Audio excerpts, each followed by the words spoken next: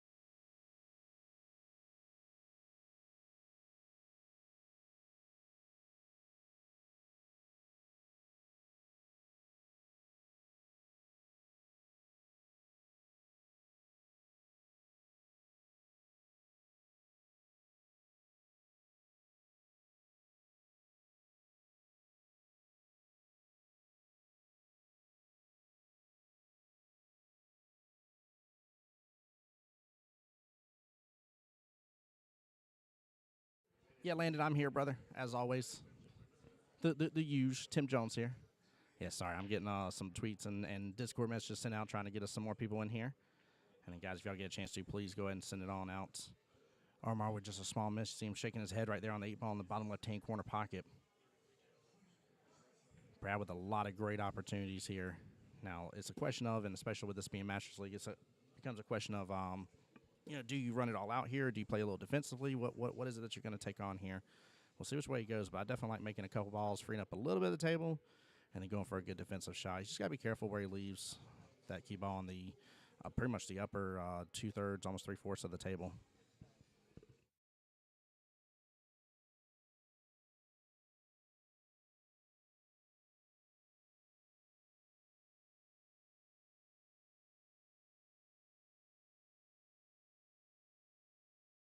Awesome, Landon. We'll see you. We'll see you soon, sir. Brad making quick work of this table, which, of course, is a little easier to do. No, just a near miss on that 7-ball. He was set up for a potential run out, but may have gotten a little bit of a luckier leave there. I think Omar can see enough of the 8 from here based on where I'm sitting to at least tag it, but he's just not left with a lot of great options here. And, of course, with these guys being masters, ball in hand can be extremely devastating here. All right, he is calling that bottom left-hand corner pocket. He is going for it, Chad. Oh, my goodness gracious. This is a long kick shot here. He's got to go all the way up table, back down. Good speed he had with it, but just a near miss on it. I like the thought. I really like the thought there.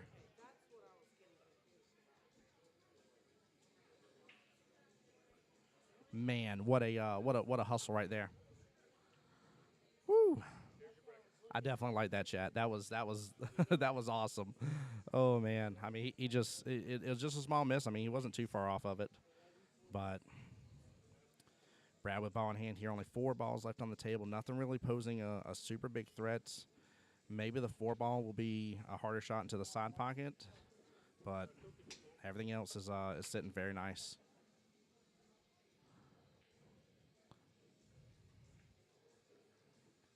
He may have bumped over too far.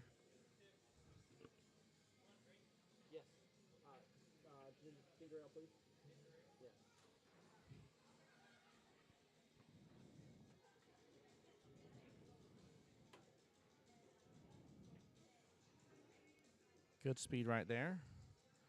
Yeah, looks like he's recovered just fine from this here. Should be able to take this in bottom left-hand corner pocket. He's got to let that cue ball float a little bit. No, I definitely wouldn't shoot the 4 first here either. Yeah, do the 7. I don't. Jesse Link's over here near me saying doing a little top right here. Yeah, kick it on over. Yep. That looks great. Could have also let it loose a little bit there and got back top side of the 4 if he wanted. Go for the side pocket, but it's harder. No. I think a little rush there on the shot. Omar doing the smart thing. Make sure to take a second, chalk up. Don't take this for granted. Thank you so much. And a great out from Omar. Very well played. I still got to give Omar props, man. Going for that bank was pretty cool.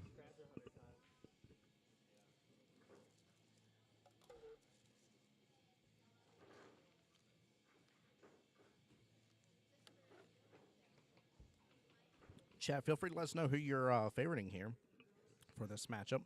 Right now, it's very close. Just 2-1 right now. Omar in the lead. Oh, yeah, that's right. I keep forgetting this is Masters, yes. So 2 more racks 8 ball. Thank you for reminding me, Jesse.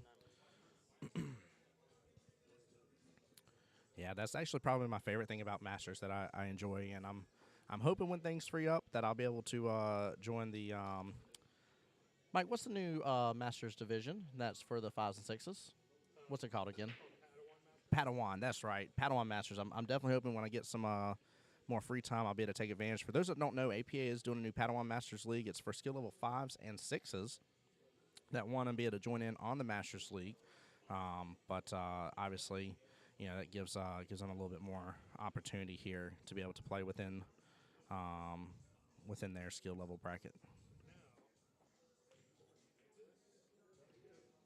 But yeah, that's definitely something I'm looking forward to. But I like Padawan. Yeah, Padawan. Yep.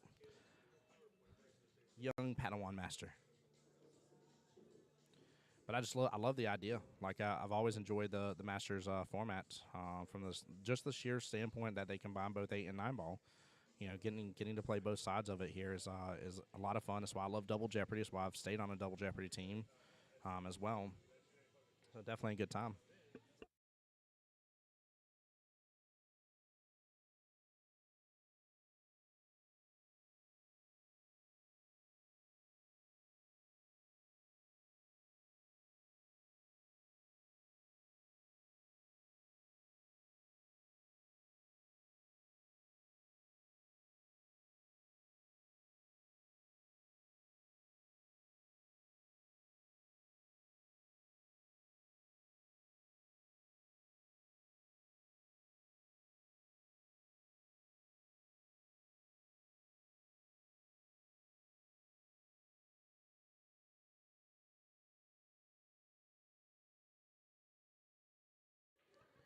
Got a little bit of an interesting table. Landon, you said you want to be on it for sure, man.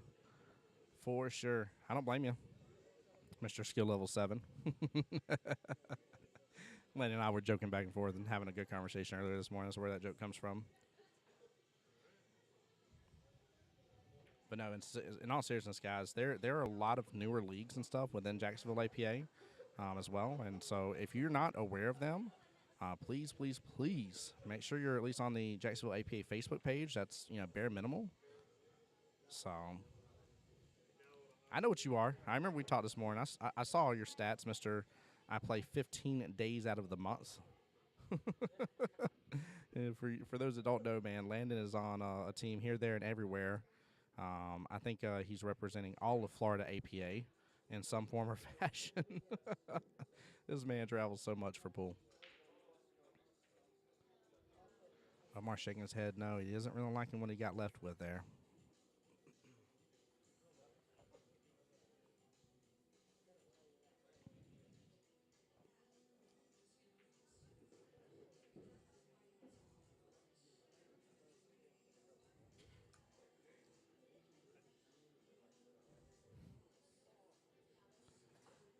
I'm a little worried with this little cluster there. That one ball, although sitting in the pocket, you may be able to roll your ball on through there.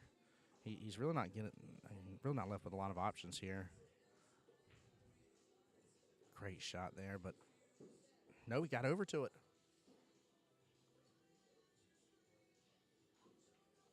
Let's see, Swanee, Putnam, Jacks, and Clay counting out. Dude, that is. I've never met, and I can't imagine I ever will meet somebody that's on 4 different APA leagues. Very well done. He's playing this very well. I like seeing the fact that he's taking advantage of the middle here. He knows the 2 balls kind of blocking the top left-hand pocket. The 1 ball is blocking that top right-hand pocket. Again, it's in there. It looks like it's right on the pocket point to an extent, though. Like it's in, but it's not quite.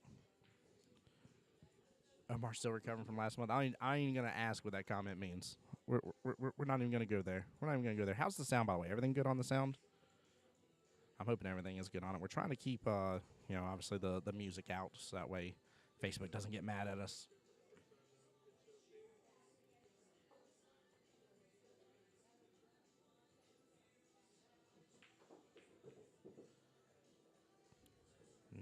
That 6 may have rolled up too far.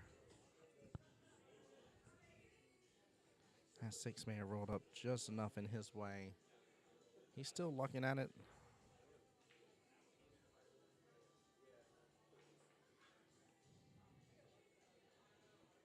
The problem with what's left with this table, though, and again, even if you take masters out of it, let's say if you had like a skill level 5 player, for instance, in here, somebody like me, for example, that 1 leaves a good opportunity. You only have 3 main balls to worry about on the table. That 1 leaves a great opportunity to get to the 8. So you really worry about your 2 and 6 for Brad, and should be able to go through the way he wants to. Now he knocked an 8 off the pocket here. Went for like a little Z-bag action there. I know he's a little disappointed right now. I'm looking over, reading the body language a little bit, but I mean, goodness gracious, for it to come as close as it did, you can't really be mad at yourself on that one. Now Brad's having to shoot over the rail here. Question now, what happens with the 2? He's got to worry about something else with the 2 here. Omar's ball is blocking that top left-hand corner pocket. Small miss on the 6 here.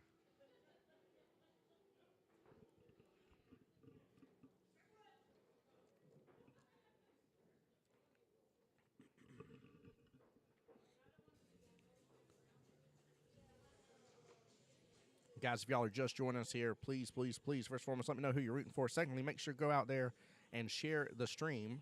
It would mean a lot for us. Even commenting, sharing, all that kind of stuff gives, of course, the Facebook algorithm a chance to start getting it out to more people. Great shot right there. He's going to get leave. He wants an 8 ball. It's going to roll up a little too far, but he should be able to back cut that in the bottom left corner pocket.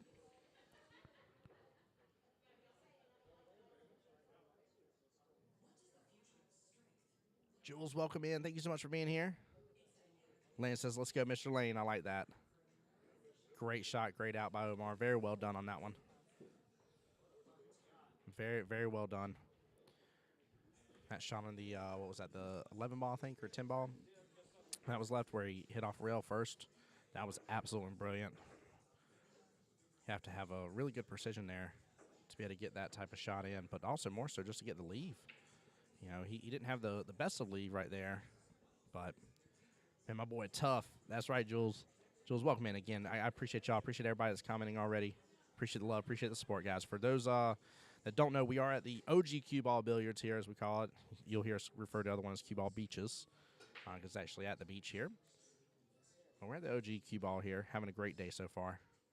And this is the first match. We have not missed a match. We only missed the first couple of racks here. It was a 1-1 race. Brad is a couple racks behind now. But this should be the last rack of 8 ball. And then we'll be switching over to 9 ball. And you never know. I have seen these completely flip whenever they switch to the different games. So this is the very first round. Yes, sir, Landon.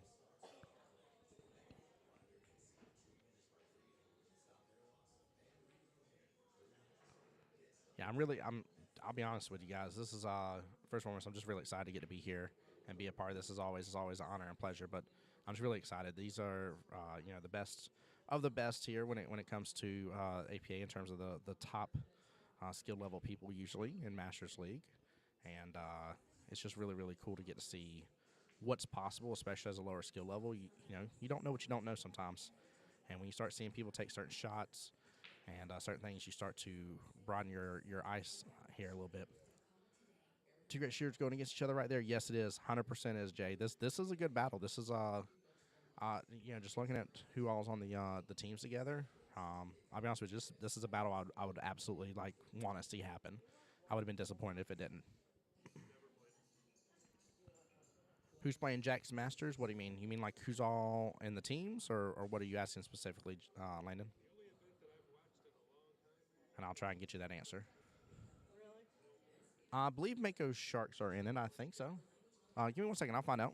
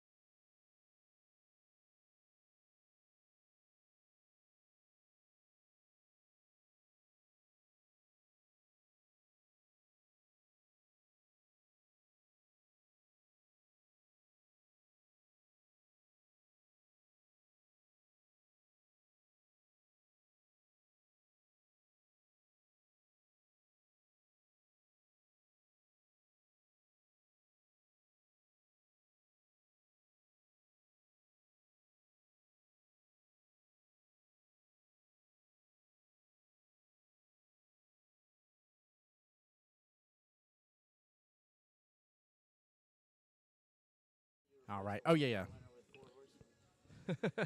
So right now, this is the wild card seed, is what this is here, chat. So the winner of this wild card seed will be taking on will be the number 4 team here. But this is the 4 Horsemen versus 3 Rails. Never fails. And Brad is representing Team 4 Horsemen. 3 Rails Never Fails is represented by Omar here. And then, so what we have here is we have QBALL Masters. That's the number 1 seed. Mako Monsters, number 2. Another thing coming is the number 3 seed, and then the winner of this will be the number 4 seed in this event.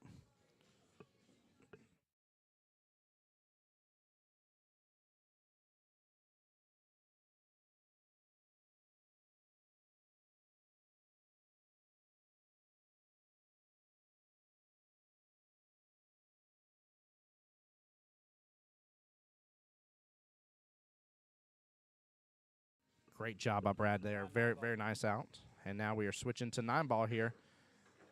Omar, 9-ball. Omar asked if that was 5-gate. Yep.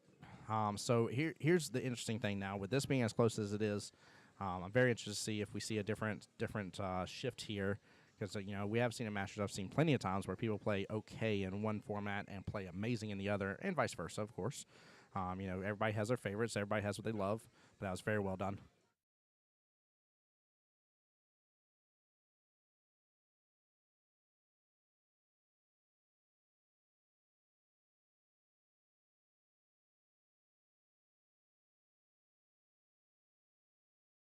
All right, Brad up to break here.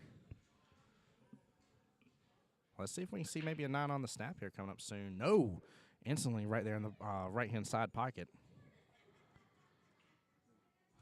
That break left a lot there in the middle right there, right where you rack it here.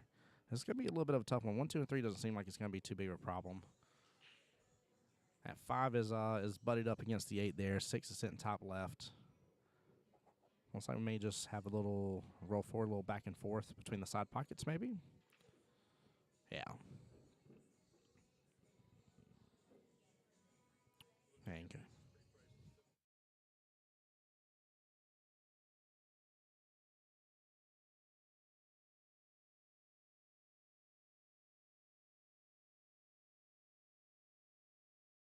Yeah, nice little back and forth with the 1 and 2. Nothing crazy there. I think really it's going to come down to what do you do about the 5 ball here? That's going to be the tough part of the rack here. But, ooh, almost got the breakout there. But he's going to at least have eyes on it for sure with this 4 ball. 4 ball's not too big of an issue. I just don't think it leads him with a lot of options.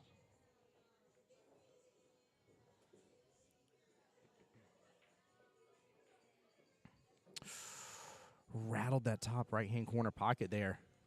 It stayed up, but, man, flirting with disaster. Can he get into the side pocket from here? Tough cut. Phenomenal job here. He's got to do a little bit of work on this 6.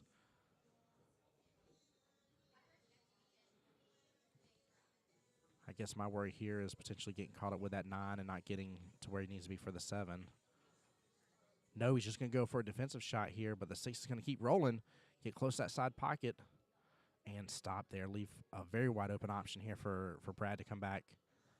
Nice little roll up here. He can get onto that 7 without a problem.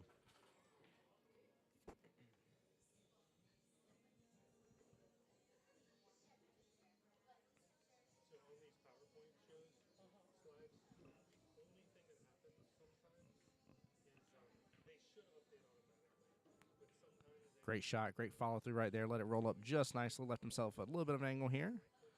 Should be able to get back to that 8, make a little bit of an easier shot, get that cue ball back up table a little bit. Not as much as probably what he was hoping for, but still, I mean, he made it an easier shot regardless. And both players got to keep focus here, keep their pre-shot routine in place. I think we've seen both players kind of rush a shot.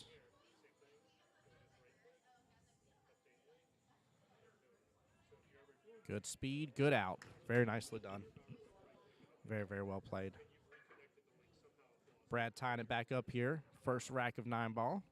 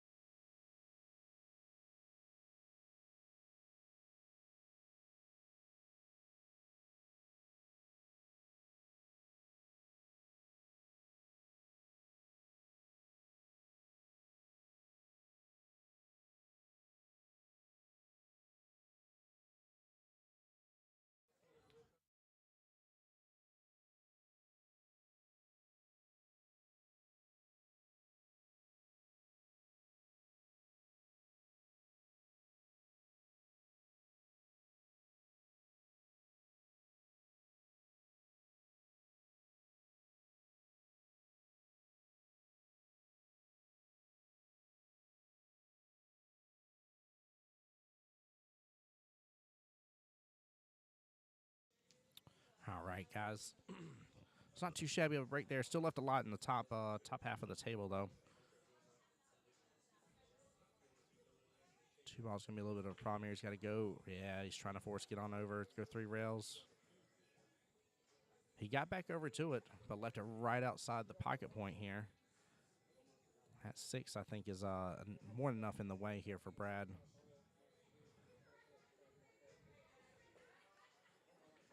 Yeah, Landon, you go in the store at his side. Yeah, it was 1-3. Brad was down 2 racks. He's done a great job making a little bit of comeback, winning the first rack of 9 ball. No, that 6 was not enough in the way for that 1. Very well played. 2 and 3 shouldn't be too much of an issue. 4 and 5 look buddied up here in the middle.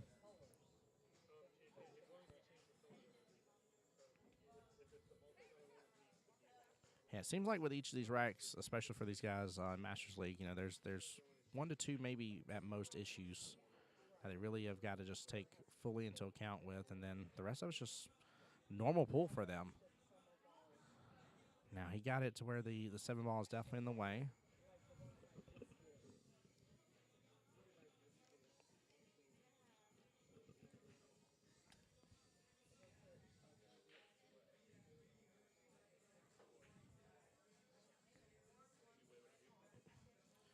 So definitely like he was shooting to lead the cue ball down here towards the short rail.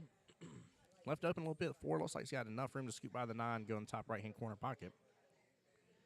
But he did break him up here and left a lot. I mean, this is a tough cut. That's a lot of table to deal with.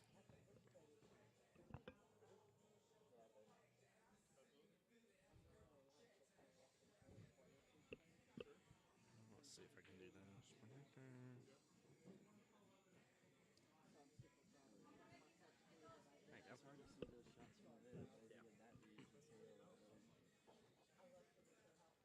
Yeah, 4 different went by. Good job on Omar on making that.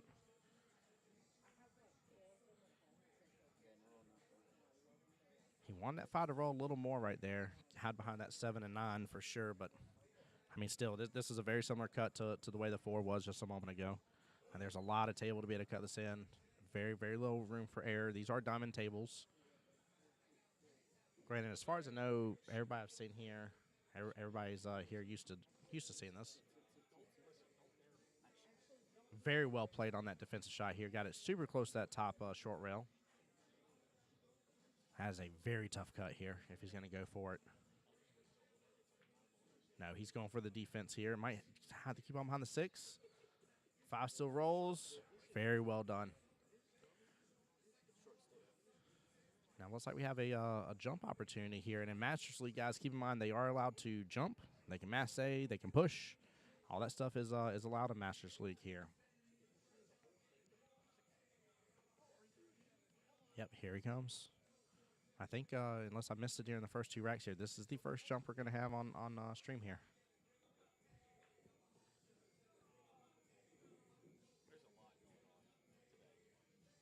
Brandon, I'm not sure. I don't know if that's something they wanted on here or not. I'll ask Jesse here in a moment. What a freaking jump shot that was. Very well played. Excellent, excellent, excellent job here. And this very much opens up a lot of the table for him. That 6 ball goes very easily in the top right-hand corner pocket. 7 in the left-hand side pocket there. And be able to roll up and get the 9 in the same pocket as the 6 ball there. That was amazing. Or actually, you could use bottom here if you wanted. He can do this a couple. I mean, he's got options. He can do this a couple ways. Excellent job. Let it come down off the short rail. Roll back up. Brad saying this is just a normal day of pool for him. No problems here, chat. Let's go, baby. Excellent done. Excellent job. Brad now taking the lead here against Omar, winning 3 racks in a row. Nice out.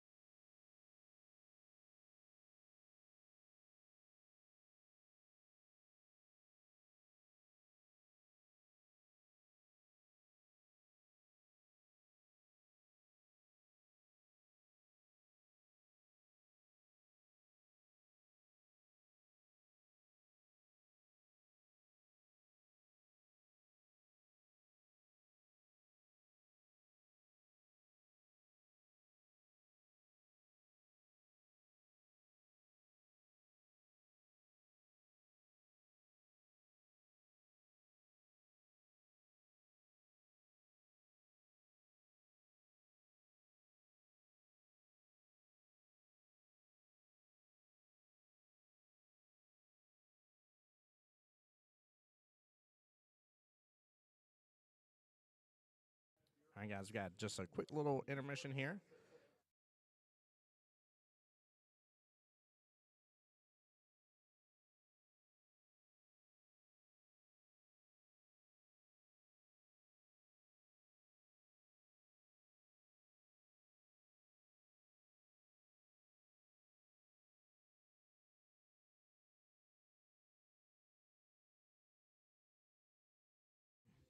All right, guys, let's get back to it here. Brad up to break here. Keep in mind the race is to 7. The rest of the racks will be 9 ball here.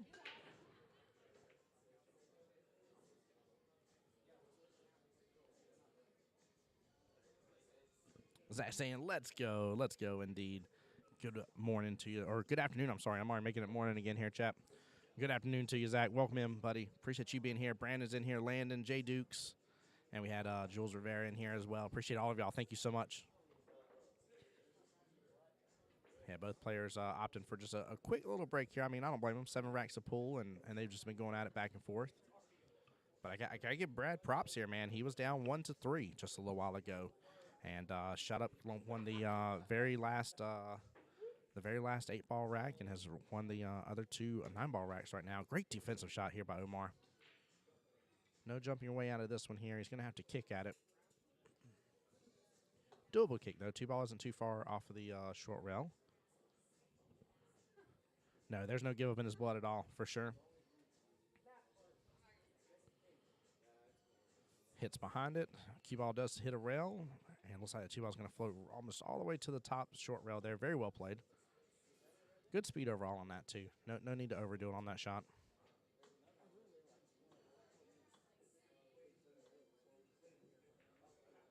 Oh, ends up double kissing it. He did not mean to do that. He definitely want to hit a little bit of the right-hand side of that 2 ball and play a defensive shot. Use that cluster between the, I'm sorry, just the 3-4-9. I was about to say the 8, but it's the 3-4-9. 8's on the left-hand middle side of the table. Now, still a tougher shot just because he's shooting at an elevated position right there like he was. Question is, what do you do about this 3 ball? 3-4 is a bit of an issue here. That 4, I don't know if I'd leave that 4 there for much longer, though. That 4-9 looks like a potential combo. And he goes for a defensive shot here. Excellent, excellent job. That 4-9 kind of makes me worried. I've seen plenty of these guys make some crazy combo shots. Not to say they have to or are going to, but I've seen it happen more than once here in Masters League. 2-rail kick here for the 3 ball. Good speed, going right to it, hits the side of it. And that cue ball rolls up just a little too far, but excellent hit on that 3 ball. That was a great defensive shot by Brad. Very well played. Both of these gentlemen actually leading off with good defensive shots.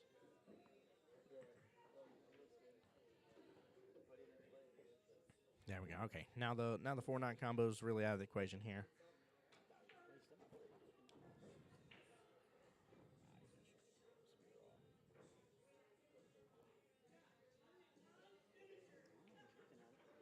No, yeah, dude, I'm telling you, it's if he makes this 4-9, I'm gonna laugh my butt off after what I called a second ago. I was like, I've seen these guys make some crazy shots. It looks like he's going for it. Looks like he's hitting the right-hand side of that 4 ball.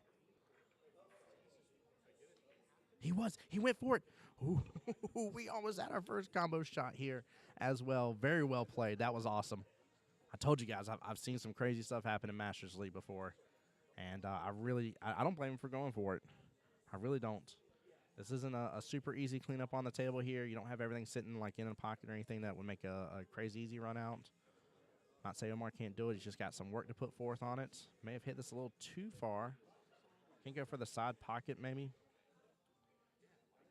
And the 9's not blocking, I think, enough of that top left-hand corner, so that leaves an option for the 6 ball. Also, of course, you'll have the side pocket as well, depending on where he ends up leaving this cue ball. He could just end up letting the cue ball float a little bit, take the 6 in the top right-hand corner, too. Just jiggles out of that pocket right there. But, yeah, he had looks like he's going to probably go for the left-hand side pocket after that.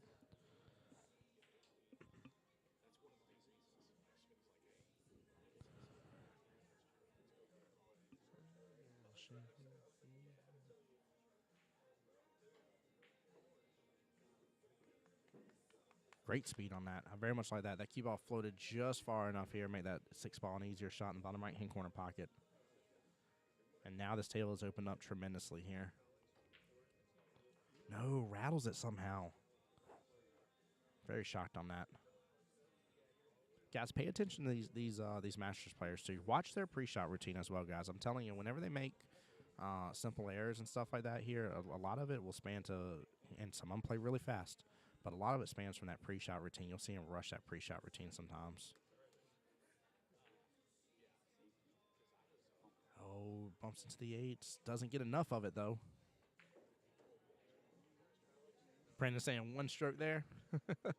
Brandon's like, I'm going to get down and whack the ball as fast as possible. Now, I've noticed with like Brad's pre-shot routine, you see how many like little practice strokes takes. It's normally about 4 to 5 practice strokes.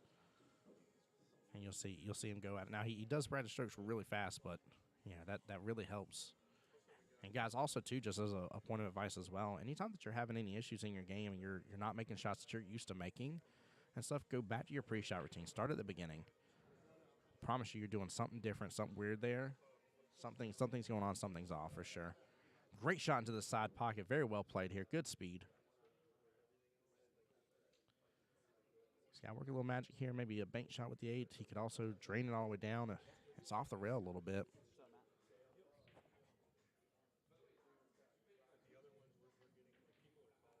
Try draining it down to the corner pocket here. QBALL's going to give a little bounce off and leave a pretty normal cut shot into that bottom left-hand corner pocket.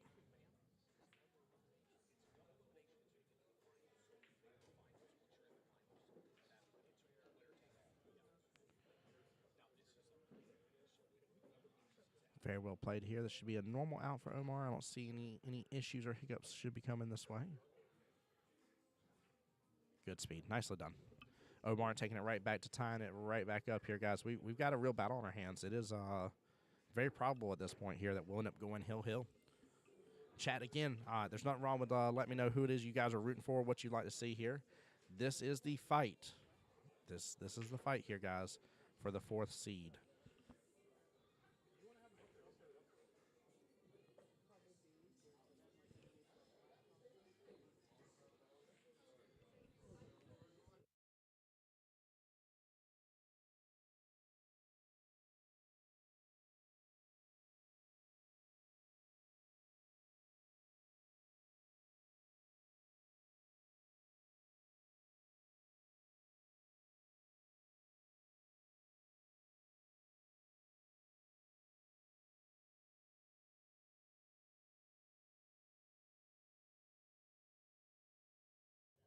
Zach, no, this is the very first matchup. Very first matchup.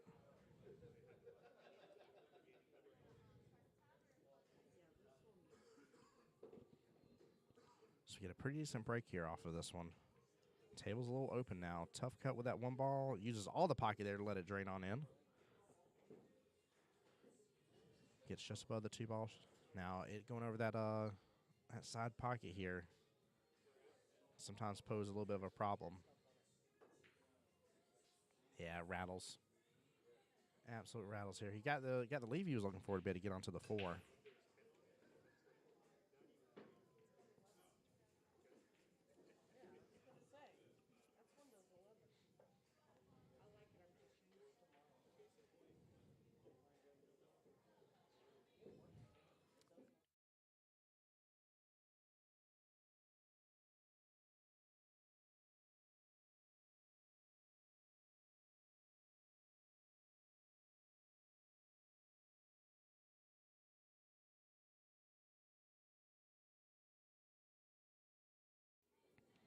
This table's pretty open up right now here. There's really not a lot that you got to do to work on this table.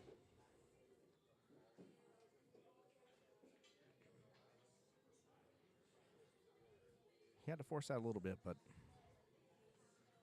overall still got a good option for that 6 ball top right-hand corner pocket. Lets the cue ball float just very easily against the right-hand rail.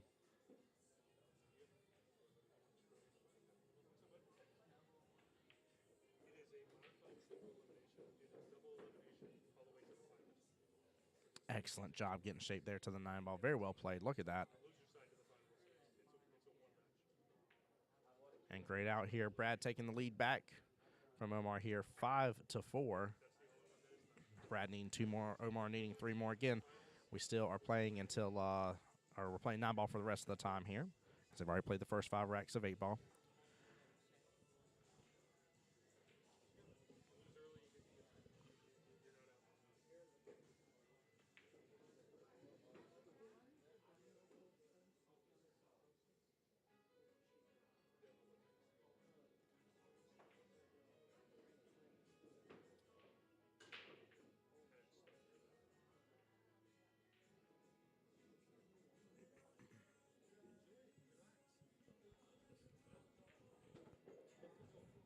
Brad just not getting any love off the breaks here, getting something to be able to continue on his run.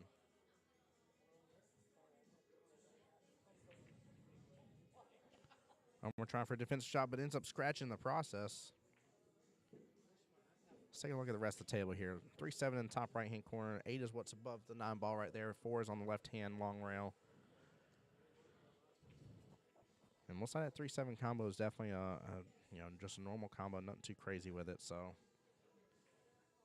just a matter of keeping it controlled, let the 3-ball float closer towards that corner pocket.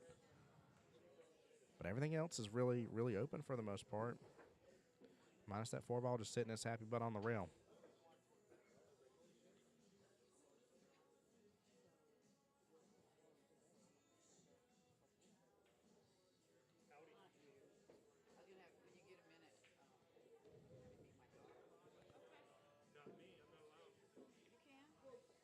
That may have, he's looking at it. Oh, he hesitated for a second. I'm assuming he can. I'm assuming you can see enough of it here. He opted instead of going for the combo of 3-7 just to get behind the 3. But I don't know if that cue ball's out far enough to make it a. Yeah, it wasn't. He's going to bump to that 5 and leave it wide open, though. Now, I should be able to get a cue ball below this 4-ball, take the 4 in the top left-hand corner pocket.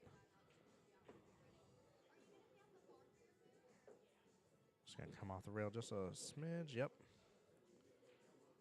I'm assuming maybe just load up some bottom, bring the cue ball back so you can have a shot at the 5-ball here in the bottom right-hand corner. Yeah, load up some good bottom on that. Make sure and follow through on that shot.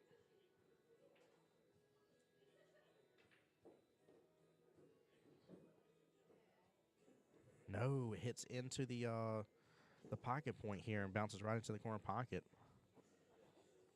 He loaded up really well with that. He was worried about leaving himself where the 6-ball was going to block the 5.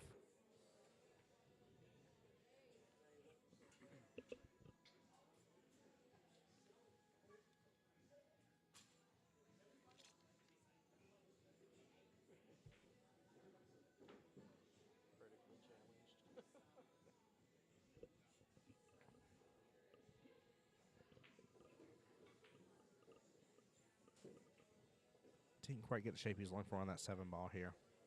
Cue ball floated up a little too high.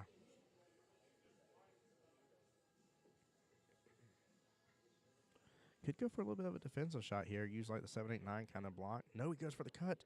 Ends up getting a scratch in the process.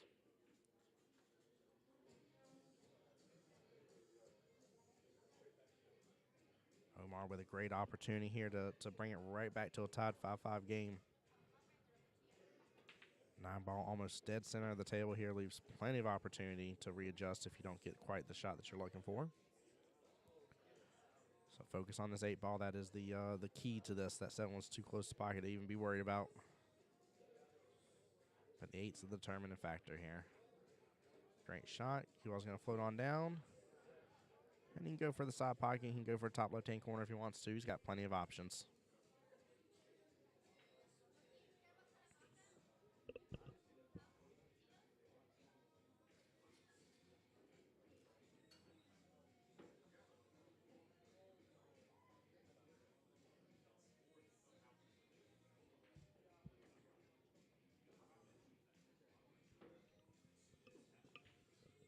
And great out here. Omar, sure enough, tying it right back up 5-5. Again, I'd be really surprised if this doesn't go hill with the way this has been played. Very, very well done. We'll see. Omar's had the better luck on the breaks here. So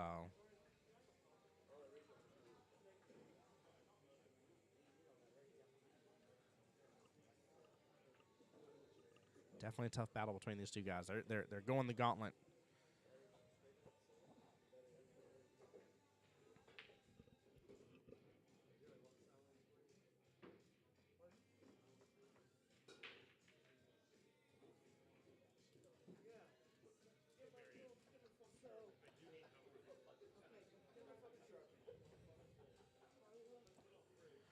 So Omar at least getting some on the break there, but has such a long distance shot on the 1-ball and a very tough cut at that. 2 on the complete opposite end of the table here. He's going to push it towards the pocket. Just a near miss. And right there in the center of the table there, that's the 9, 3, and 5 that's all clustered up.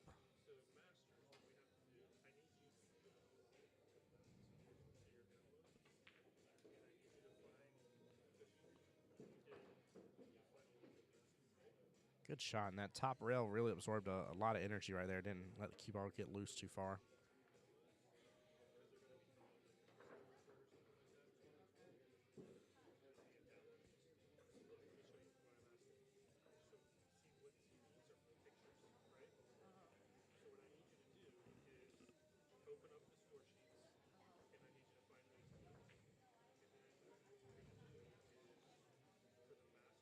Good defense, great option right there. I don't think there was a need to really do a lot of breaking up there with that cluster and mess with it too much. I think he did a great job there. Now that 3 is potentially makeable in one of the side pockets, depending on how he wants to kick at it.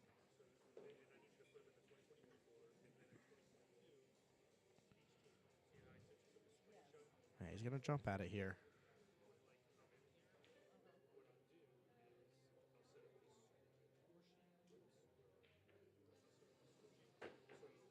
Great shot on the 3 ball with the jump shot. Gets a hit off the 6. Leaves him wide open for that 4 ball. He's got work to do on the 5, though. So this is far from over, but what an amazing shot. Good roll there. 6 helped out quite a bit. Didn't let the cue ball get too loose. Yeah, very well done on that shot here.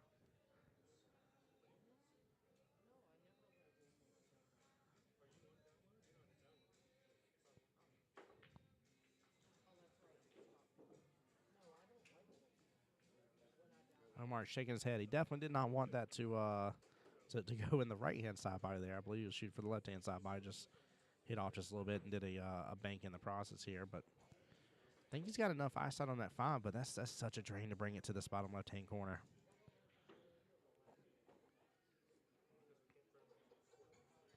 Every bit of this rack right now, just such a tough one to go through.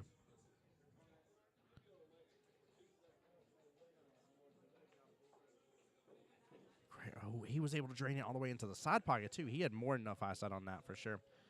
But no love to him. Very similar situation that happened just a moment ago with ball in hand. There's only 3 balls left in here.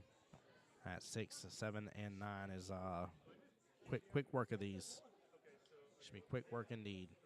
Main thing in this is just not to rush it and just don't take it for granted on these shots.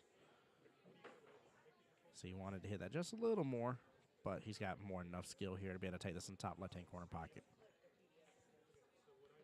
And with that here, Brad brings it right back here. He's the first one of the 2 on the hill. Chad, I want to know y'all's prediction here. Do you think it's going to go hill-hill? Do you think Omar's going to get this one, or is Brad going to go ahead and take home the win now?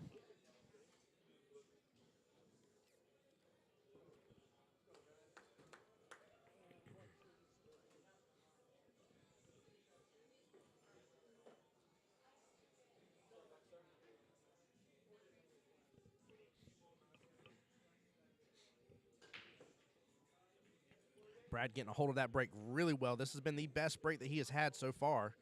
This may be the differentiator here in this entire thing. This may be literally the final straw that makes the difference. Very good break here. Not left with a lot of options for the 1 ball, but, I mean, he cannot be mad at that break. He finally has a pretty open table. Actually made a couple on the break, too. That is the best one he's had. He's got a great defensive shot choice here. That cue ball's going to roll up. That 6 ball's going to get huge. Well, Omar can't really go left-hand side of the table because that 2 ball is really taking up a lot of real estate near that 1. Looks like he may jump for it here. That 6 really isn't too far in the way. Yeah, he's got his jump cue out, which I like that option way better. There's just so many extra variables whenever you're going off the sides here with the way everything's set up right now. Hits into the 4, still rolls out a little bit. And Brad doesn't have an easy shot on the 1 here, but very good jump shot by Omar. Great defensive shot by Brad here to really start off, but still got to give Brad props on the break. That was his best one so far when it comes to 9 ball here. Omar's had some pretty good breaks so far. Ooh, is that one it's gonna roll past the 6. Omar's gonna have a pretty normal shot on the 1 ball here. Got to worry about getting himself some shape for the 2. See him loading up a pretty fair amount of bottom here. Should kick that cue ball right on over. I was just going to draw it. I figured he had enough angle. He's just going to let it kick on over here. Almost drew it back into the pocket again. Omar really liking that bottom left-hand corner pocket.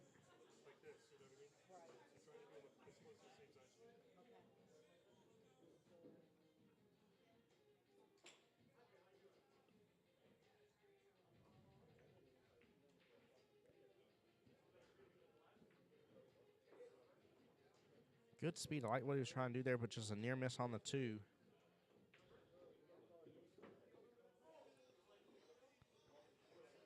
Tough cut here. And he does it phenomenally here. Drains around in. He gets a hit off the 5 ball, but that 5 scoots close to the 4. That changed the entire outlook of what his run was right there. He's looking to see if he's got enough room where he needs to leave that cue ball at. Looks like he's going to draw it back just a little bit here. Yeah, he's got enough room right there. Very well played. Smart move, guys. For those that may be lower skill level here, if you look, they kind of have these sectors that they're trying to leave the cue ball in. You know, a lot of us worry about kind of a perfection of like having an easier shot next, but they're more worried about having a shot, having an option, and how much easier they can make it, but not necessarily about making it the easiest shot possible. You know, we see these guys absolutely land what we would consider some very perfect shots. In their eyes, definitely not. But they're just trying to leave themselves with some options, some opportunity here is what they're trying to open up for themselves. So that's why whenever you hear me talking about the layout of the table and stuff, kind of trying to determine what is a roadblock, what's going to slow down the speed of this match that they're having. Brad with a huge opportunity right now in the driver's seat. Just a near miss on the 5, though. He would have had that 6 without a doubt and should have had the 9 afterwards here. Omar back in the driver's seat now, looking to make this thing hill. And with Omar breaks, I'd be a little worried, a little concerned with that. He's had very consistent breaks so far. That's led him some good opportunities.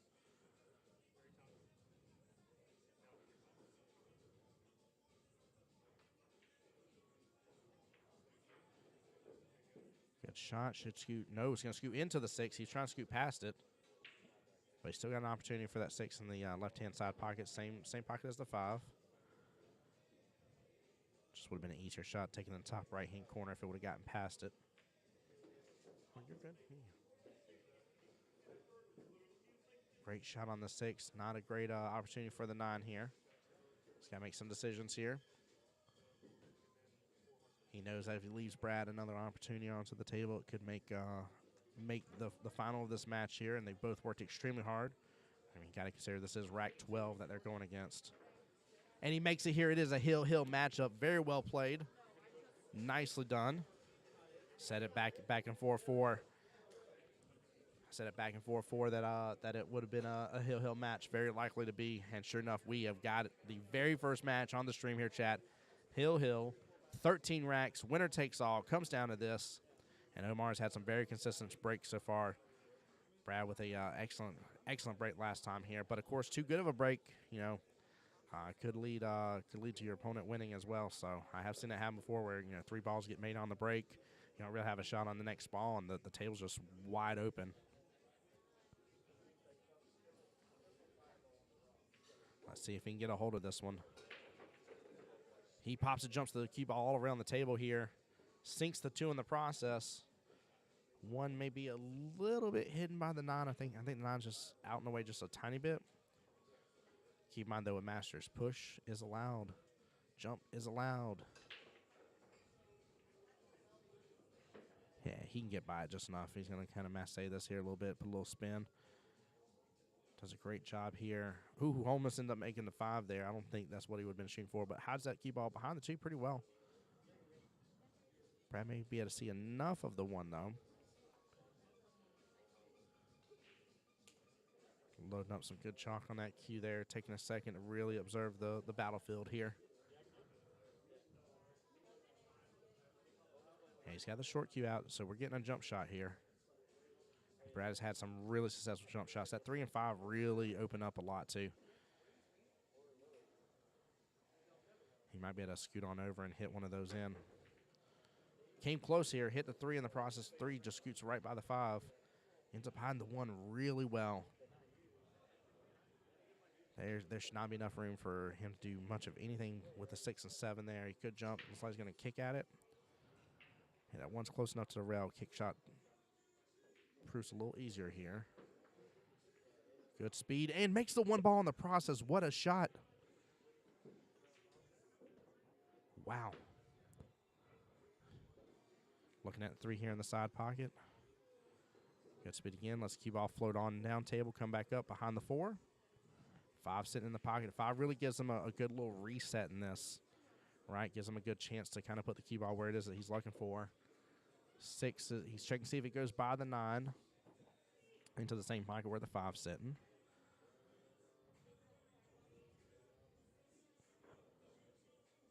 I cannot believe we got an amazing hill matchup right now against these two.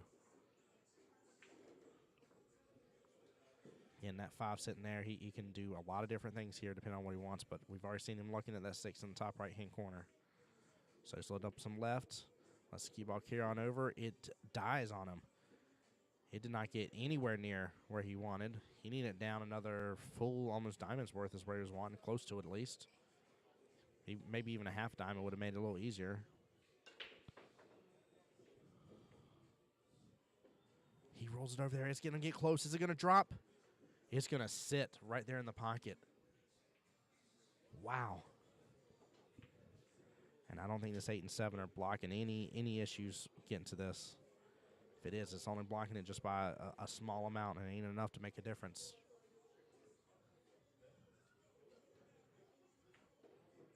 Brad hits 6 in, hits off of the 7 just a little bit. Looking at side pocket, we might see a little 3-rail run here. Just got to be careful not to overpower that 7 there. Those side pockets will reject it if you hit it too hard. Good speed there. Goes 1, 2, 3 rails, pops on out.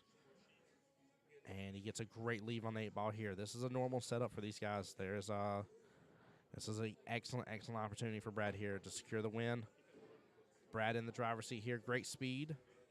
Gets a great leave on the 9 ball.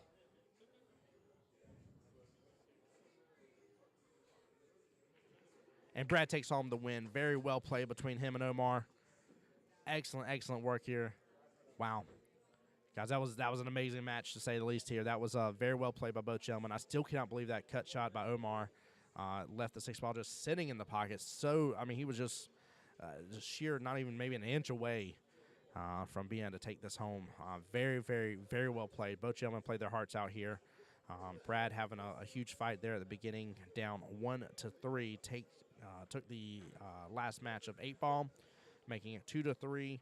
Won the first 2 racks, and then we had just literally just a back and forth for pretty much the rest of the time there, all the way up to Hill. That was a great race by those 2 guys. We'll be right back with the next one here. Let me find out who's playing next, but little APA love here, guys. Appreciate y'all being here. Make sure to share out the stream for me, all right?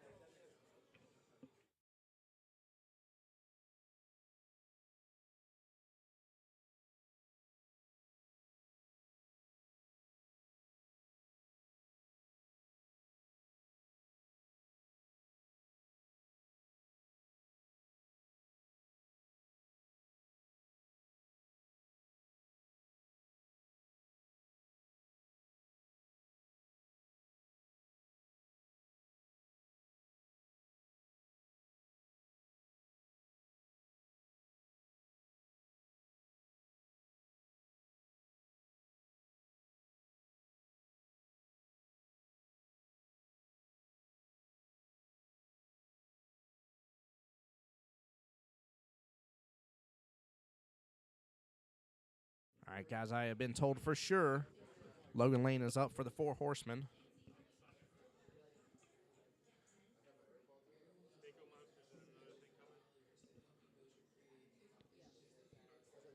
And I'm waiting to hear who is up for the other team. I believe they're deciding it right now.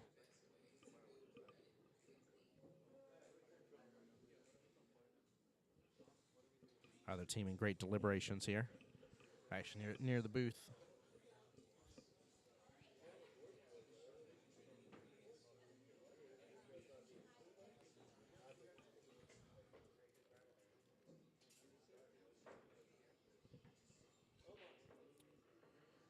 Hey, Miss Ann, how are you doing? Welcome to the stream. I hope you're doing well. Hope you're blessed. Yeah, your husband did an amazing job, to say the least. He was underdog for a short while there. Again, it was 1-3. He was down 2 racks there at early on in the beginning. Omar seemed to really be in his lane, and even had some difficulty with some breaks there during 9 ball as well. The breaks and the rolls just were not working out to his favor, but he kicked it in gear and did an excellent job. Both gentlemen playing some really good defensive shots. We saw some wonderful jump shots by both gentlemen as well here. Just these guys really went at it really well. It was awesome.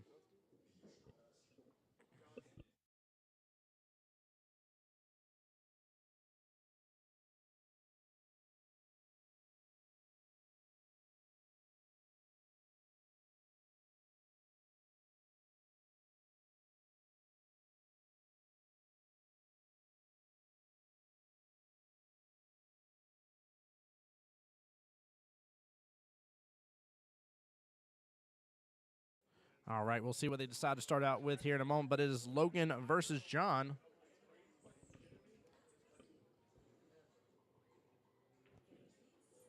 And keep in mind here, Logan representing for the 4 horsemen, and then John representing for 3 rails, never fails.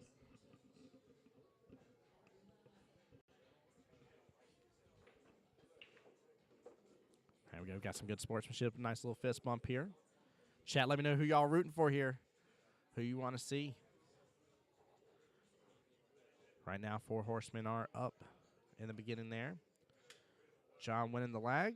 So he's going to determine, if I remember correctly, which game they play. One on Mr. Ramel. What's up, brother? How you doing, man? Good to see you. Doing well, man. Doing well.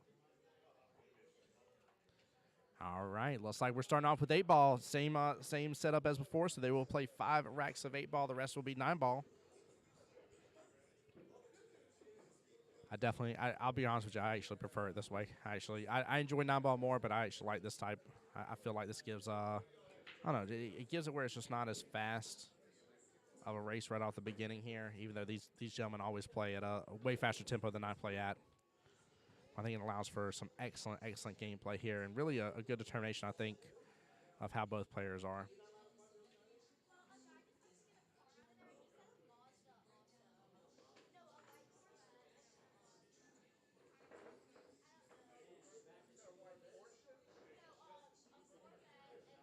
John making a solid on the break here, going for the 4-ball in the top right-hand corner pocket. Definitely the option. You got the 1 and 7 out in the open a little bit. Got to worry a little bit working around the 6 and the 5. 5 is what he's going to work on right now. Definitely a good opportunity to do so. And trying to get a knockout here with the 6. He definitely did. That 6 goes in that side pocket now. Excellent choice. Dealing with his problem early on here, knowing that his opponent's 3 stripes there. We're going to definitely hold him back. Good speed. Takes on that side pocket without a doubt.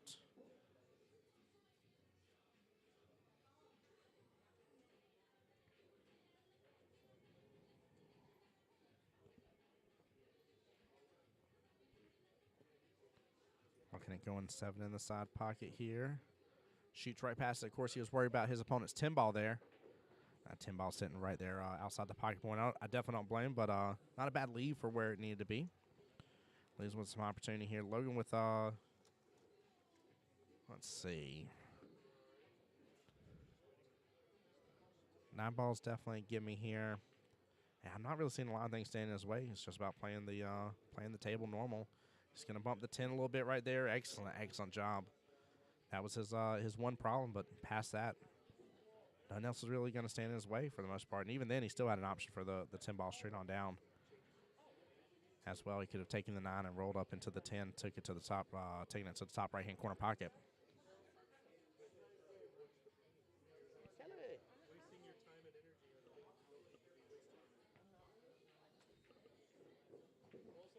Goes for a combo wombo, gets it here, uses the opponent's 7-ball in the process.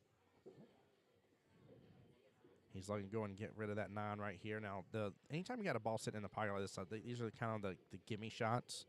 And I definitely like it because, again, it kind of allows you to kind of reset where you want that cue ball to be.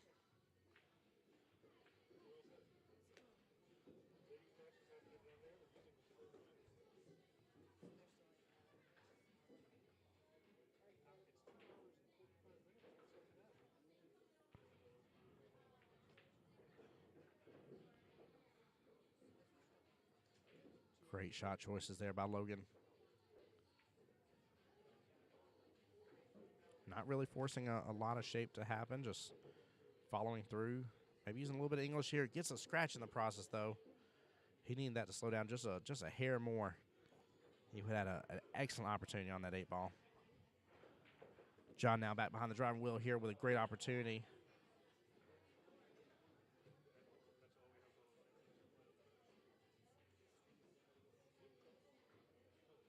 Nice choosing to go for the 7 here first. I think I would have went with the 1. I would have rolled the 1 in the right-hand side pocket. And then use some bottom to kind of pull back the cue ball here off the 7. Pretty much leave the cue ball where it is for the 2. And then made my way whichever way I wanted to for the 8. It really tomato on that one from that point. Did a little differently here. Still works out beautifully, though. Excellent, excellent shots here. Good leaves. John looking to take the very first rack here in the race to 7. Let's roll a little bit. Now, I didn't see. At some point, I don't know if he pointed. Okay, there it goes. All right, he pointed in the side pocket. It almost like he did like a little like swipe point, like it could have been both the side or the corner pocket. Good speed. Doesn't hit the pocket point in the process. Almost did. And that cue ball should slow. Yeah, slows just enough here. Excellent job by John here running it out. Logan did an amazing run here, taking out every single one of his balls and simply just scratched right there before getting on to the 8 next. It was a great run, though, overall.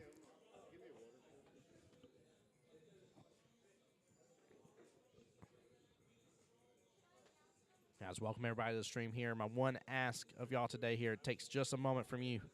Comment on the stream, right? Let me know who you're rooting for and stuff, and share the stream out. It means a lot to us whenever you share the stream out.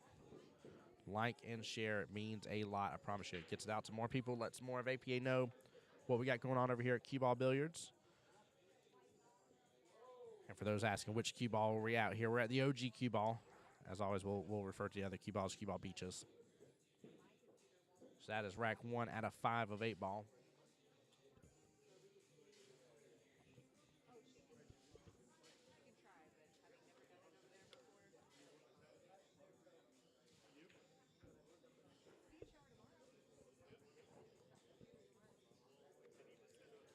Good speed here. Looked like it may have was about to carry him off the 3 and secure that pocket, but it didn't.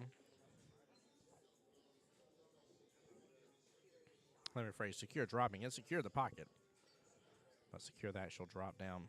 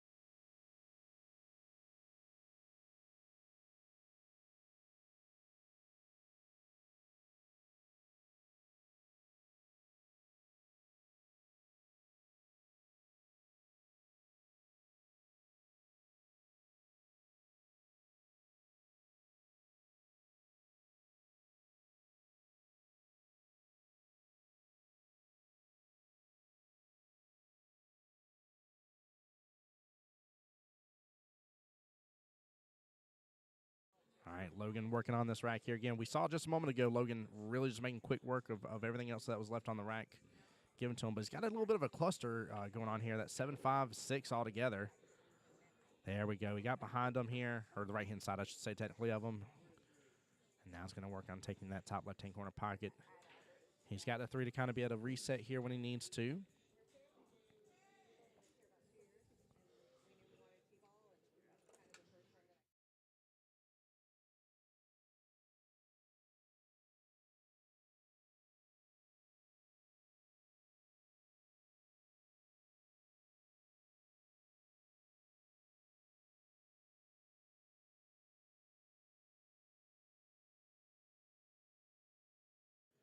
All right, Logan's got to figure something out about this 2-ball, though. He cannot just let it just continue to sit there. As we've seen in Masters before, this is something that's way different than what I'm going to say normal APA play. And I mean nothing against anybody that's lower skill level. I'm one of y'all. I'm only a 4 or 5, right? Been so for a while now, but you got to be able to worry about those problem balls sooner rather than later.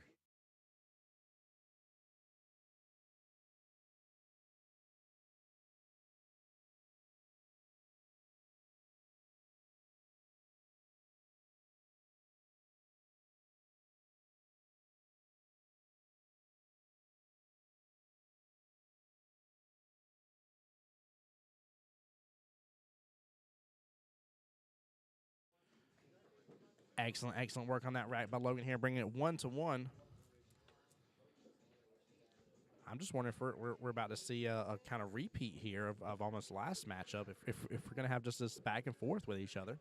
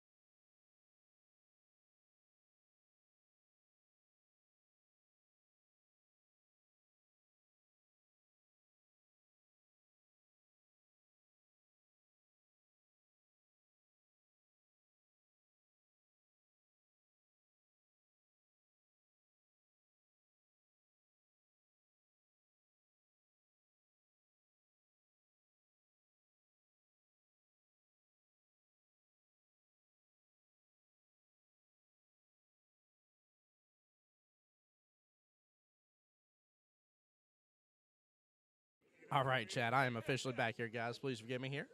I was just getting the overall team scores updated here and stuff for you as well.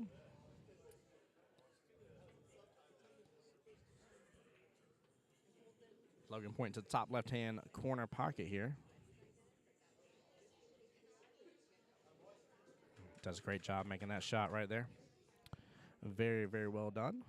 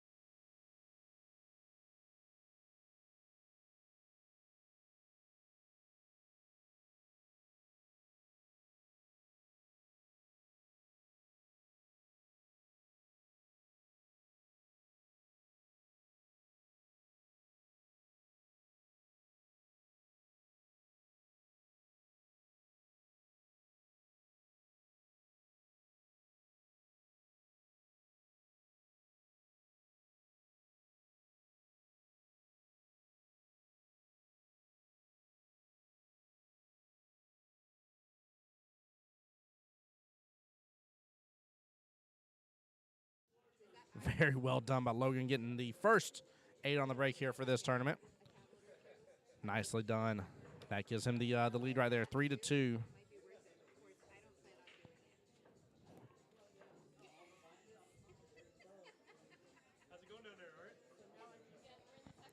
So that does give the Four Horsemen the overall team lead as well, 10-8 against Three Rails Never Fails. I actually love the name Three Rails Never Fails because whenever you start figuring out there's three rail shots, especially using the side pocket to get back around to the next ball, it's actually a really good feeling whenever you load up and do very well on that. All right, so that was our last match of 8-ball. That was the first 5 racks of 8-ball. The rest goes to 9-ball here.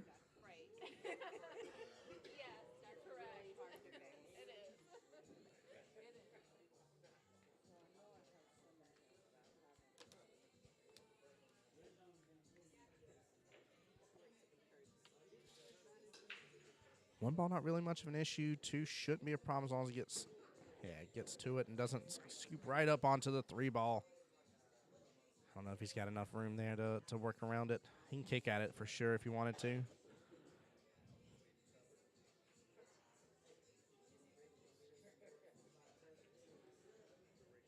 Yeah, he's going to go off the top rail here.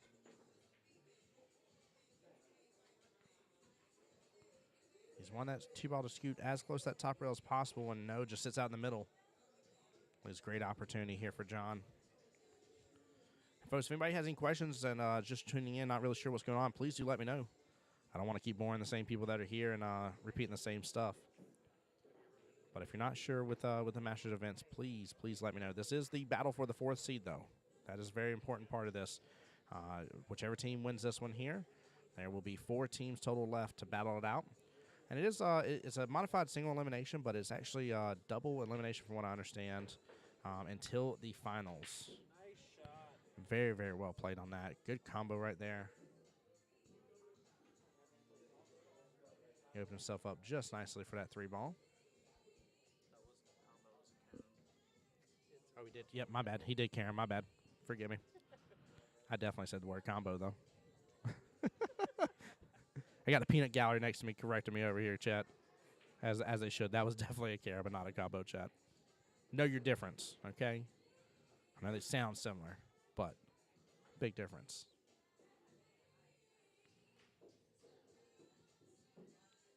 Great job pulling it back a little bit. Still able to get eyes on the 5. Don't know what he's going to be able to make out of it, though. Yeah, definitely a safety.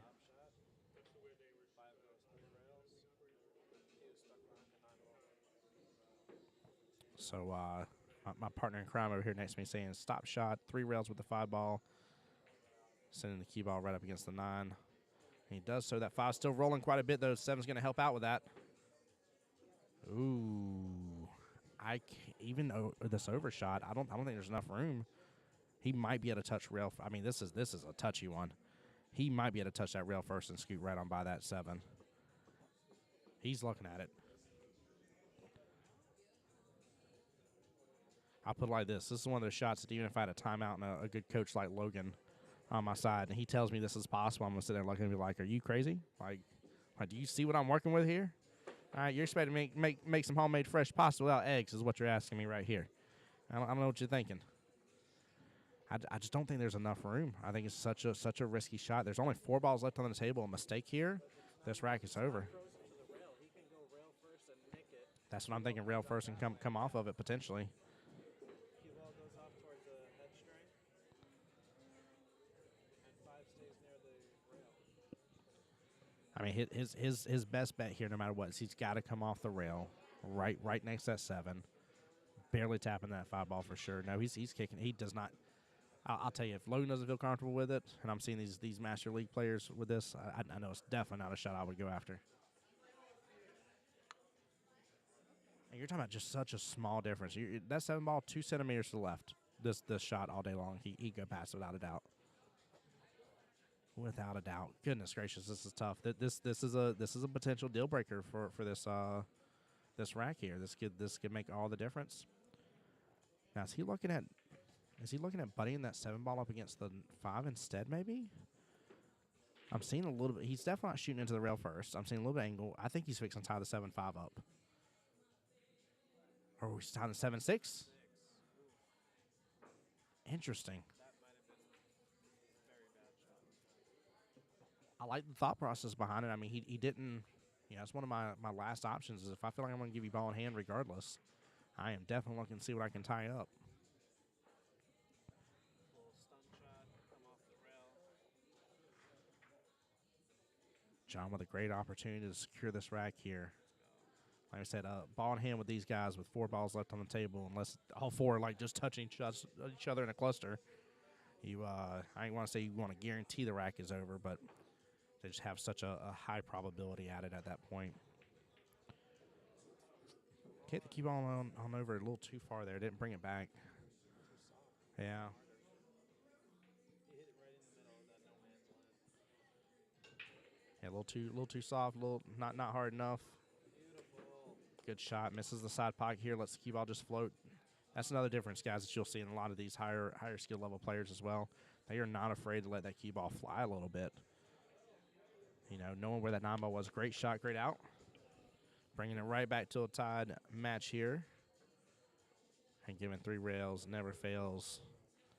Up to 9 points overall on the team score. Now, it is it's weird how Masters works, right? So the most points another team can get is to 21, but you never really know like how everything's gonna process here. So you don't have like is that like first team to 15 no matter what wins like type deal. Like it's very, very different. Very different of a setup here than what we are used to in regular league play. You know, regular league play 9 ball is first team to 50 points with 3 wins, or first team to 51 points, right? And then 8 ball, it's the same thing, first team to 8 points, or 7 with 3 wins.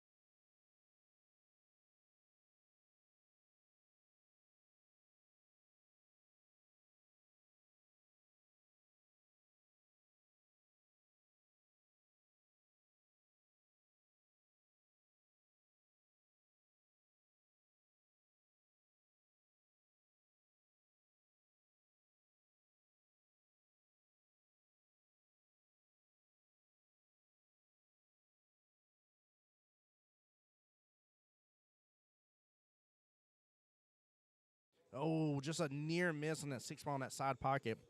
I'm going to call that the Tim Jones effect right there because that is me all day.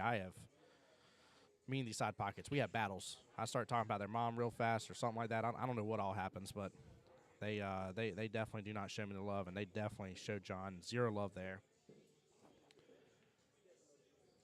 Now, he's got to do a little back and forth here, but as long as he's willing to let the cue ball float, let it roll. Ain't got to hold it back. You also don't have to hit it like it owes you a bunch of rent money. Yeah, that was, I mean, literally, that's about as perfect as you want it to be. It gives himself just a nice little angle to get on over. And you can do this a couple different ways here. I like putting maybe a little bottom here, bottom right, letting it float. Yeah. You also use a little top there if you wanted. Either way.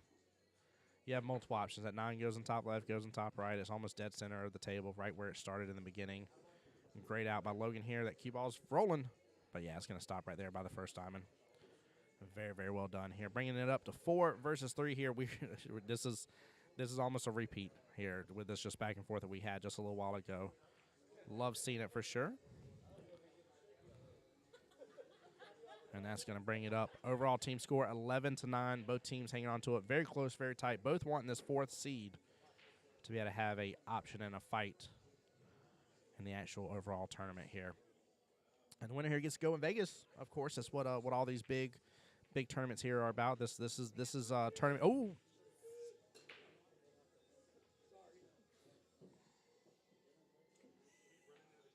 Yes. What the hell was that?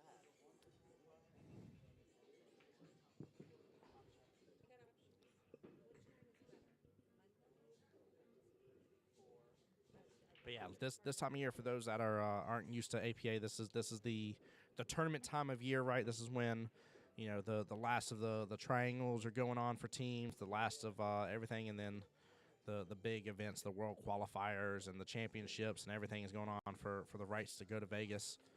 Tomorrow we'll actually be having Jack and Jill, so we'll be having Jack and Jill tournament. That will be at 9 Ball Heaven, and we'll be presenting some of that to you live as well here.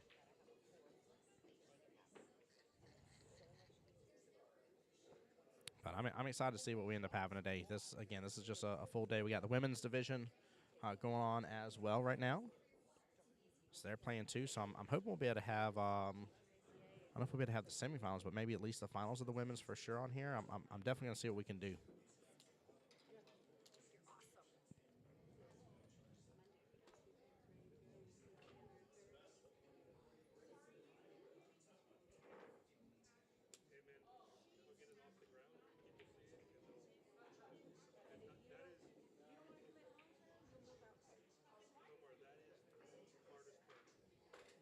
And actually ends up getting a good leave out of it here, even though Logan's shaking his head on that. Definitely missing the shot that he was going for.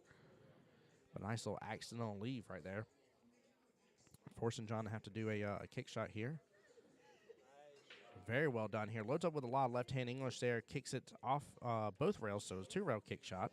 That's weird. I would never play it that way. I would have a direct hit. The ball would stay behind that 6 in his vicinity. 5 goes up and down. Yep, that's exactly what I would have done.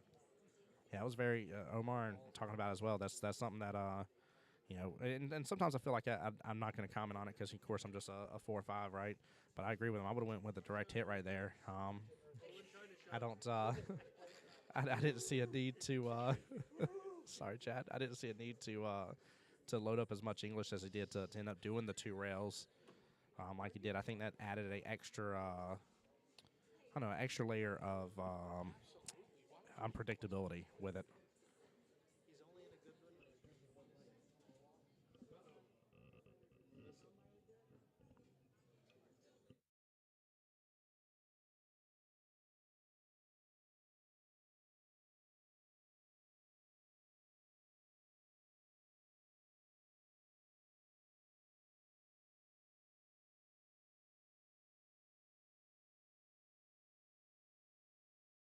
No, that cue ball is still rolling to that top left-hand corner pocket.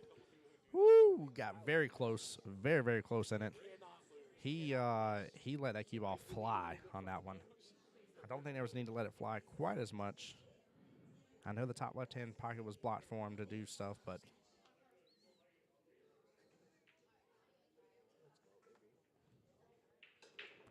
cue ball floating up here. Question is what to do about this. That's extremely tough cut shot here. I think a nice little defense will work. I think on this one here, I don't know if that 7 is going to go past that 9. You got to be careful with the scratch here if you go on the left-hand side of it. I don't think it. Yeah. I don't think it went too far out.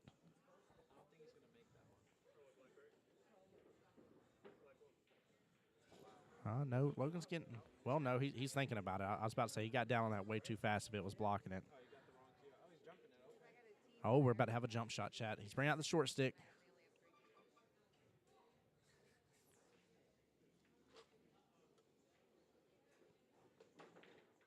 Nice little jump shot, but just near miss here, leaving the cue ball out. Bottom of right hand of the table here.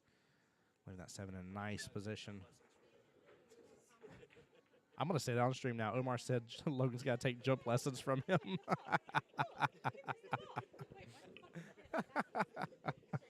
I love it.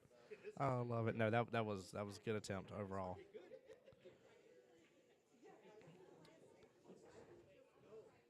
That one there, I may have used maybe a little more right. Okay. Yeah, it definitely could have hit it hard, let it loose a little bit more, and use a little right to your advantage if you needed.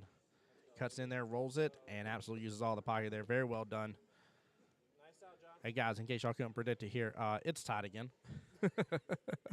That seems to be the overall consistency thing here. There's nothing wrong with it here, guys. It means we got two very, very, very evenly paced teams.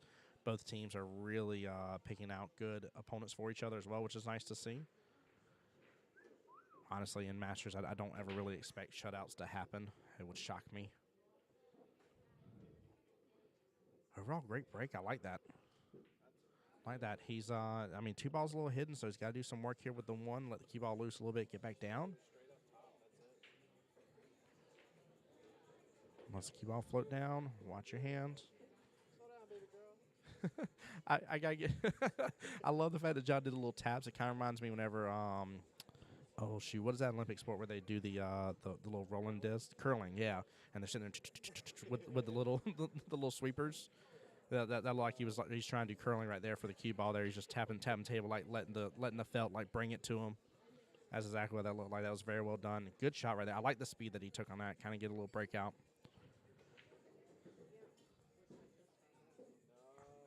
I mean, I'm really surprised he got it there, but he's been playing very very intense with some of his shots.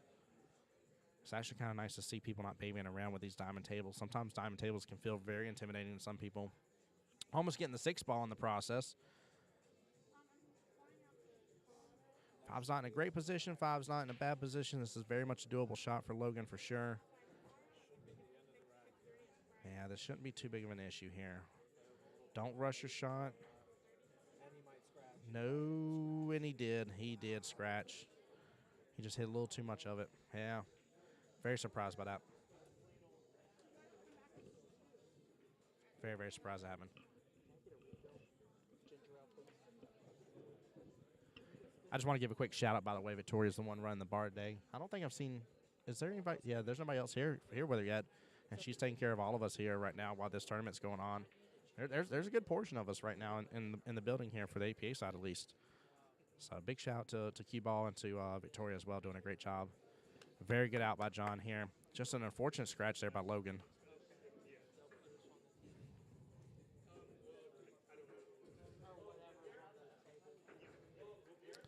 Now, that does give John the lead, and that actually ties it up in the overall team score here, 11-11.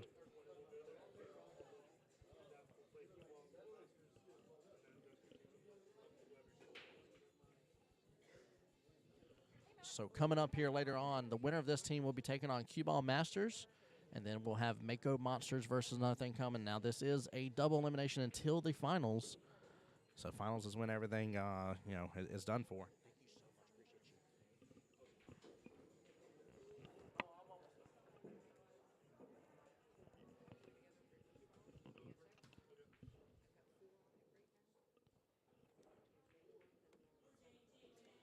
Nice shot on the 2. Gets a little hit off the 9 ball there. Rolls it into great position for the 3. Logan just rolled this up here, working on the 4 in the bottom right-hand corner. And that is the 8 in the bottom left, 6 ball in the bottom right there.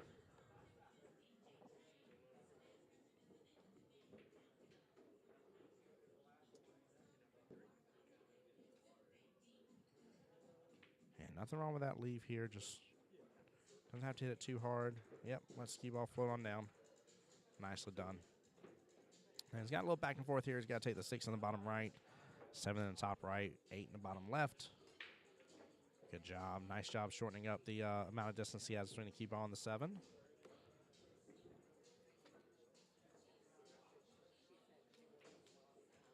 Nice speed there. Just barely pulls the cue ball over just a little bit here. Wants an easier shot on that 8.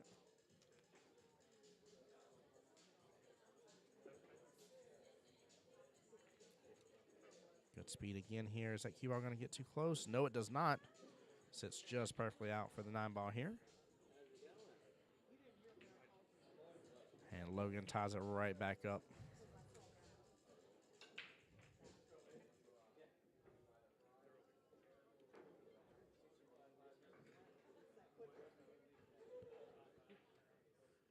Four Horsemen with the lead again here, 12-11.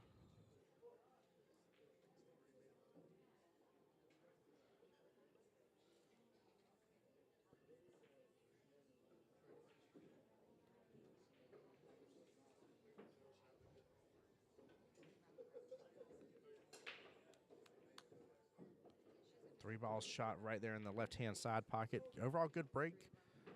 5-7 good.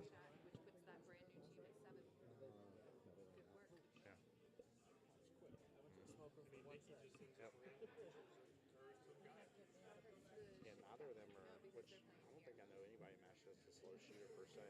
Maybe slower than some people in Masters.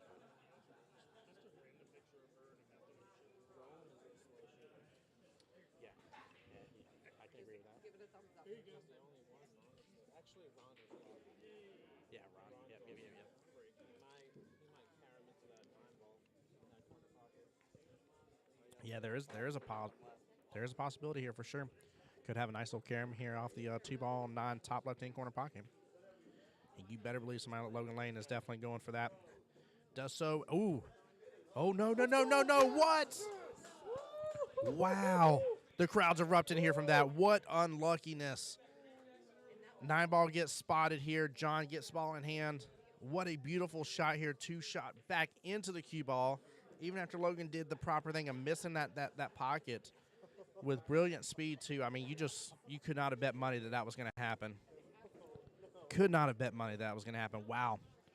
What an amazing shot overall by Logan. I know he's going to be disappointed on that, but he is just the table's not liking him at all. I don't think he slipped the $20 bill into the one of the pockets before he started. Guys, if you don't know here, just like you got to tip your bartenders, just get good service. You got to tip your tables, get good service too. And the table did not accept it at all. Man, what a shot. Goodness gracious. Logan was about to be on the hill, very close to potentially closing this out.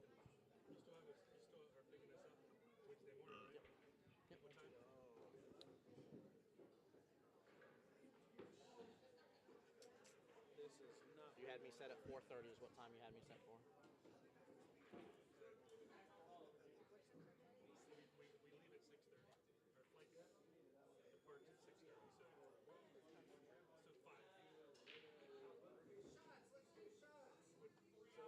Position right over the friggin' 7 ball. That was Perfect. man. Do you have a second mic? Do you have a second mic? I do. If nobody wants to join me. It's okay. I'll jump on. Okay.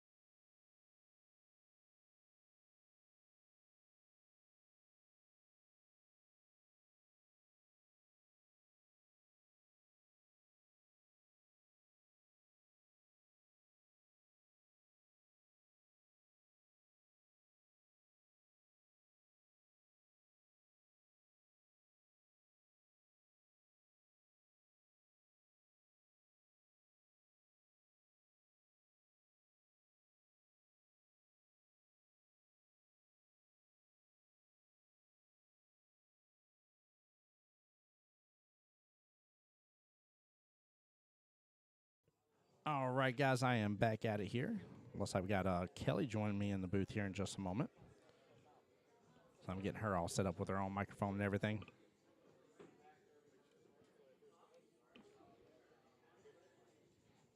Interesting last rack here. Logan in the hot seat here to be able to take it out. Potentially make it 14-11.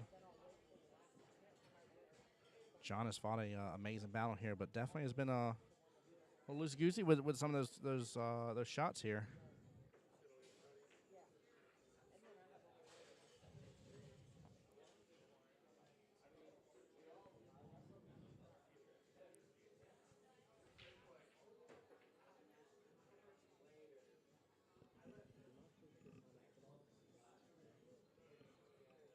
Chad, I was about to make a mistake here. I had to ask just to make sure before I even commented on it because I feared it was different. I was about to ask if Masters teams got a timeout or not at all here, because this is one of those opportunities just as a team captain that I definitely would take when I'm seeing my player. I don't care what skill level you are. If I see that you're questioning about a shot, we're going to discuss it for just a moment here and have a conversation just to make sure you feel confident in what it is that you're shooting. What's up, Kelly? How you doing? Hello, hello. Hello, hello. Welcome in. Thank you. Thanks for setting up today. Yeah, my pleasure. Absolutely. It's an honor to be here as always. Yeah, we've had such an interesting matchup. The last fight here, we had a hill battle. We're close to potentially still having a hill battle. It all depends on Logan making the shot here. And Logan does so. That is it. Congratulations there to Four Horsemen securing another point there, making it 14-11. All right. This is the way it should be. Yeah, this is a ridiculously close matchup. Nobody has a clear win here for sure, and only a few racks down is nothing. We saw earlier on with the race with Brad versus Omar. Brad was down 1-3. Oh, I wasn't here to watch that one. I bet it was good. It was because after that point, that's when everything kind of flipped a little bit, and both gentlemen just literally just were going at each other very, very nicely. It was an amazing match to see. We saw a lot of phenomenal, well done jump shots by both gentlemen too. Some really, really good, extensive defensive shots as well. This match, both players just really clearing up the racks very early on in 8-ball here. Looked like John had maybe a potential early lead against Logan, but they kept on going back and forth with each other as well. So Nice. If you've ever perused the Masters rosters, I am not surprised to hear that it has been a close day so far, and I bet it will continue. It looks like we've got Christian stepping up, and Rod are going to be the players that are going to take on the next match. Christian flipping the coin there. They flip a coin in Masters to decide. The winner of the coin flip gets to decide if they want to take the break or choose the game.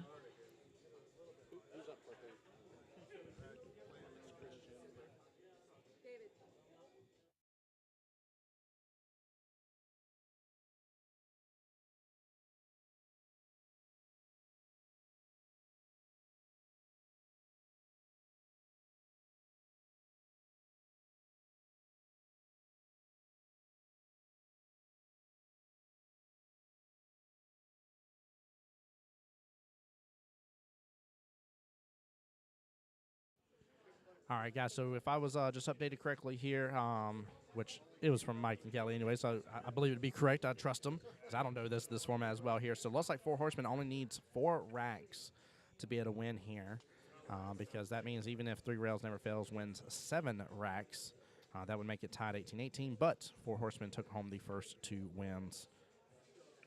We are still waiting to see the result of that coin flip. I'm not sure who chose the game or who chose the break. We'll find out here in just a minute. They're still setting everything up. Takes them a minute to get set up. In Masters, they are allowed to use a jump cue. That is something that's not allowed in regular league, so it's one of the minor differences that we find in the Masters division. So it looks like Rod is going to be the one breaking here, and they chose 8-ball as the first one, so we got 5 racks 8-ball coming up. Unless somehow another Christian Daniel secures all 4 of the 5 here.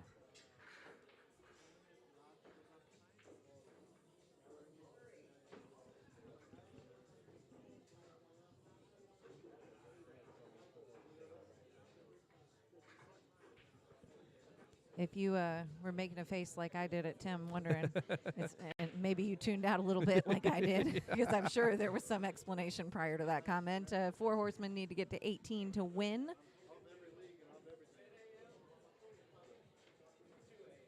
If they make it to 18, even if Rod were to make it to 18, They won the first. Well, Yeah, they won the first 2. who won the first one? 4 horsemen. Okay. Yep. So they would break the tie. Yep. Lane and Lane took the wins there for 4 horsemen overall. Even though close matches, 7-6, 7-5 is what has led us to this overall score here. In case you hadn't picked up on it, I am just arriving today. So if I sound like I don't know what's going on, it's because I'm still getting up to speed here. But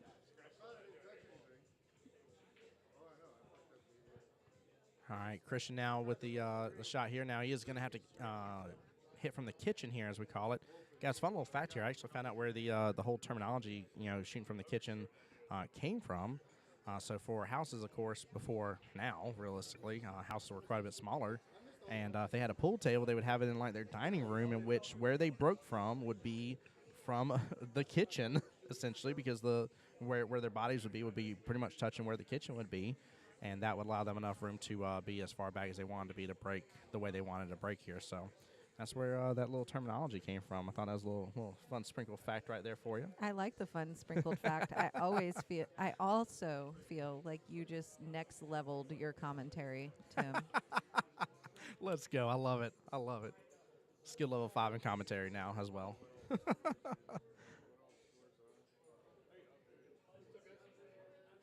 Got a bunch of new people tuning in to watch. Thanks for coming and hanging out with us today. This is the Jacksonville APA Masters Championship Qualifier. 3 Rails Never Fails took the 4th place standings at the end of their division play here at earlier this month, and 4 Horsemen drew the wild card. So this is the wild card match. The winner of this match advances on to the championship qualifier bracket. The winner will play our first place team in the first round of that bracket, and second and third will play against each other. And we are going to be streaming it all for you all day long. At the end of the day, that winner will advance to the APA Masters Championship in Las Vegas in August.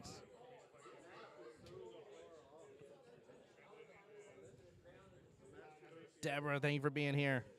Appreciate the love, appreciate the support. Guys, for those that have not done so, please share it out. That's our one major ask from these events. If you love the fact that we are streaming this, if you love the fact this is set up and we're getting to the commentary and just have a great day here, then our one ask from you, our homework for you, assuming you're at home while you're watching this, is to just share the stream out, please.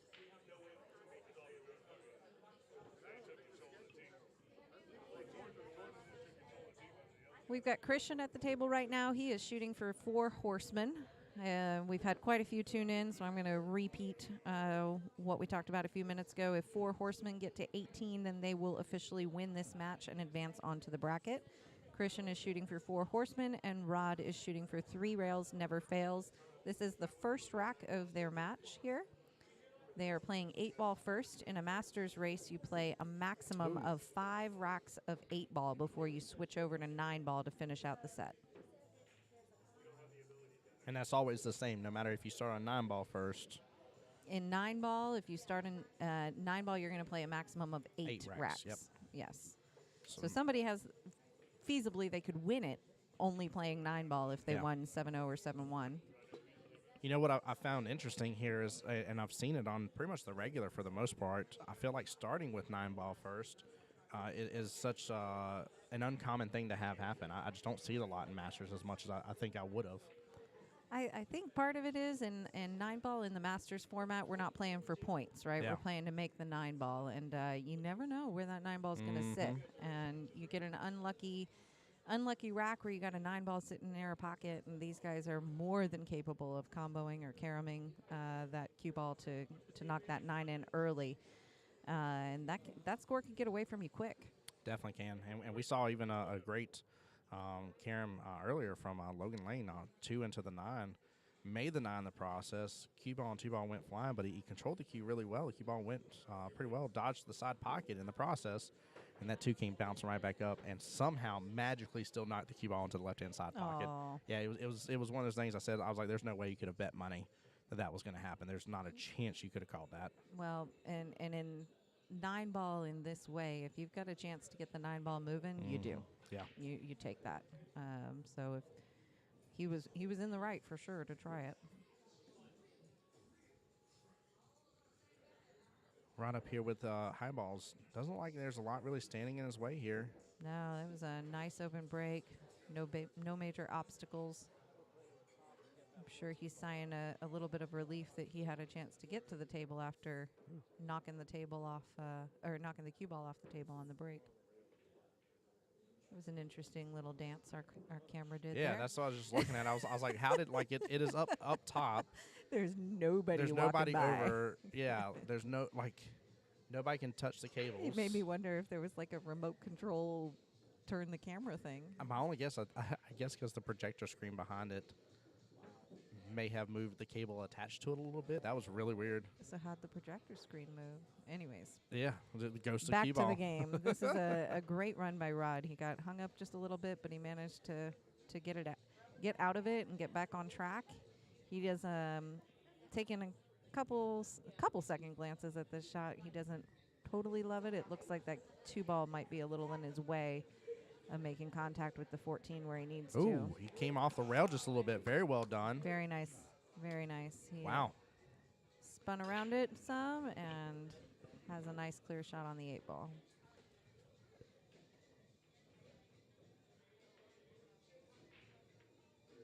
Oh. No, just a near miss trying to prevent the scratch. Yeah, you tried to use that 2-ball to stay out of the pocket.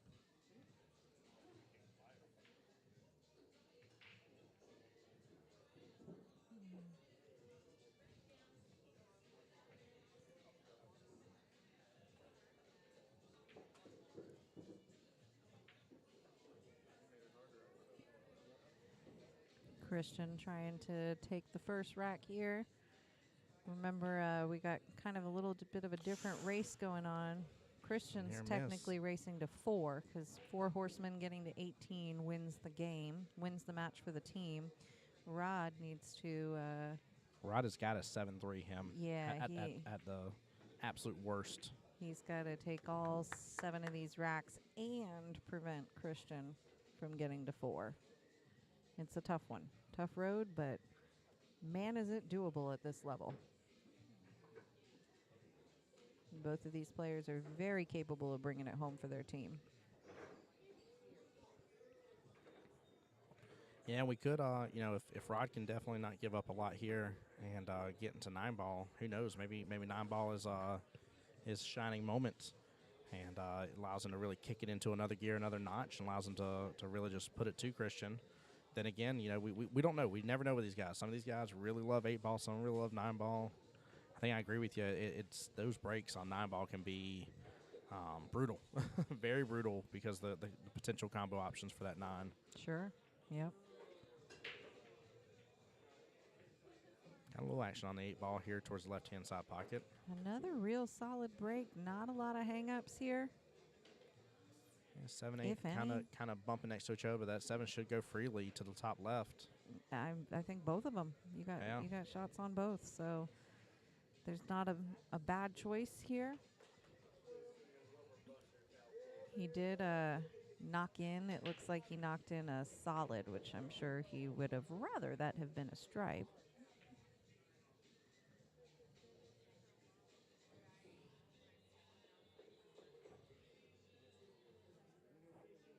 Christian with a good opportunity here. I agree. I definitely would want high balls on this one. Well, where he was positioned, I definitely would have taken that stripe. But in APA, you always take what falls on the break. And sometimes you get that lucky blessing to get one of each and get your real choice there. Ooh. Ooh, all right. Interesting. Just a small miss right there. Let's see what Rod can do with it. Today's tournament does finalize our 2023 Masters session. We'll be starting the 24 session in just a few weeks. Actually, it's going to start on May 6th. Note that May 6th is a Saturday. If you were a former Masters player in our league, the Masters was on Sunday, but given quite a handful of conflicts and just the busyness of the APA calendar, we and some feedback from players as well, we decided to switch that over to Saturday. Ladies also plays on Saturday, so it's a little bit easier to work with in terms of scheduling if we've got both of those playing on the same day. So both Masters and Ladies will get started May 6th. Speaking of, I talked about it a while ago, but I haven't brought it up again here. How about the new Padawan League? Oh, I love Padawan. Oh, I was already telling Chad, I was like, if I get a free chance to, I'm going to be joining that league for sure. I love Padawan, and I'm not a Star Wars fan, but I am very proud of the play on that one. Yeah, it's a good name choice for sure. That is Mike's brainchild. I mean, it literally just makes sense because if you have the Masters, you have the Jedi Masters. Well, yeah. Right. I mean, this division has So- been named. Here's how long this has been coming, Tim. Oh, Lord. This division has been called the Jedi Masters since we got here 2 years ago, Okay. because we knew that eventually there would be a Padawan Masters. That's awesome. It was coming, and it is time. It is. So if you have no clue what we're talking about, Padawan Masters is exactly what you are seeing here today. It is the Masters format, every way, shape, and form, except these guys that are playing right now are not allowed to play Padawan because they are the Jedis. Padawan Masters is specifically for the 5s and 6s in the league that really want to test out their game, Yep. play an even race with some of their competitors. 7s and above are not allowed in the division. If you're a 4 in one format but a 5 in the other, you can come join Padawan Masters. You have to be a 5 in at least one format. That's good. That's huge. And guys, you want to talk about just such an advantage to really take your game to the next level. That definitely gives you just such a huge opportunity. It's not just about playing on another day or anything like that, but just it gives you such a different format. It's going to force you to play both 8 and 9 ball together. Oh, side pocket scratch right there again. And just really just makes such an opportunity, guys. Please don't miss out on that. Go get signed up for it. Get your team of 4, right? Still the normal Team of 4. Yeah, team of 4, yeah. Team of 4 for Masters. It is not hard to find 3 friends that No. want to play. It's one Saturday a month. You play 2 matches. You don't have to play Padawan if you are not a 5 or a 6, or you are a 5 or a 6 and you want to play in the Jedi division. You absolutely can do that as well. There you go. At least one team from each division will go to Las Vegas. So Golly.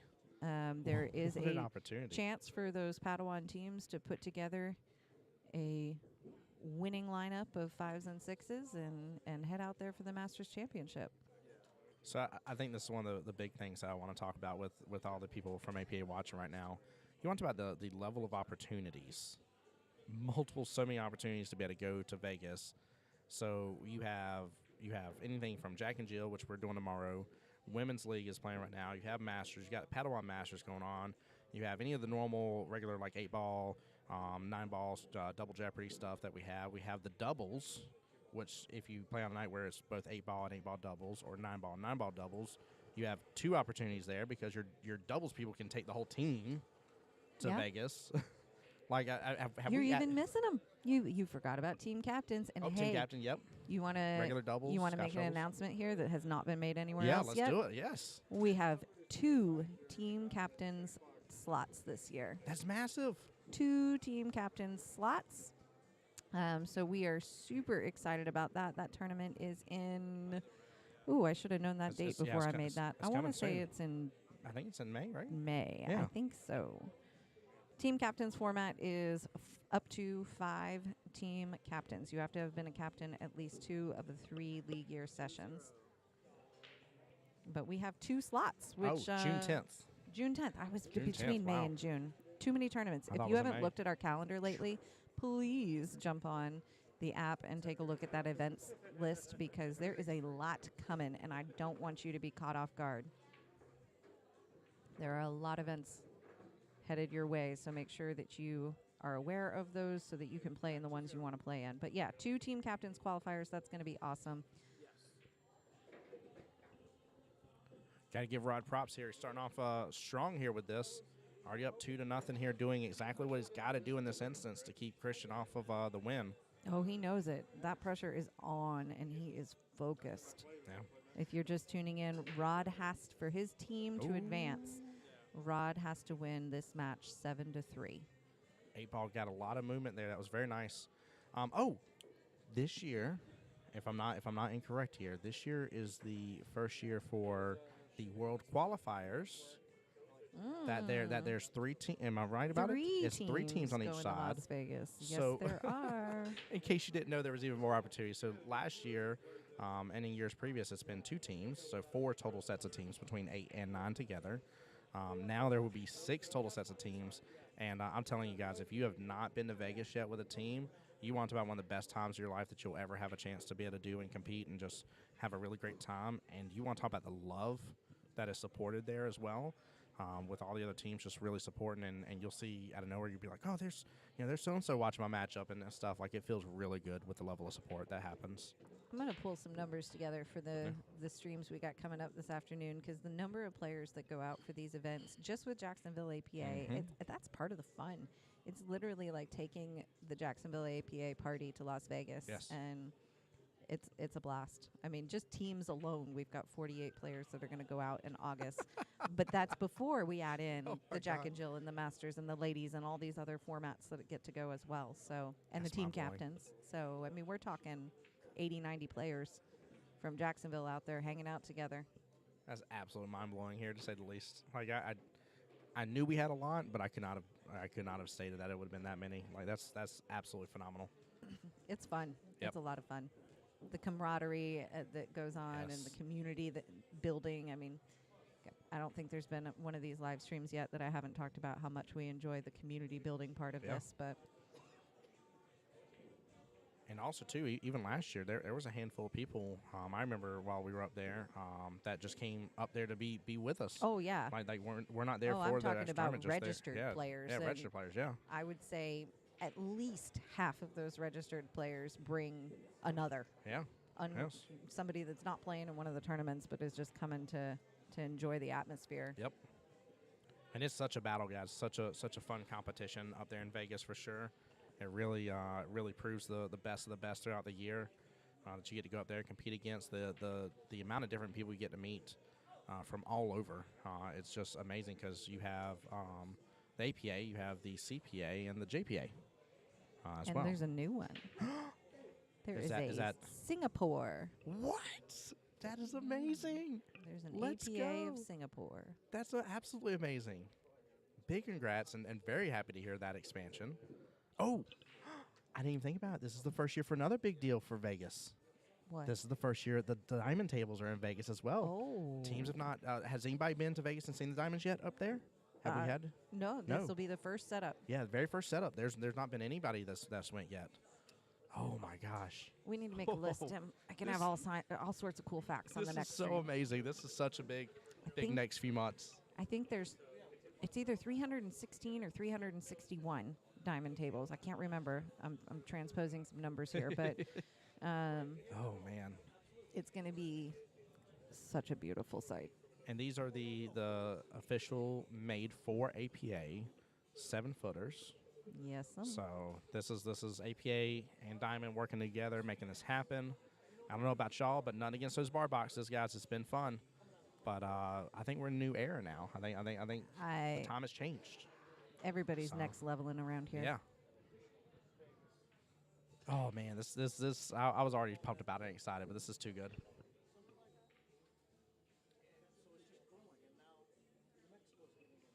This is really too good. Chat, let us know.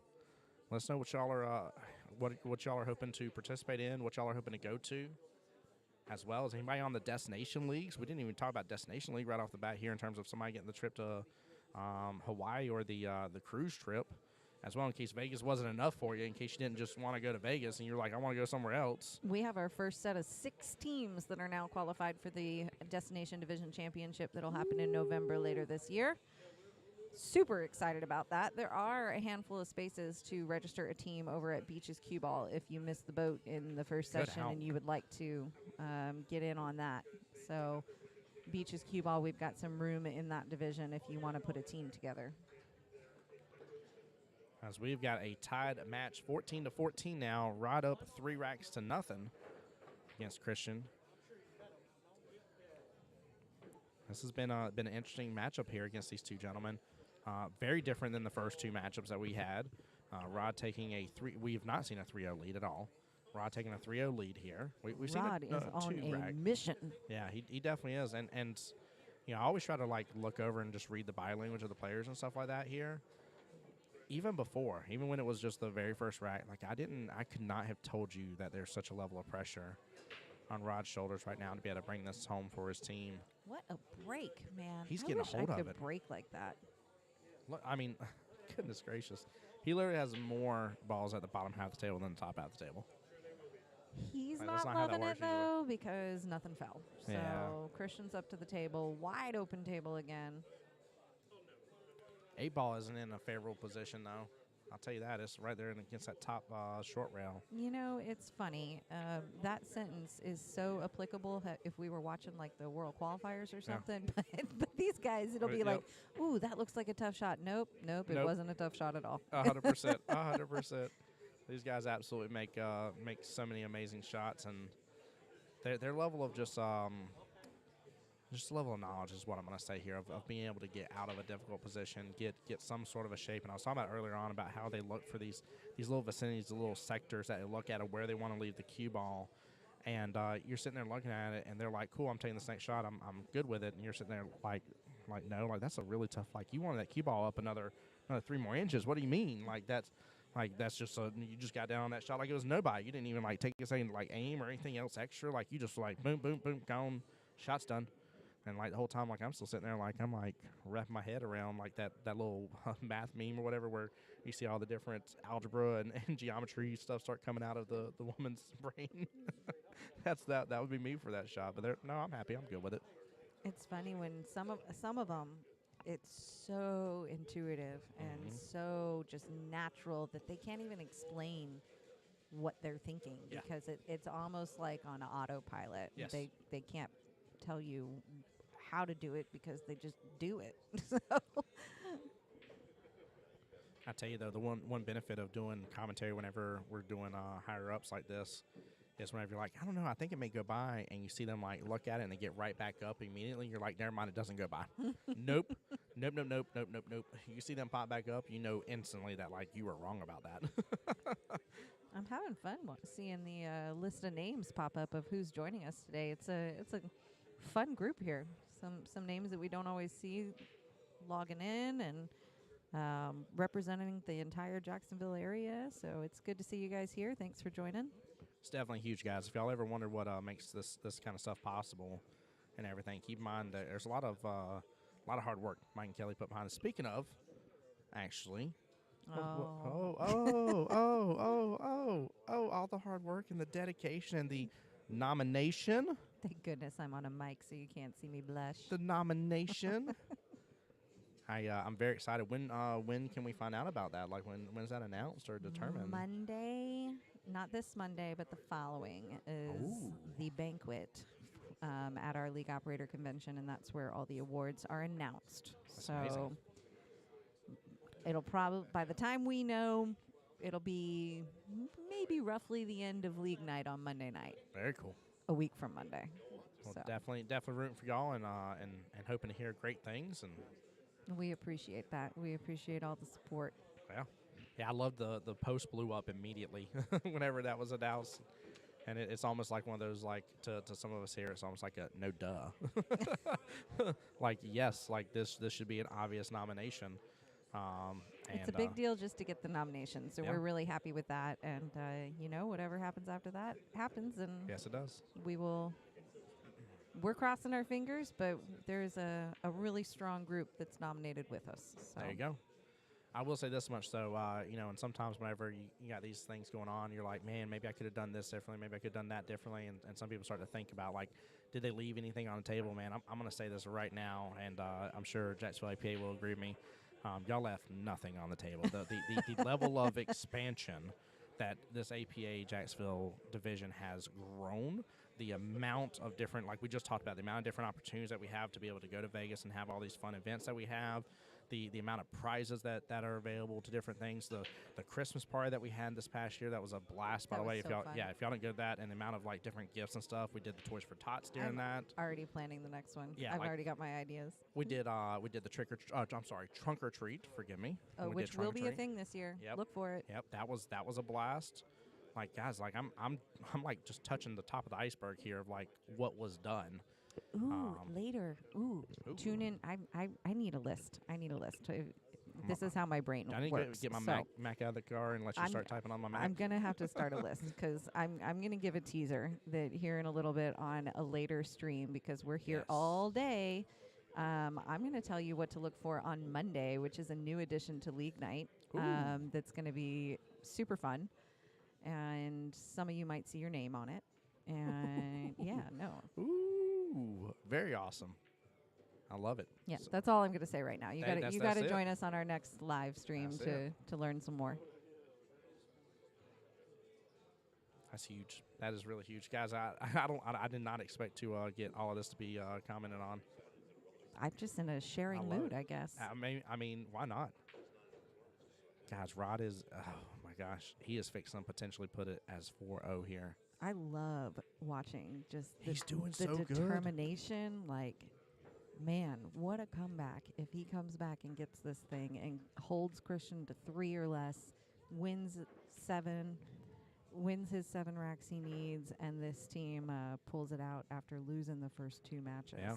That's the crazy thing with Masters. You know, Tim asked us, Mike and I earlier, how many are they racing to? Yeah.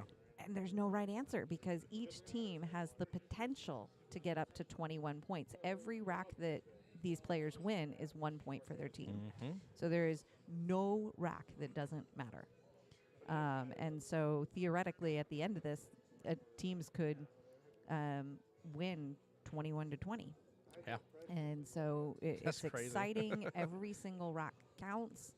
And even though 4 Horsemen won the first 2, if Rod can hold Christian to 3 and take the 7 points out of this match, then 3 Rails Never Fails will be the one that advanced, thanks to the hard work put in by Rod's teammates in the earlier matches. I will say this much, and this is Christian's got to get a rack on the wire or on the run here. He has got to stop Rod from breaking. Rod's Ooh. breaks have been like, look at the spread on the table. Like he He's made got that one on a down. break. He has an excellent spread on the table. He is tuned in on how much power to give it, where to hit. I feel like almost every part of it, like he's got a lot going for him with these breaks. It's definitely making a difference in this matchup. For sure.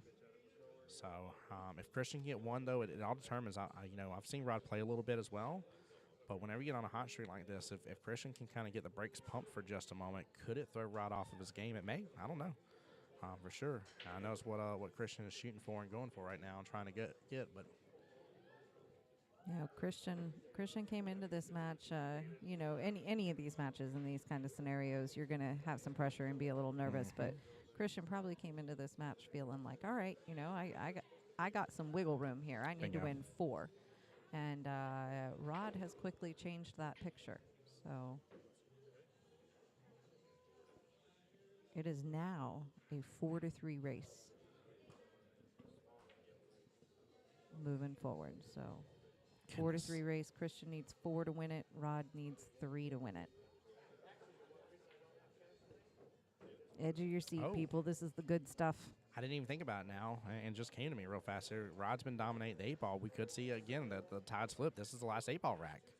So even if Rod wins this 8-ball rack, we scoot to 9-ball no matter what happens here.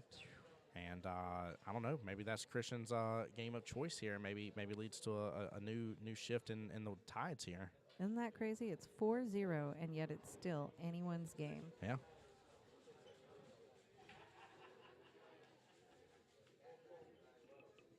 I'm just excited because as soon as this is over here, we'll have 2 matches going on for the Masters because we'll have 4 total teams in it, so it'll be the winner of this versus QBALL Masters, and then Mako Monsters will be against Another Thing Coming.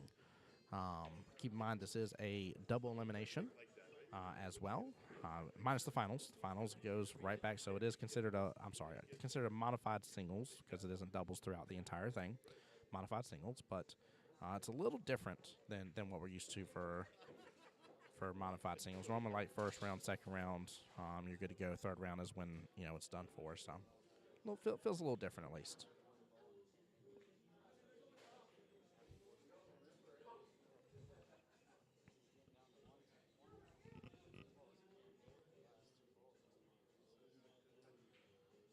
Tell you, Rod's in gear though right now, man. He has been pumping out each of these tables here. And again, I just got to give him mad props, man. The fact that it is 4-0 is a huge huge flip, huge tide.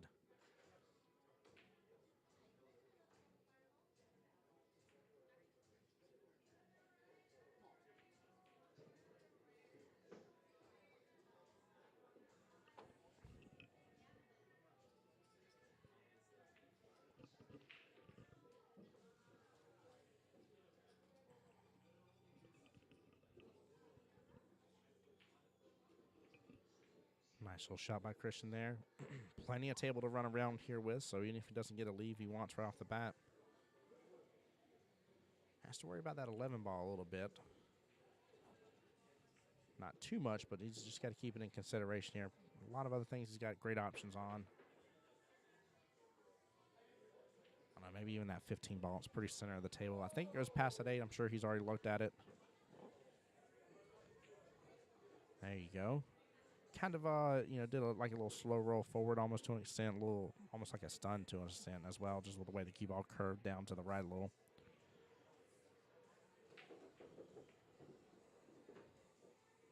Oh, he's going to get stuck on top of that 4.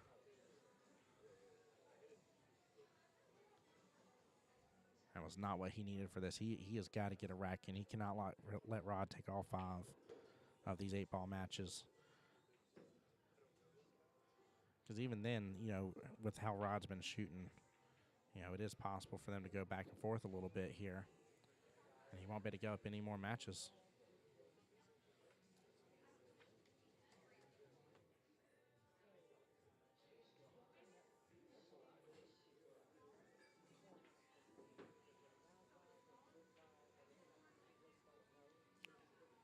I actually don't mind that shot at all that he just went after here.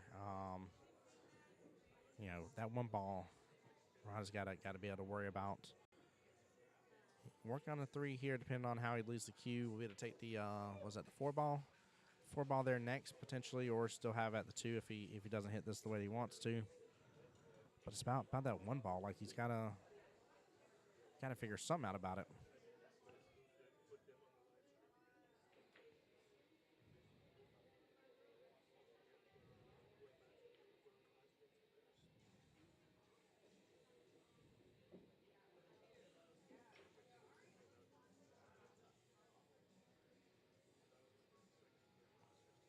He got up above the 1 ball now. He's got a great opportunity to drain it down the bottom right-hand corner pocket. Just a near miss on that, though. Tougher but very doable cut shot here in the bottom left-hand corner pocket will definitely leave Christian with a great shot on his next ball there in top right.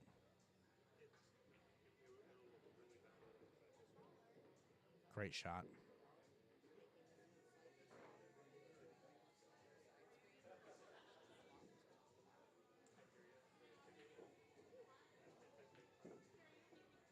Christian would have hoped to bring that back a little bit, but this is his time to shine, man. He needs to be able to get this 8 ball. He's got to put a stop to Rod's run here. And just a near miss, almost making the 4 in the process. Good try on that. That was not an easy cut shot for that 8 at all. And it was just a very small miss on that.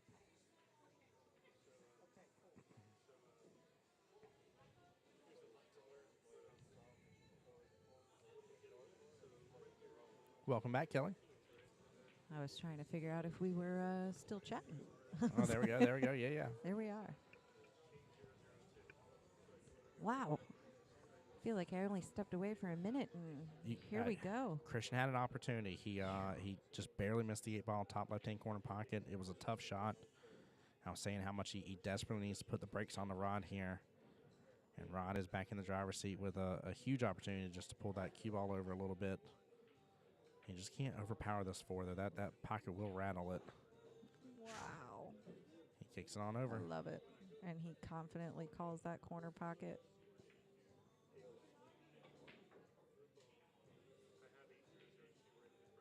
And good out. Man. 5-0. All right. Now, Rod has to be feeling pretty comfortable about where he's sitting now. I mean, I know it's not over by any means, but he only needs 2 more. And in the process of getting those 2 more, he needs to prevent Christian from getting 4. Yeah. So he's got to find a little comfort in that, especially compared to where he started. I mean, Yes. he started down. Even tied at 0-0, he was down. So well done, Rod. Impressive shooting so far. Both of them, really. I mean, Christian's been shooting well, too. It's just you got to miss sometime. Yeah, you do. And in this format, if you miss, there's a good chance your partner's out.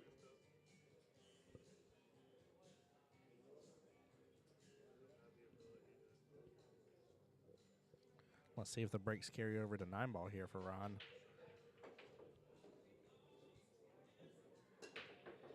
Gets a good hold that 1 ball, but flings it right there in the left-hand side pocket. Well, the good news is that Christian will not be comboing that 9 in, so that always is a scary fact when with ball in hand and 9-ball. You say that, watch him. He's going to get on the left-hand side of that 2 and go 2-9. Right after you said it won't happen.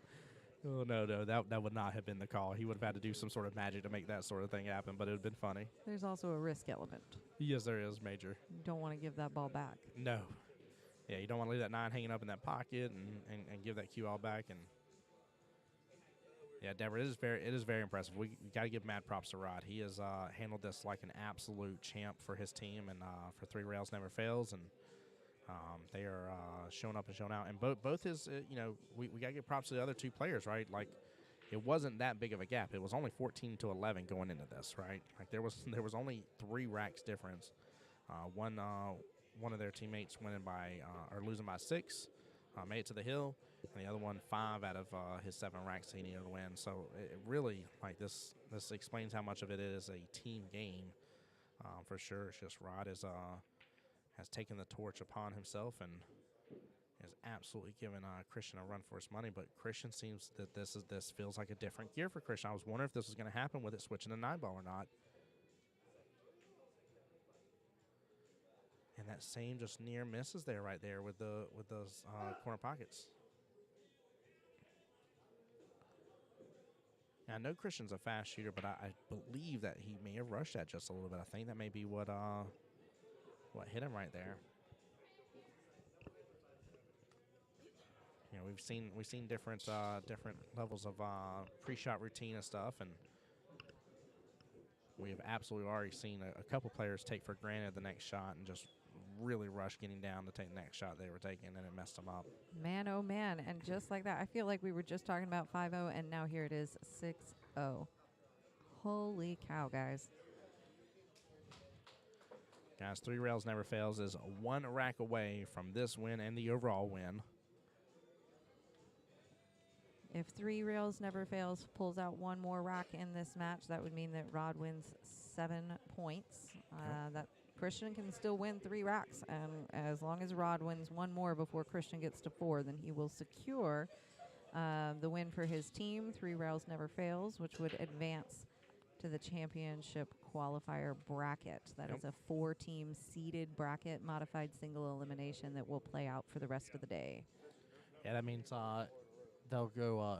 The winner of this goes against QBALL Masters next, is who They start off that bracket with. So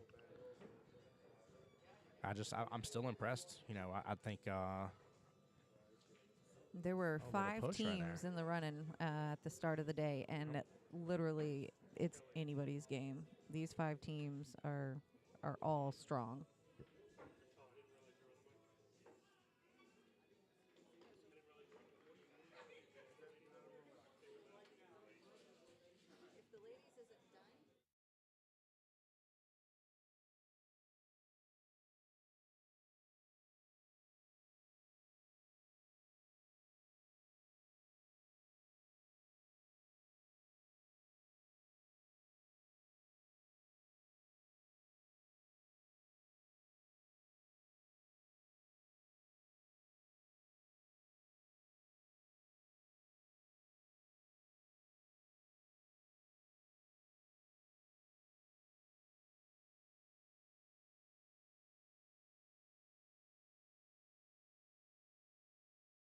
Guys, we're just getting some updates here for the women's side. So in case y'all didn't know, we have both the women's side and master side going at the same time right now. They're in the exact same boat type deal where 2 teams are playing for the 4th seed bracket. There will be 4 teams officially in the championship. So it sounds like it's Team Misbehaving versus Triple D right now is who's playing right this second. Yeah, they're also in their 3rd match down there. The winner of that match will advance on to the ladies championship qualifier bracket. So at the end of the day today, we will have 4 Masters players and 5 ladies that will be booking some plane tickets out to Las Vegas in August. That was a great shot, missing that corner pocket right there. Tougher cut shot here. We're also going to do our best to keep the live stream continuous today between the ladies and the Masters. I'm sure somebody will always be shooting, and so we'll do our best to keep you guys going. If you want to tune in, if you're in the area, stop on by and see us. We're at QBALL Billiards. Yeah, come by, get some food and stuff. They've been treating us extremely well. That was quite a sales pitch. You Come like by that? and get Food some and food stuff. and stuff. And cheer on the ladies of Yes. Jacksonville APA or the Masters players of Jacksonville APA. You know, just hang Yeah, out. It's a nice day. It's a great day of watching some good, solid pool. Yes, it is. Some food and stuff. I'm going to use that one next time. Some food and stuff. Come out to this tournament. They got food and stuff. They have food and stuff. No, but I mean, there's definitely going to be somebody here that you guys know and love and adore in some form or fashion. So definitely come show the love and support if you got a chance. Don't miss out on that. I promise you. It's definitely, we talked about it earlier, it's one of the most fun parts of being out in Vegas is that camaraderie that comes through. He hit that really, gosh. I mean, it was tough to get back all the way around there, and He went past it. but he wanted to make sure he got on it, and he sure as heck did. This might be the opportunity. This shot has a very higher level difficulty. He's stretching a lot. Like this shot has a potential to rattle in the pocket here, and if so, Christian has the chance to start taking in the reins. And again, if he can get a break, like if he can just literally, and I don't mean like a break like he needs a Kit Kat bar. I mean like just get to break the balls. And Rod handles it like a champ, dude. Absolutely brilliant here. Doesn't get the best shape for the 9, but Oh, that's always the struggle. You know, like I don't know if you've ever done one of those drills. So many drills are designed to like help keep you in line with your cue ball. Yep. And that happens when you get kind of off on one shot. You get a little more off on the next one. You get a little more off on the next one. And I think yeah, that's why, you know, when you have the balls that are sitting very close to the pocket, that's why you need, like I call them the reset balls. Like give you a chance to kind of reset where you were going and kind of get a new line of sight on things and different determination. It's going to be close to the corner pocket, but misses. yeah, But it's gonna roll right if you're there to gonna the miss, center. that's how you do it. In 9-ball, especially.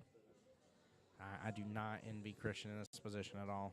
No, This is- there's a lot riding on this shot right here. If he misses and leaves Rod and out, that almost will scratches be in the the process. match. Ooh, oh man, see? It's good These leave. These guys even know how to miss. Yeah. They are masters at missing as well. They're masters at making, masters at missing. M&Ms. Rod is not loving that. No, and he definitely shouldn't. This should be a good option, a good out for Christian here. Focus on it. You know, and beyond just giving up that point right there, Rod is also not liking giving Christian that little bit of a confidence boost. Yeah. You know, that keeps the hope alive, and Yep. hope does a lot for your game when you're down. Yes, it does. Yeah, it's a whole change here, and we'll see. We'll see if the break can be kind to him.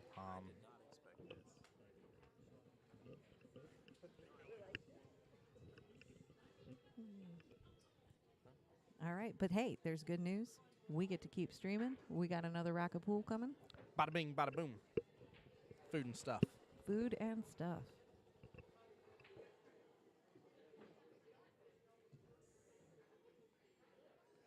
All right, Christian getting his first opportunity here to break in the entire matchup here. This is a really, really big deal here. Really big deal. Christian needing just 3 racks. Rod needing 1 rack. Is still potential for this thing to still shift. Right now, it definitely bodes better for Rod and Team 3 Rails Never Fails, but Christian says, I'm not counted out. They did a quick little restroom break, got refreshed. She's ready to go. We'll see how it all goes. Hey, ladies, Jacksonville APA ladies that are participating in the championship qualifier, please meet me by table 4. Table 4, we're going to do a quick little pre-meeting before we kick off this bracket. Ladies, Overall, solid break. He has eyes on the one. QBALL didn't get loose from him. Made something on the break. Can Christian pull out a break and run here? ladies, if you did not hear I that, tell you, that would be a huge game shift, and he just barely misses that one ball. Hey, Rebecca. So this is still the battle for the 4th seed. So the player here, or the winners here, go on to play QBALL Masters in the actual championship qualifier. And then Mako Monsters will be playing Another Thing Coming. So we'll officially be starting the actual Masters championship qualifier. This is the battle for the 4th seed. So this is the playoff match is what this is. And then I think the women's is starting their championship as well now. I believe the 4th seed qualifier was determined just a second ago. I do not know which team won, but I see they're having their little team meeting right now and letting ladies know what's going on here. But this has been such an amazing turn of events here. Right now, going in this match, for those just joining us here, 4 Horsemen was up 14 points to 11. 4 Horsemen only needing 4 total points to complete the win for sure. And Rod coming out the gate 6-0 against Christian. Nothing I could have bet on at all. Absolutely nothing I could have bet on at all. But Christian at least did have a break. He had an opportunity at the one ball, so to say he didn't have a chance there would be an understatement. He at least finally had an opportunity. But Rod has had amazing breaks. He has been shooting phenomenally. I mean, he has barely missed. But now we got an interesting little tie-up right here. Looks like he's switching over to jump cue. That 8 and 6 in the way of the 5 ball.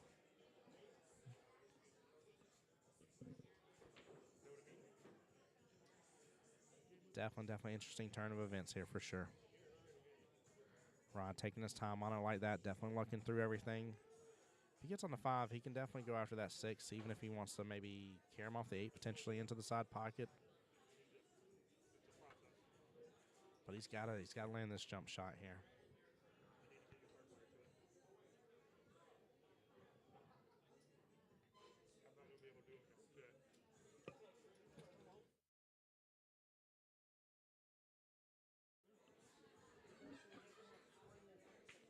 Guys, if anybody's just tuning in here, this is for this is the playoff match essentially, right? So again, from here, this will be the 4th place team. They go on to play QBALL Masters, and then Mako Monsters goes on to play Another Thing Coming Here in the actual championship. And then the winner of all this gets to go to Vegas, baby. I think that's in August for these guys as well.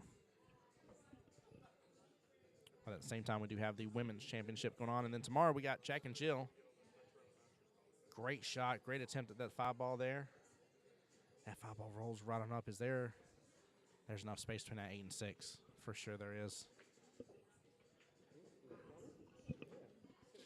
Yeah, come on over.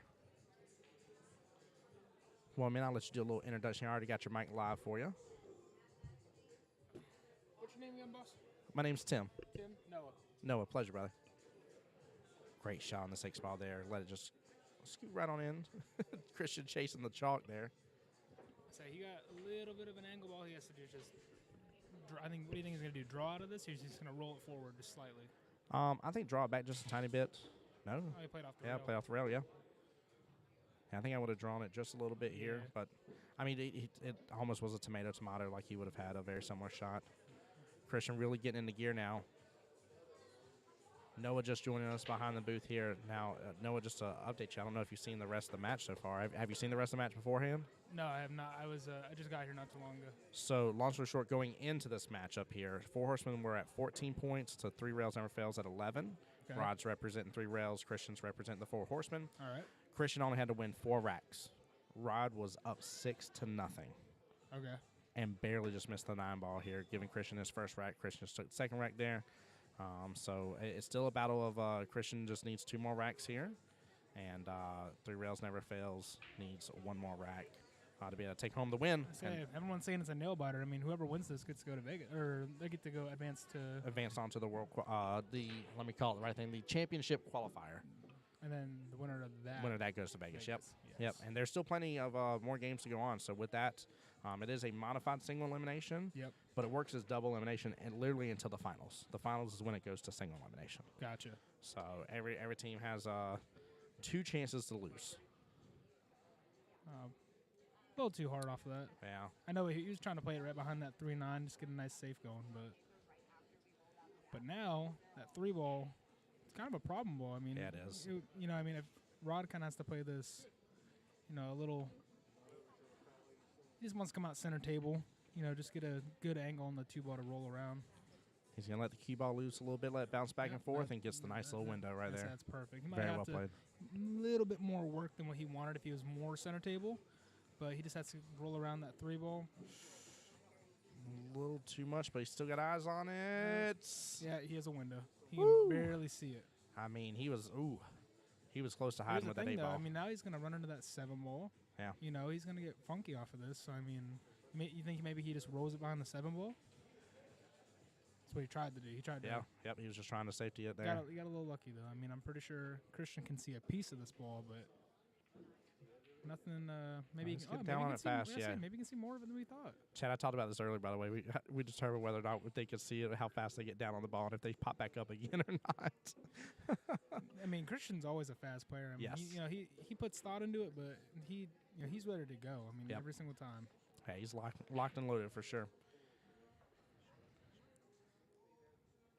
May have wanted a little angle here. Nah, Oh, there we go. Let's pop back out. I think he's gonna play above the 9. Just come out center table. Almost ended up hitting 9. That actually worked out well. He didn't. Draw back. Draw a little back. Bit. Yep. Take 9 top left-hand corner. See, he's playing. He's this in gear. Fast. Yeah, he's just going. Yep. This is hill now, guys. Even though Christian would technically normally have to go to 7, this is technically hill. Next rack wins no matter what. It is 17-17 right now. And no matter what, 3 rails never fails can only get to 18 points at most. So what was Rod's mistake there? That 3 ball, yeah, right? the 3 ball, Yeah, the he played- defense shot. No, so like I was saying earlier, how I think if he would have been a little bit more center table, Yeah. he had a much more natural left spin to just come off the top rail, get Yep. around that 3 ball. Yeah, he was trying to make it happen too much there. He's Plus, I mean, I'm had not too much into it. I'm not sure how Rod's nerves are. I mean, he's been playing for a long time, so I'm sure he can handle his nerves well enough. But maybe there is some nerves going into this. I mean, knowing that you want your team. It's not only about you now; it's about your entire team getting to go And to he's Vegas. Yeah. Yeah, and he's fought uphill, battled this whole time. Exactly. Like knowing your opponent in a normal race to 7 only has to go to 4, has to almost go only halfway. Yeah. And we're talking Masters, guys. This isn't like you're going against somebody that's new to the game or something. You're playing against Christian. Both him and Rod are great players at this. Is this a dry break? Oh, wait, maybe that 4. No, Nope. Yeah, dry break. that 2 ball. Oh no. Okay, so I mean everything's more or less kind of open. It's just this opening shot to get to. I mean, this 1 ball is the only problem, really. Yeah, I think I'm going defensive here. I think maybe I'm trying to Yes, leave the I cue ball right where that 1 send is that- and yeah. send that 1 on Ball. up and Yep. let it go. Oh no. He did the other way. That's all right. He's still either way. It's just about using one or the other to kind of hide. But now he's made a problem. Now he's Yeah. made. I mean, that combo obviously. I mean, we can all shoot that shot day in day out. But I mean, again, going into this with nerves and stuff like that. I mean, it could be a tester. I mean, maybe the 2 ball comes off funny, something like that. You never know. Good shot, Perfect. but he. I think he's he's just got gonna enough. Yeah, he's Yep. gonna slow roll this. Let that 2 ball sit up by Let that it sit. pocket. Yeah. Oh my goodness. It doesn't drop. How does it not drop? Wow. And that kind of would have given him almost like to an extent like a little reset.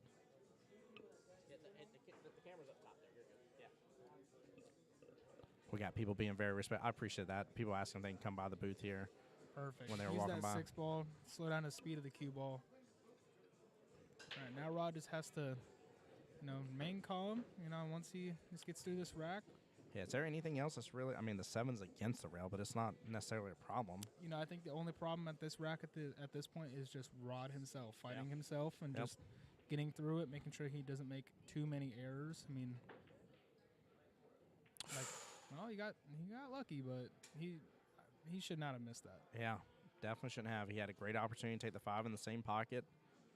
Wow. Christian Actually, could have went with the 5 in the top left, Christian's too. going to try and jump over this ball. Though. I mean, this is close to the rail, so I mean, oh, Almost a 3-9 combo there.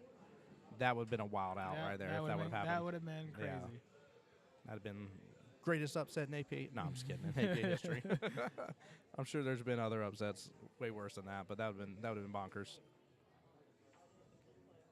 Rod just got a nice cut, come out center table. I think he's going to try and play it maybe a little bit slower to get back over to where he's at. No, he's loaded rushing it. this ball. He is trying to force this rack to go his way, but it's just not. The big issue with that is just with where the 3 ball's sitting now. Christian has full opportunity to change the way he wants to shoot this shot, load up on whichever way. Where he just put his cue on the rail, he's trying to get a little bit straighter on this ball. He wants to play it in that bottom right corner. Yeah. Yeah, I agree. I think that's going to give him a great opportunity for the Yeah, Christian, you can just put the ball wherever you want. It's okay. right. we can at least vouch the 7 was against the rail from our viewpoint at least. It's my help. It's gonna pop. Ooh. No, he got the window. Yeah, now he just has to. I think top left here, right in that bottom right corner. Just try and ease your way up. Just stay underneath that 8-ball line, and you'll be good. Oh no, he wants to. The way he's pointing at it, he wants to draw out of this ball. Back? Yeah. Yes. He wants to draw out of this ball into the rail, or even just getting close to that little rail spot and on that bottom left area.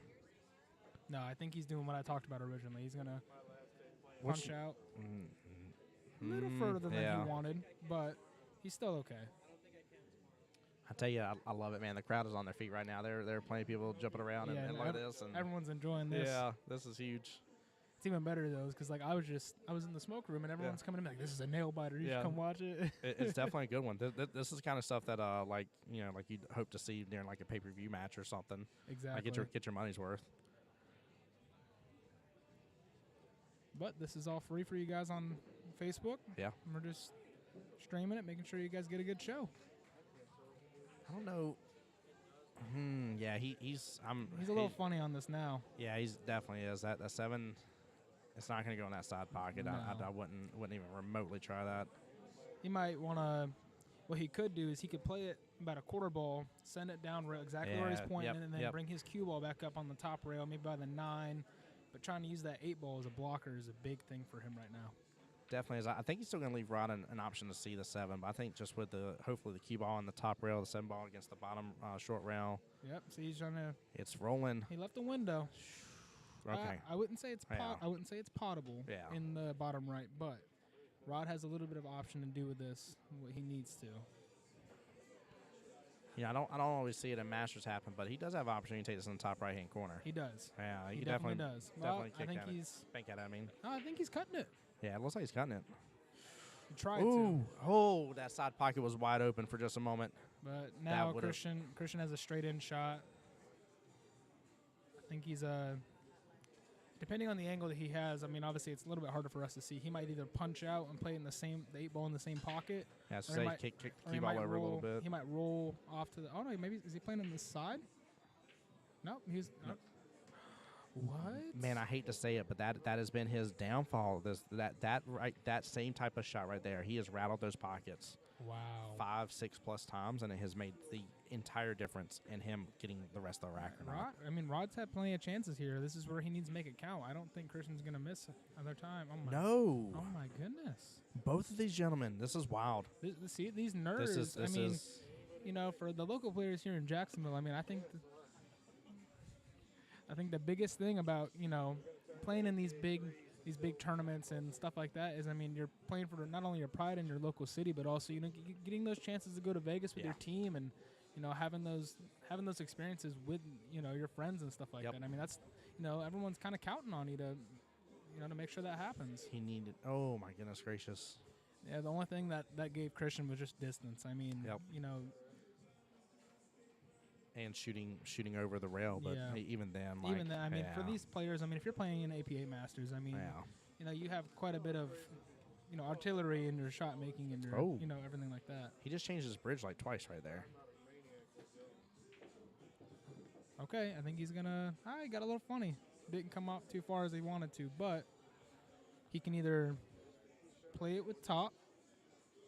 I would say Yeah, maybe I say top. maybe top right, go 2 rails, or play Yep. it with top and go straight back up. If Yeah, he he's can, hoping to pretty much where the cue ball is, chat. Pretty much a little bit further to the right yeah, is where he's kind of hoping to where it'll end up. He's playing it with draw though, so I'm wondering what he's. Oh my goodness! So, yeah. What a beautiful shot! Tomato, tomato, baby. This may be it. This 9-ball right here for the win. Stephen Walsh, what the heck in the potential on this last rack? This is the last rack, yes. That is it. 3 rails never fails takes the win and is now officially In the championship qualifier, and will be going up against QBALL. What was it? QBALL. I forget the names. I'll get the other names, guys. 3 rails never fails takes home the win. Very, very well done. Congratulations. What a showstopper here, real fast, to say the least. Well, sir, thank you for letting me commentate. No, I appreciate you, brother. Appreciate you being here, Big man. shout out Hope to to Q get you. Sports Studios for making this happen. Thank you, brother. guys so Yes. much. Absolutely, man. Yeah, that was amazing. I still can't believe that. Yeah, I can't. There's no way. Good game indeed, Stephen Walsh. 100%. I can't believe what just happened there. What we just saw. 3 rails never fails, taking home the win. And isn't that I didn't think they could take home the win. It's just such an uphill battle, to say the least. But getting the 18 points necessary versus Christian getting his 3 racks here. Rod finalizing it out here, 7-3. Christian, mad props to him though for not giving up, because it was 6-0, and Christian did take home 3 racks right off the bat.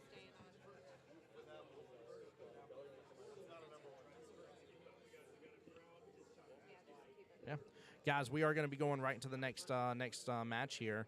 So I'm just waiting for them to get it ready. We are not killing the feed, so y'all stay with us here. Stay tuned, because this is the official now. Like, if y'all didn't know, that was basically the playoff match. This is the official championship qualifier that we're starting now. This is modified single elimination.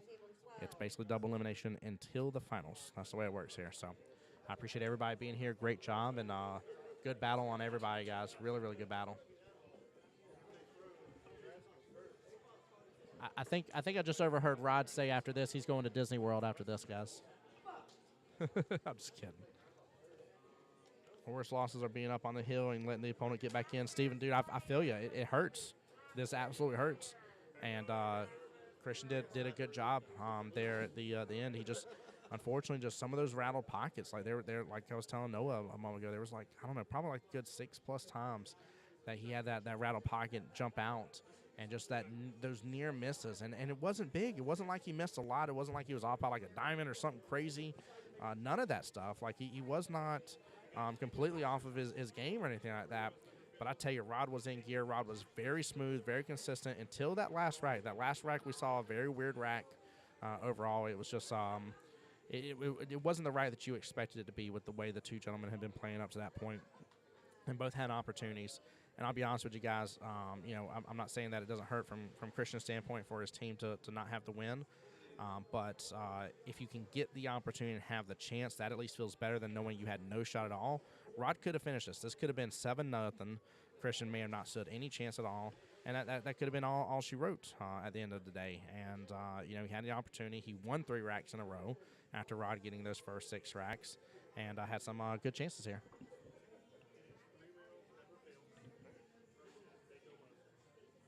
So 3 rails never fails is about to go up against Mako Monsters. Give me just a second, chat. I'll get everything updated, and we'll get this race started here very soon.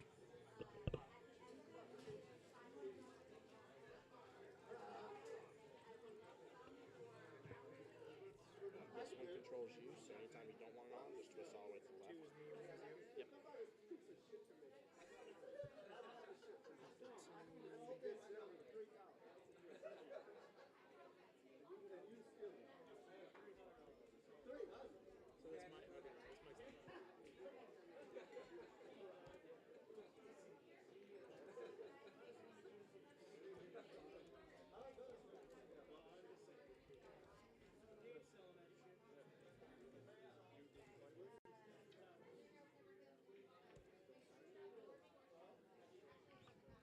right, Chad, I'm just waiting for them to get things going. They're doing just a quick little team meeting. Kelly's handing out the sheets here, and I am waiting just to hear who is officially up against who.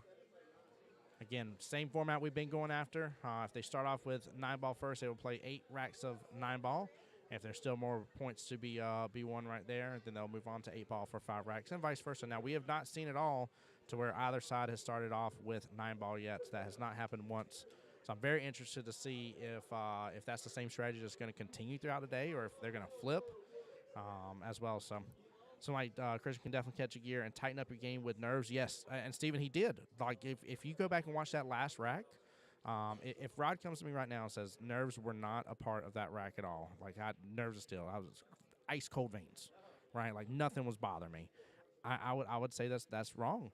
Like Christian did catch a gear. Christian did start giving it to him a little bit here, and it all came off of just one little small miss from Rod on a 9-ball, and it was 6-0. Rod was about to literally take home the 7-0 win against him, which again you don't expect in Masters. Like that's you cannot tell me that you honestly expect that to happen on a basis here in Masters, and especially with the way the other two matches went. The other two matches went 7-6 and then 7-5.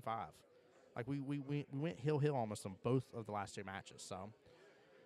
Yeah, it definitely, Christian definitely started giving it to him for sure, but he just had those near misses, and they were haunting him for sure. They were absolutely haunting him. I don't think he played bad at all whatsoever here. It's just a couple of small misses is all it took. And unfortunately for him that, Rod was able to take advantage of it and finalize everything out. But mad props the fact that we, again, like we almost had three matches in a row that technically went hill well. Smitty for Mako.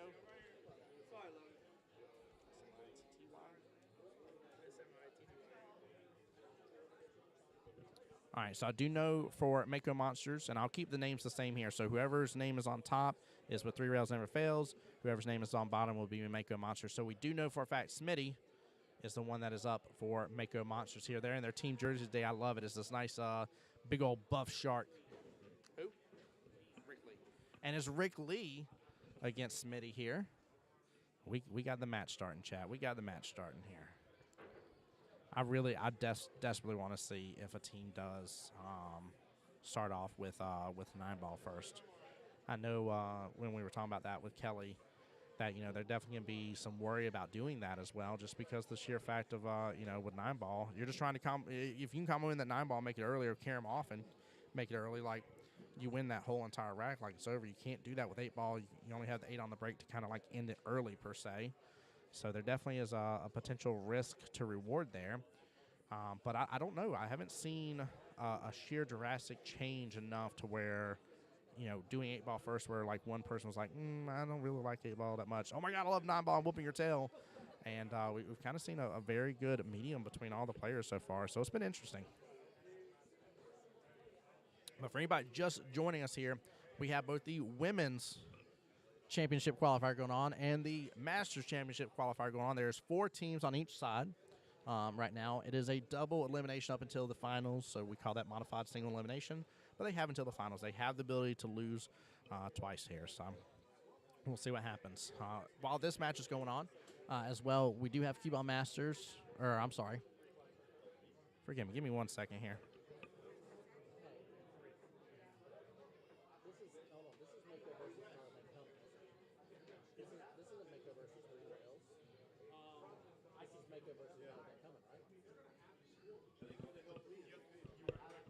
Sorry, guys. Give me 1 second here. It is Mako versus another thing coming. No, you're good. I'm glad I looked over. I didn't. It's not hard to do. It's definitely hard to do. So, guys, I said corrected here. Another thing coming, which is Rick Lee representing that team, is against Mako Monsters, which is Smitty right here. So do forgive me, chat. I definitely had the wrong name up there. My bad. But while this match is going on there, that's why I wanted to go ahead and state here. QBALL Masters match is going to go on against 3 rails never fails. And I'll try to see if I can get some updates from those. I don't want to interrupt too much. The teams, this is very intense for them. I'm sure they don't want me running over every little bit, be like, what's the score now? What's the score now? But I'll definitely try and see if I can get you maybe a little bit of an update as the matches finish up. All right, so I'm getting my dream here. I asked if 9 ball was going to start off first here. We've had 3 matches to where 8 ball was the starting one. So with this here, so it will be 8 racks of 9 ball. Again, as long as somebody doesn't go and win their 7 points. A need here, scratch right off the bat here. Good break overall. I'd say that was not a good way to start that Yeah. rack at all.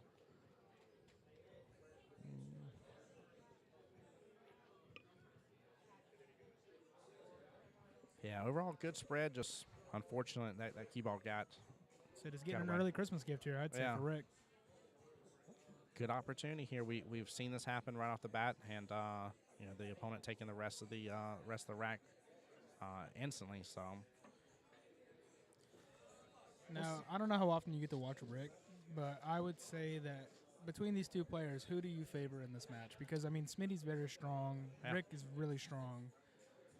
Is there anyone you have in particular? So I've only seen these guys play just a couple times. I wouldn't even say a handful of times, just a couple times I've ever gotten to see these guys play. But I think I'm going to go with Smitty on this one personally. Really? If I had to choose just based on what I've seen. Now, keep in mind, you've probably seen plenty more between these two guys. Well, I've lost to these guys plenty of times. Yeah, I've- so what's your thought? Any like particular downfall that you think may bite one? So, to me, just over the few years I've seen these guys play, I have personally seen Rick come from, I mean, Rick's always been a good player, but Rick has kind of came from like Smitty's level and then risen, and then Smitty has just kind of broadened his horizons, gotten a little bit more, he's been playing more, but I feel like Rick has just kind of got the jump on him with execution and stuff like that. That's my personal opinion, but this is obviously going to determine that. I mean, it doesn't determine how they are overall, but conditions are different everywhere. Yeah, we'll definitely see. We may even get one of the things I always love seeing these matchups is when we start getting just a real defensive game going on back and forth. And it's very interesting to start see the chess pieces move into place a little bit. Yeah, playing chess and pool is always a good show. great shot, nice little 2-rail there. Key ball kicked out pretty far though. 3 is definitely makeable in that side pocket.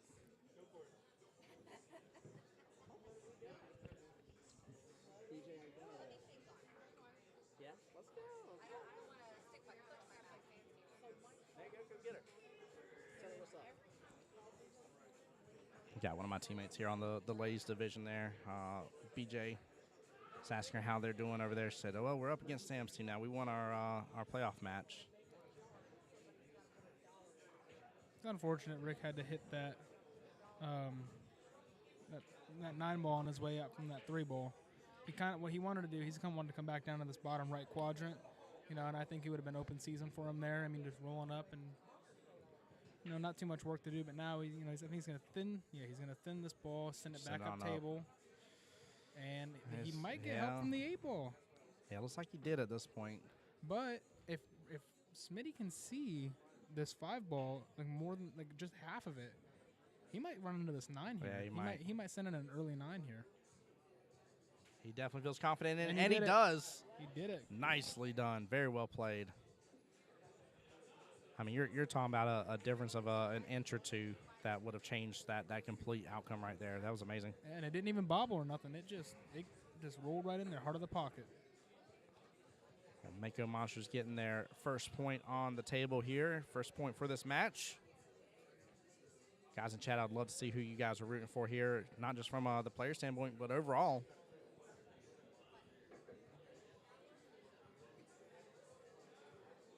Tell you, I've had the pleasure and opportunity, especially like Ron and Ramel as well, getting to see them play. Very, very strong players here on Mako Monsters. Now, is this Be interesting. alternate rack or winter break? I believe this is winter break, if I remember correctly. Yeah, winter break, because Smitty broke last. yeah, Yes. yep. Yeah, I was trying to think there. I knew that answer right off the bat because I was talking about how much Christian just desperately needed to slow it down and be able to get a break in.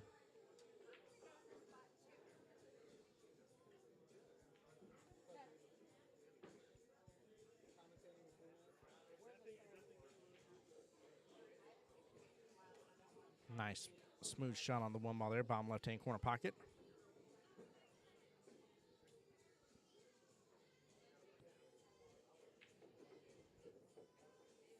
Kicked it on over above the 7 ball there. Very well played. 3's quite open. 4 maybe end up being a little bit of an issue here. He's got to get back down to it. Or he's just got to start focusing on being able to get a good defensive shot against as well. He does so. He's going to bump to the 7. No, he draws right past it. Very well done. So where do you think he's going to play this in the side pocket, or do you think he's going to try and, get a little fancy with it and get underneath it? No, I know, the 5 ball. I'm sorry. Oh, 5 ball. No, you're good. You're good. No, I think he's going to, well, never mind. I didn't think he was going to get above it. I didn't think he would either. I thought he was just going to. Yeah, I figured he was going to try to shoot up over here to close to the side pocket. You know what that might have been, though? I think he might be thinking this table is playing a little slow, which it does seem like it is playing a little bit slow. So maybe he was trying just to roll up, in between the side pocket and the 5 ball for the corner. But, he's not too bad here. I think he'll just go down table, come back up, just get a nice angle on the 6 ball. Let it roll a little bit. Because he's got such, it bumps the 7, and it helps out quite a bit. That 7 almost messed him up just a moment ago, but definitely helped him out there. I think he's going to do the same thing here. I think he's going to play with top English, hit the top rail, go behind the 8 ball, or he might, go behind the 8 ball. Yep. Oh, he's going to get the bump into it, and it opens up the window. He's done really good with his speed overall, though. Like, that's very impressive. Because he could have hit that just a little bit softer, and that 8 would have been all on the way.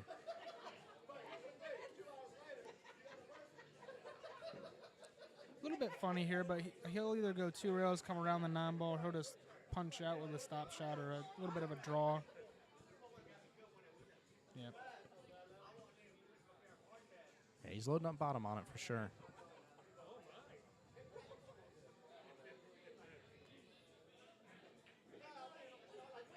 Shot, just going to pull over a little bit, give him an opportunity in top left-hand corner pocket. Excellent, excellent, excellent job. It's a good out by Rick. Rick handles that rack just like an absolute champ right there. Very well played. And in case y'all didn't expect it coming, we got a tied game again. I feel like that's all I keep doing is I'm like they're up by 1, never mind, tied game. So-and-so's up by 1, never mind, it's tied game.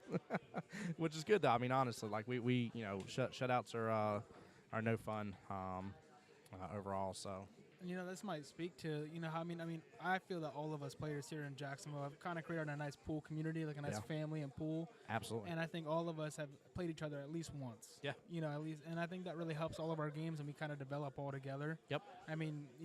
Especially in this Masters League, there might be a select few that are better than others, maybe. Yeah. But in all fairness, especially on this team environment, I think everybody's really on an equal playing field, and I think that's shown. All these hill matches. Yeah.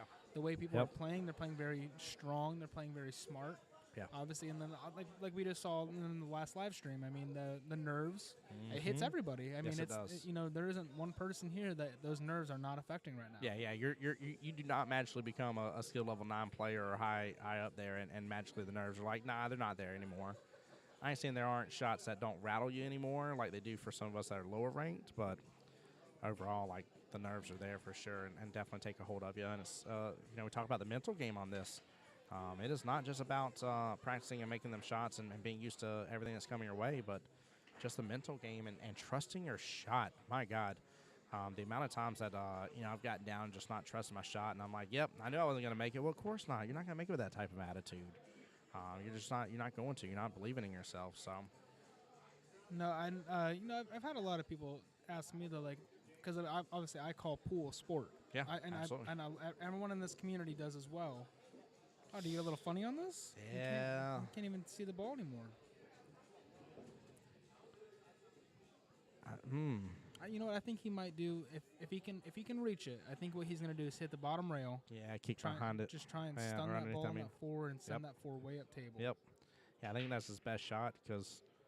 If he can reach it, though, that's the one problem with this shot is if he feels comfortable enough reaching over this table. Oh, he's going to play left-handed. Okay. I like that. Let's go. Switch hitter. Oh, does he roll, baby. It? Roll, baby. No. I got to give him props on that. So, actually, I shoot left-handed. Didn't know that for the first couple years I played APA, even though I'm full-on right-handed and do everything right-handed. I don't do anything else left-handed. But I play pool left-handed. So I've actually started practicing right-handed. Yep. And so that way, because I've noticed a couple of my opponents have started figuring out, like, to leave me a defensive shot that does not work good with me left-handed. And they'll see me switch, and they'll be like, oh, I didn't know you could shoot right-handed. I'll be like, You're darn straight you didn't know that. See, I don't know if you've ever watched any snooker, but you know who Ronnie O'Sullivan is? Yes, absolutely. Ronnie is notorious Yep. for just switching hands. You know, he'll play entire matches left-handed to develop his game better on his switch hitting. Yeah, it's crazy. And I personally started off with snooker. Oh, wow. Okay. Because pool was in my life. Yeah. But when I moved to Florida and I got into pool, I started with snooker. I watched Ronnie. Okay. And I was like, oh, that's the thing to do, just to switch hit and practice left-handed. So and it's huge for your game. If you can learn to hit left-handed and right-handed, you will almost always, unless you're locked up on a ball, have a shot on a table that you can, you know, percentage-wise make. Yep. Yeah, definitely increases your odds for sure. Helps out big time. Like this cut shot. Look at that. Roll, baby. See, that's what I was talking about. I feel like on a lot of other tables, that ball would have rolled at least closer to the rail. Yeah, he would have been closer maybe to almost the middle diamond there in top left, yeah. But, I mean, he's okay here. There's nothing wrong with this shot. Just shot it out. It's going to take it to a 2-1 lead for Rick.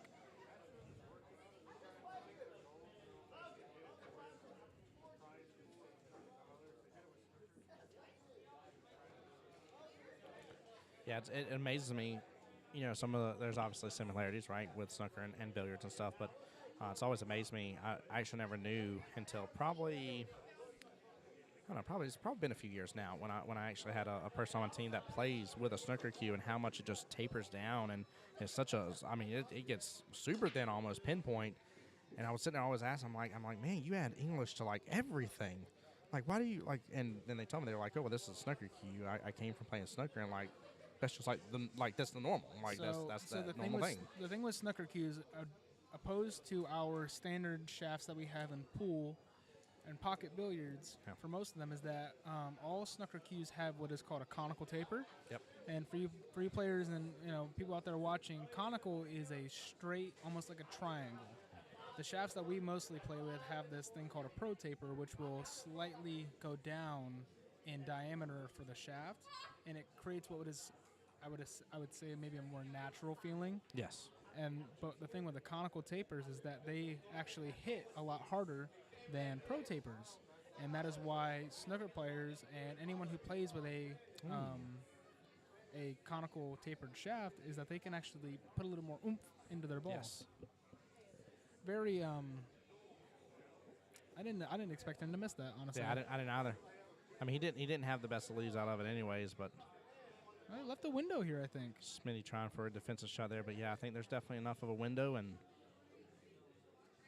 depending on how he plays this, he maybe had to play into that 5-2 potentially and break it up a little bit. If not, he can always just go around. Yeah, I think. Well, he's gonna. From what I can tell, he's gonna hit the one ball, go around the 6, and go back up table. That's what he's gonna try and do. I don't. Speed control was perfect there, I think.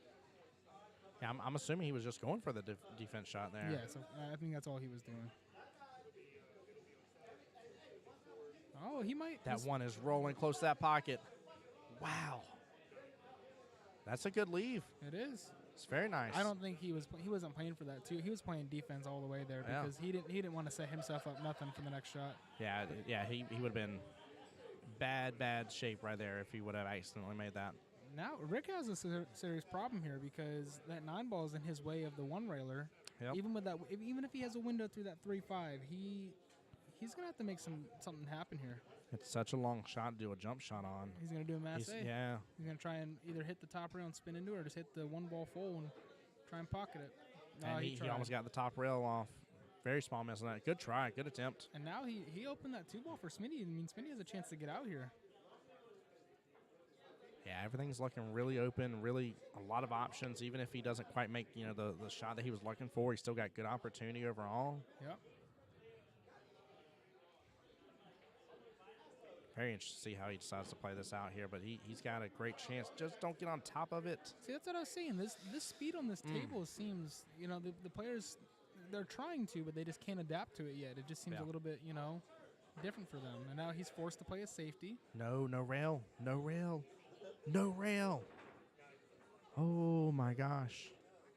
There was no rail. Wow. Wow. Damn.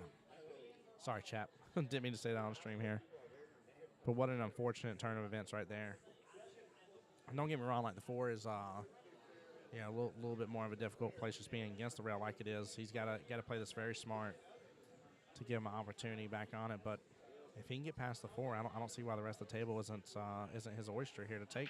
I think Rick has to do a little bit of manipulation of the cue ball here to create an angle. I mean, unless he wants to go 2 rails and play a fairly harder cut, I think he's going to try and just play this with a force follow, try and get above that 9 ball, just so he can punch out and finish out the rack here. Yeah, I'm definitely giving myself a little angle here. I think some top, and I'm just hitting off that bottom rail and trying to get the cue ball back up table.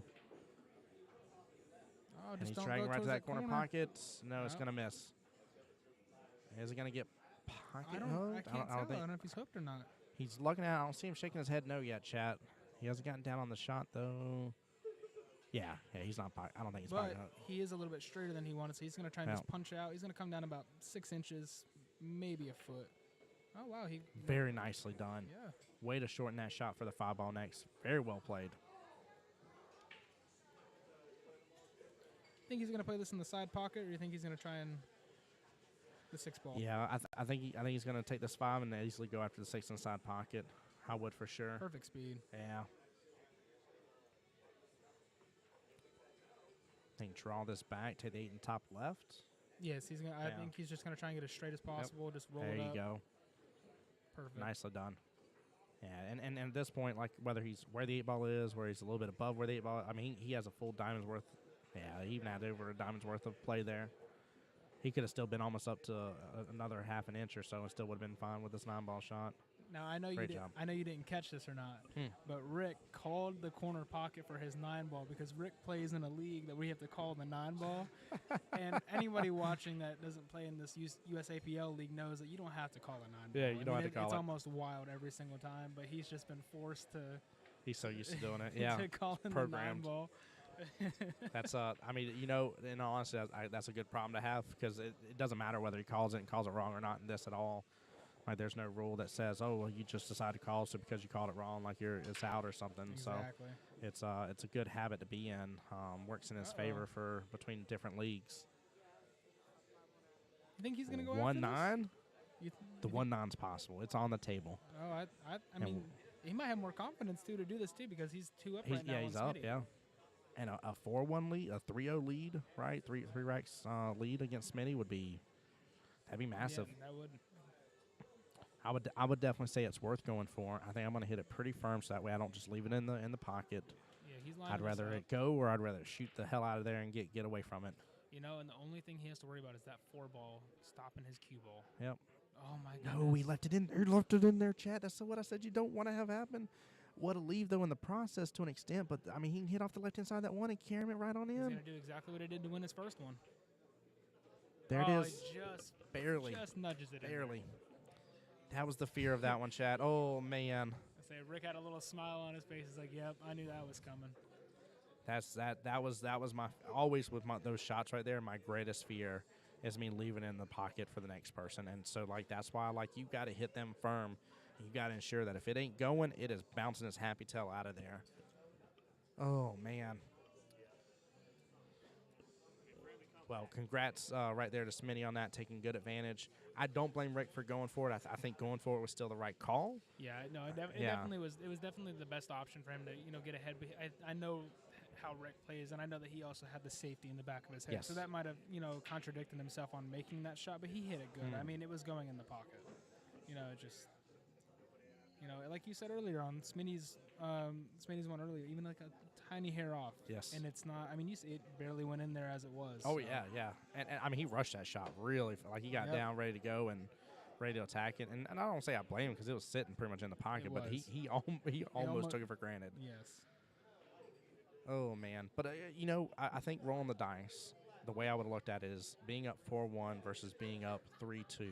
I still would have taken the chance. I'd have been like, one feels far more devastating to my opponent. Yes.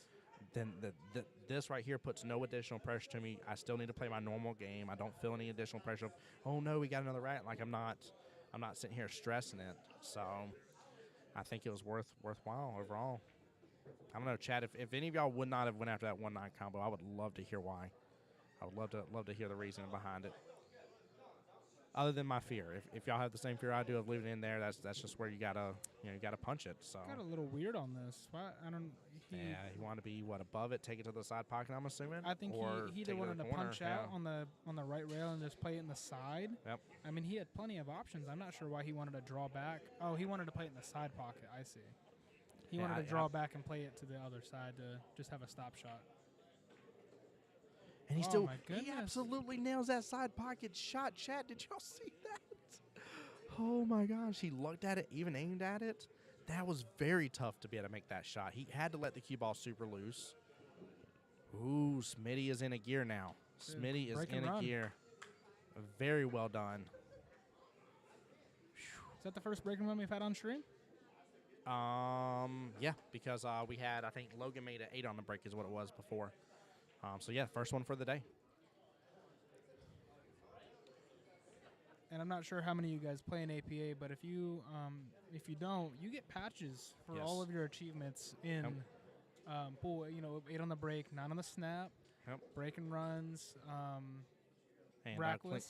clean sweep as well. Yep. Clean sweep's the super hard one. Yes. All 5 of your matches, your team has to win.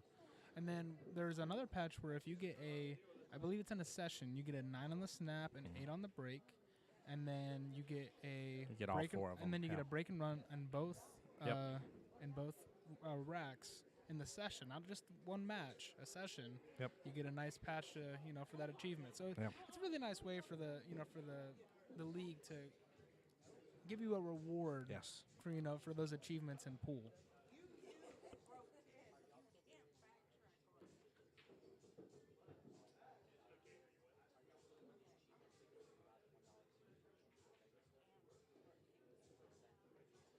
Now, guys, he's a little bit of a harder angle on this 3, but I think he's just going to come down. Yep, 2 rails. I'm not sure if he was playing for that 4 on the side, but he definitely has that option now. I think he's just gonna, he's just gonna roll out a nice smooth rack. Just gonna play the 5 on the side. Oh, he might get a little funny he's on gonna this. get a bump off of it. He gets almost right on top of it. Right? What? Probably How close as- did it scoot as- to that 5 I'd ball? say as open Oh as this my table gosh. is, this is probably one of the one spots you did not want to Yeah. be in. Yeah. This. I guarantee you, we could have set up that shot over and over again, and he would not have been that close to the He 5 would ball not. ever again. No. Take away the hindsight, he would never be there again. This is crazy. You know what he might, knowing Smitty, what he might try and do is he's going to try and play a 2-way here. He's going to try and make this. He's either going to bank this, Mm-hmm. or he's going to play the 2-way where he tries to cut it, but also plays the cue ball towards the 6 ball, either leaving distance, getting a safe and behind the 8, or making the 6 all in all, and having a shot to continue this rack. Yeah. Let's see what he does here. Oh, I love that idea. Yep, That's obligated to play yeah. safe. Yeah, that is one of the best types of safeties in your will well. A lot of people assume a safety means that like you hit the cue ball or you hit the object ball. That distance alone and the fact that they're almost straight on with each other, just like staring each other down like a freaking duel in old cowboy days and stuff. Yes, exactly. Like this is phenomenal because you don't leave a lot of options. Like he could hit it hard, bank into it, and go in the top right hand corner pocket if he wanted to. I mean, but with the bank though, I mean, you have to worry about that 8 ball. Yes. I mean, you have to be across this diamond that's on the bottom. He is playing safe. I like it. He's trying to get behind that 8 ball. Ooh, I don't know if it's going to. It's losing too much speed. He Yeah, wants it's to get gonna on, go getting next on to- top of it is not a terrible thing Yep. though, because now Smitty really has to put some power in this to get back up to where I was saying. He has Yeah. to be on this tangent line in order to. Oh, he's went for the cross. Oh, and he's scratched. And he still makes the 5 in the process. What is that? That is bonkers. That is absolute bonkers. Like, what a shot. Pool will do crazy Oh things. my to you. God. You on one hand, you're fixing to jump up for joy because you just nailed that yes. shot. Absolutely dominated and nailed that shot, shooting over the 8 ball in the process, which we talked about the things that add extra difficulty, right? The length of your shot, how much table you got to get across to, shooting over another ball, shooting over right up against the rail, that type of shot and stuff. Like all these things add additional difficulty to it. and he absolutely dominated that shot. Just unfortunate scratch in the process. Knowing Smitty, though, this will not take away from his gear. I think, No. He's just going to try and hammer through this and, get the win. Yeah. Yeah, and both gentlemen, keep in mind, guys, with Masters here, right, both gentlemen, like, all these points are counting. So, like, sometimes, like, whenever you're playing normal 8-ball and APA, for instance, right, it's per rack, and then you have a maximum score of a 3-0 or a 2-0 or a 2-1 and vice versa and stuff as well. But, like, it doesn't matter if you win 5 out of your 6 racks. Like, it isn't like you gained 5 points. No, you at least got 1 point because of it, whereas these are all, like, legit points. For them. So even after this whole matchup and stuff, they're still trying to make it where it's a little easier for their teammates to either come back or to continue in the lead for later on. This is not a 1-0 situation where, okay, Rick Lee pulls out the win, and so they got 1 point overall. No, that's not how it works. So, Deborah, Grand Slam, that's what it's called. Yes. Grand Slam. Grand Slam, yep. I knew there's Mini Slam and Grand Slam. That's what it is. Mini Slam is where you do the 9-ball on the break and 9-ball break and run together in one session. And then same thing for the 8-ball. And then if you get all 4 together, as Noah was talking about here, that is the Grand Slam. Yes, thank you for that, Deborah. I forgot the name for a second. I was trying to think of it. I was like, y'all know what we're talking about. You missed the bank. Is he going to get lucky here? No, Rick can see a piece of this. He got a little lucky. I think he can see a little bit of piece of this. And what he might try and do, he's going to send that 4-ball over by the side pocket and really try to get behind one of these 2 balls in the lower end of the table here. Yeah. This is brilliant, guys. I hope y'all are enjoying this matchup as much as I am as well here. This has been a lot of fun to see these 2 gentlemen really go head-to-head like they have been. There's still plenty more racks left to go, and definitely a lot of fun. Yep. I mean, I don't think he could have hit it almost any better. Wow. Guess what? QBALL and 8-ball just became best friends. 6-ball. Well, no, I don't think 6-ball's taking away from the 1 rail. No, he's going to spin into it. Great shot. Almost nailed it. Very well done. And Lead the he 4 got against safe. the rail, and he does. Very well done. Oh, we got a good defensive game going on here, chat. Let's go. Now we're really having a good match, in my opinion. This is when the fun comes out. This is when, you want to look at your other opponent. You want to be like, how rude are you? I love it. I'm wondering if Rick's going to spin into this ball or if he's going to go 1 rail cross. Deborah, that QBALL and 8-ball definitely got married. I actually officiated the wedding as well, and nobody said said they shouldn't be married. So they absolutely were together. Now, how do you get certified with a marital license and pool? I've never seen those applications before. Of all things, pool's the reason why I actually did go get and become an officiate. Really? Yes. It was a joke. It was my first time in Vegas, and it was with my pool captain and his girlfriend, and we were at, like, Caesars or something. They had this beautiful little garden area, and I had a polo on. I even, like, took the napkin, folded up and stuff, and put it in between the polo collar. Made me literally look like I was a pastor or something, and made the joke. Well, afterwards, I actually went online, and I was like, haha, look, I became one. And because of that, I made that joke when I was at work, not even a month later, and one of my good buds from work was like, will you actually officiate our wedding? And so, like, I've actually married a couple before. That's amazing. Still together this day here. Still together. Well played. Good out by Smitty right there. Goodness gracious, this match between these 2 gentlemen is freaking phenomenal. Putting on a good show for us, for sure. Yes, they are.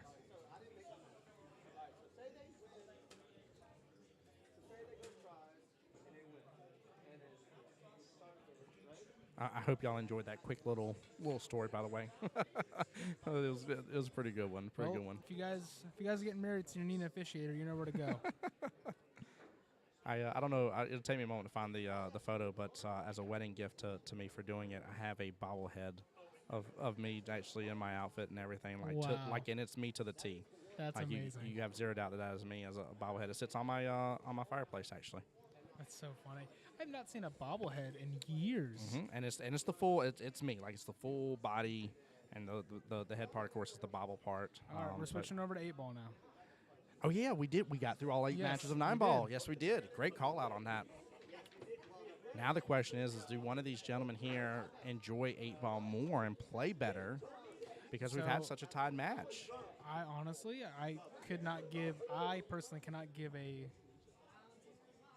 a biased opinion to which player. Yeah. Because I know both these guys' 9 ball games really well, but both these players are well experienced in one pocket Yep. and other varieties of games, such as like a melodic or methodic like 8-ball is. It's very methodical. You have to Yes, it is. think through a lot more, in my opinion, than 9-ball. Yeah. You And got a lot more to deal with. Exactly. I mean, even though you have more options, you have to play your patterns very, very smartly, because you have more blockers, you have more things that are just going to get in the way. Yeah. So, and then I think the objective is a lot harder, just because setting up a key ball to get to your 8-ball, there's just a lot more to think about. I love one of my favorite things about 8-ball, and I equate it to Monopoly. Like, I'm like, oh, that's your property now. It's your house is built on it. It's like this right here. This is a perfect time to even call it out. A small miss, but that one's close to that pocket. So now he has actually set himself up better for the future to hopefully be able to get that one in that pocket. It's way closer of a shot and give him better opportunities elsewhere. Yes, that was a good one. Little one rail yeah. kick. And goodness, these guys are so great at those sort of cuts right there. Exactly. Yeah. But yeah, I definitely like 8-ball for that fact of like, Oh my there's goodness. sometimes when I'll play softer hits and stuff with my shots, because I'm like, hey, like I want to leave it closer to that pocket. I want to keep nudging it over. I've been trying to teach a couple of my team members as well on my Wednesday team about that, about not just like whack-a-moling things from time to time. I'm not saying that there aren't times to do it, but like it works to your advantage to start blocking some pockets up. You start blocking some pockets up, Yes. you start taking some good control and force your opponent to have to hit your ball in later on if they want to continue down their path towards victory. And Yep. it's not always the easiest. Not everybody can roll both your ball in and their ball in the same shot. I'm not sure what Rick was trying to do. I wonder if he was trying to lock up in that 4-6 maybe. I think so, yeah. I think he was trying to get it nudged up against him. Ooh, it's going to roll to that side pocket. Woo! Well, he freed up the 10-ball a little bit, but I think he's just going to... Oh, I didn't think he could see that ball. And he has a window. He can make this in the Goodness side gracious. pocket. He might go for the bank. He has plenty of options here to get out to this 8-ball. Yeah, he does. Just going to go 3 rails. Yep, beautiful cut. 3 rails right in the center of the table. He doesn't want to Just keep don't get rolling. behind Just there. don't keep rolling. He got there. Mm. He got there. He can Yep. see that ball. Yep. He nudged right away towards pointing that pocket. Very well done. Very Good nice play. out for Smitty.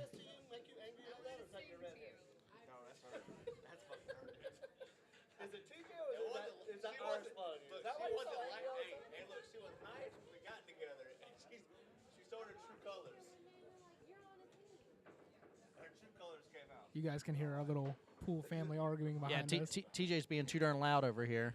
If y'all can hear. TJ, at least come say hi to the booth or something. Hey, fellas. There you go. There you go. That's TJ there. I love it. Neighborhood friendly Asian. Your neighborhood friendly Asian, she says. We were cracking jokes the other night, and I forgot exactly what you said, but I looked at TJ. I was like, I know how to wash rice at least, okay? My wife's half Korean. I will get my butt tore up if I don't know how to wash rice. Like, my mother-in-law, that was one of the first things that she ever did teach me. She was like, you understand how to wash rice, right? And I'm like, you wash rice? And she was like, you're one of those. And I'm like, what? What do you mean? What? Like, you just blew my mind. You I just said said- you wash rice. Like, I didn't know you wash rice. We're just used to Uncle Ben's. Exactly. No, we don't. We don't. Not anymore. Peter Parker doesn't want to talk about it either. Oh, Len says, I'm on the way. Get up here, brother. Come on, my dude. I'm on my way to him, man. Guys, So- if y'all just missed right Is that there. an 8 on the snap? Yep. Or 8 on the break? 8 on the break. And like I was saying earlier, you get a patch for that. You get Yes, you you get do. achievements for doing all those little things. Yes, that is a good point, actually, TJ just made. You do have to request it on your envelopes now, since we do everything digitally via the APA app for Scorekeeper. You have envelopes that you're putting your cash in. The envelope should have a QR code to be able to request your patch. So you do request a patch, because what they have found is that some people love the patches. I'm pointing at myself real fast. Y'all can't see it here in the stream, but I'm definitely pointing at myself. I have every patch, every single patch I've ever earned. And some people are like, cool, I got a patch. I ain't really worried about it. And it just sits in the envelope and doesn't go anywhere. And so instead of tying up extra funds on the patch, Instead, they'll I've like had request it. people track me down Yeah. because I won't remember that I did that. You know Yep, what I mean? yep. I mean, especially if you're only playing like 1-2 nights a week. I mean, Yes. you have a whole week ahead of you, and you'll come back next week and they'll be like, "Hey, you forgot this and Yeah. all this stuff." You know what I mean? So it's always a nice little thing when somebody. Lynn says I'm also a patch lord. Yeah, dude, I love it. I mean, it's awesome, man. I literally like for those who don't know, my daughter's 4, my son is 2. He turns 3 in August, and you know, like I've actually had some of my patches. And I went and showed Luna. And I was like, here, I was like, this is some stuff that Daddy's done in pool. Like, look at this. She's like, ooh, shiny, and I'm like, yeah, shiny. There we go. I like that. I like that. That makes me feel good about it. So I have a question for you. So Yeah. are you gonna have your kids play pool? Yeah, so it is something that actually wifey and I have talked about for sure, and I would love to introduce it to them. Also, I was in percussion for many, many years throughout middle school and high school, so I want to introduce them to some band options too, and just give them some choices. Gotcha. I never was really – I played pool because of church, just being in the youth room and stuff when I was growing up. But I never really was introduced to pool. Like I'm talking about, I was the type of guy where we can use our fingers to get it off the rail and move the cue, like that kind of stuff. So Almost like you do at putt-putt. yeah, exactly. So my question for you on that is that do you think that it's better to give a younger child who's definitely smaller? Yep. Do you think it's good to give them one of those new Predator shorty cues? Oh yeah. Or do you think it's better to have them play with a full size cue through their entire life? Like, what do you think is better for them to learn through the years, especially if they want to hold on to the game and learn it more and more as they grow up? I think because I have swapped cues multiple times and trying to find what cue feels best to me and with my shots and stuff, I think it's important to have a cue that reflects your skill, your playing, and all that kind of stuff, and who you are. And I think having the shorter, Predator cue, like we were just talking about, I think that's a better choice instead of the full cue. I'm not saying that the full cue couldn't have its advantage because they'll grow into it and already be used to the length and everything and the weight of it. Of course. But I think that you're missing out on the potential to develop their game early because of that. You're putting all this extra weight and stuff on it. Yes. And that's going to change how they do their shots. So, for instance, if you notice people in pool from time to time, if they have something that they don't do well, they'll account for it and adjust. So, for instance, I have a player that almost always puts English. And so because she almost always puts English on a ball, especially left-hand English, she accounts and shoots and hits the object ball different because she's so used to hitting left-hand English, even though she doesn't mean to. So instead of solving that need of, I don't need to hit left-hand English, I need to be hitting straight on the cue ball and controlling it better, she accounts for it and just. I think that's where the issue comes in. I think if you have the bigger cue, I think they're going to make different changes to how they develop their style and play and learn because of that different cue versus having cue that fits their size and shape and strength and stuff that they have already. Okay, I gotcha. Well, Smitty's on the hill here, right? Smitty's on the hill, man. This could be it, and he is on a run right now. Rick, that was very Ooh, just floated that little 10 ball in there. Ooh, that was a stopping point, but he's we're in the body language. He does not seem happy about with what he's left with. He cannot see that 13 ball. Yeah. So he has to make this cut on this 9, and I don't think it's the cut that he's worried about. I think it's the leave. I don't know if he's gonna. He might come down to right below it. Great shot. Yep, that was great. He's gonna play side pocket or corner pocket. He's playing the side pocket. It's just that corner pocket is open wide. Just because of that 7 ball, Yeah, but he I could agree with the go side. rail first. Yep. Smitty doing it to it, taking That'll home do the it. win against Rick Lee. Very, very well done. Congratulations. Now, that does give a little bit of a boost here Yeah, it with does. Mako being up 7-4. And see, that's what I was saying though. The 9 ball game, we had 4-4. Yeah. Right. Yeah, very, but very when even. it came to 8 ball, it's a different animal. Yes, it is. It is much more. You have to think more, and I know everyone might think, well, there's more balls on the table that you have to play for 9 ball, but in 8 ball you have 6 balls. 6. Yeah. Six- 7 balls that seven- aren't you have 7 that aren't seven- yours. You have 7 balls that are yours. Yeah. They're not the other person, so Yep. they're not going to make them for you. You can get lucky in 9 ball and have them run the 1 through the 8, and then they miss the 9, and there you go. You win the rack. But in Bingo. 8 ball, you have to make all 7 of your balls plus that 8 ball. Yes, you do. Yes, you do for sure. And just big shout out here, Mako Monsters taking a initial lead in match number 1. Now, keep in mind, this does give them the benefit as well here right now with having one match on the table for the tiebreaker. If there ends up becoming a tiebreaker, is who won the most matches. Of course, if for some reason it comes down to that somehow, it's a little difficult for it too. But if it does, this does give them a slight advantage right this second here as well.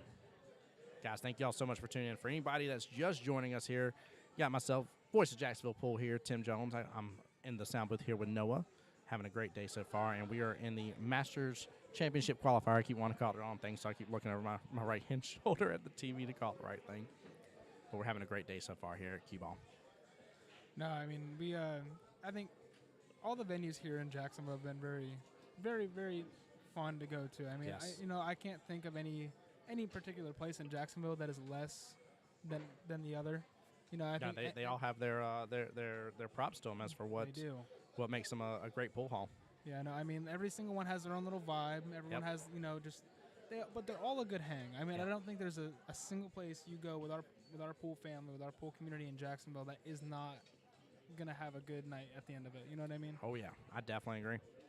Well, guys, we're getting set up for the next match here. I'm just waiting on the captains here to tell me what who's playing what here. So give us just a moment while we're updating the names here. The team score stays at the top. I will try to keep that updated for you guys as we go along, because that's going to get super, super important here. Yes.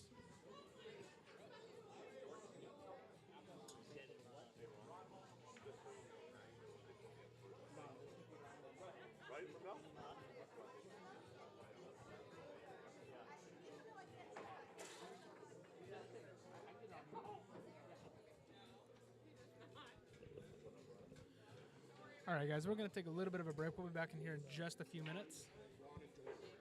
Ron and Jordan. Who's playing for who? Ron's for you, right? Yes, Ron and Jordan.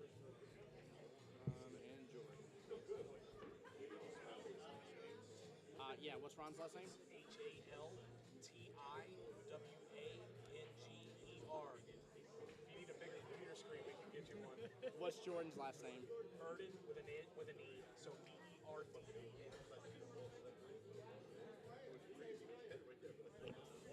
All right, guys, they'll be getting started here in just a second, but that is Jordan at the table right now. He'll be against Ron. Jordan representing, of course, for team Another Thing Coming, who is down 4-7. Ron for team Mako Monsters. I got to give them props for their team jerseys, by the way, guys. If y'all haven't seen them on stream here, they got this giant buff, like super mega shark on the back of it here. Now, do you think that is that a sponsor by Mako? Because Mako is a tip company. I don't think so. I don't know. That is their logo. So Oh, hold on. Is it really? yeah, hang on. Hold on. Ramel, are you guys sponsored by Mako for this? Are you guys sponsored by Mako?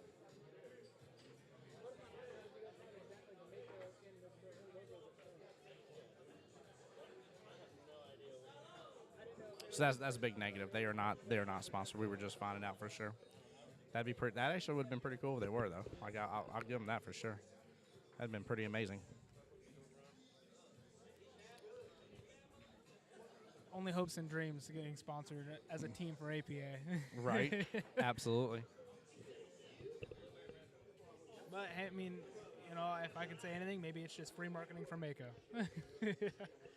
All right, guys. Well, I'm going to sign off for a minute. I know Kelly, one of our APA directors, is going to come in here and commentate with Tim. So I'll catch you guys up in a little bit. And thank you again, Q Sports Studios, QBALL, for hosting the event. And get ready for the next match. Yeah, my pleasure, man. Glad to have you in the booth. Thank you so much.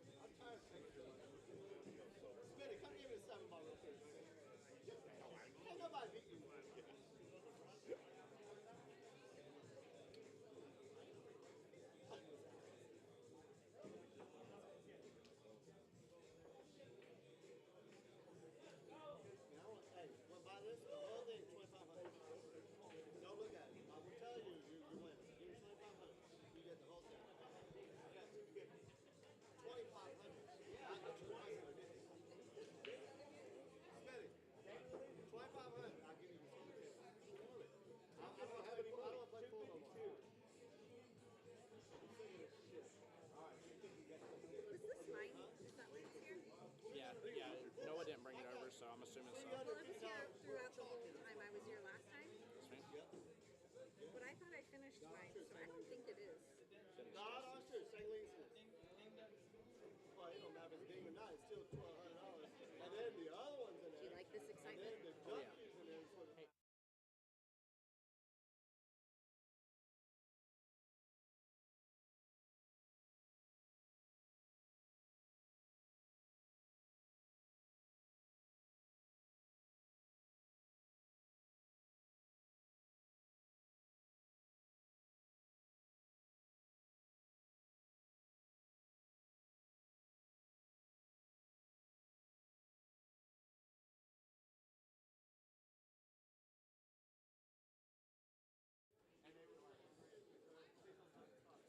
All right, Kelly, do you want me to switch over to what it was you were talking about just a second ago? Hi, everybody. I'm back, and I brought some exciting things with me that, yeah, maybe we can talk about it for a minute before, while they're still warming up. Ooh, I hope that's clear. Is that clear? That's not super clear. I'll have to shrink it just a little bit here. So while Tim is trying to make this a little bit more clear for us, thank you, Facebook, for degrading the quality of our image. Right.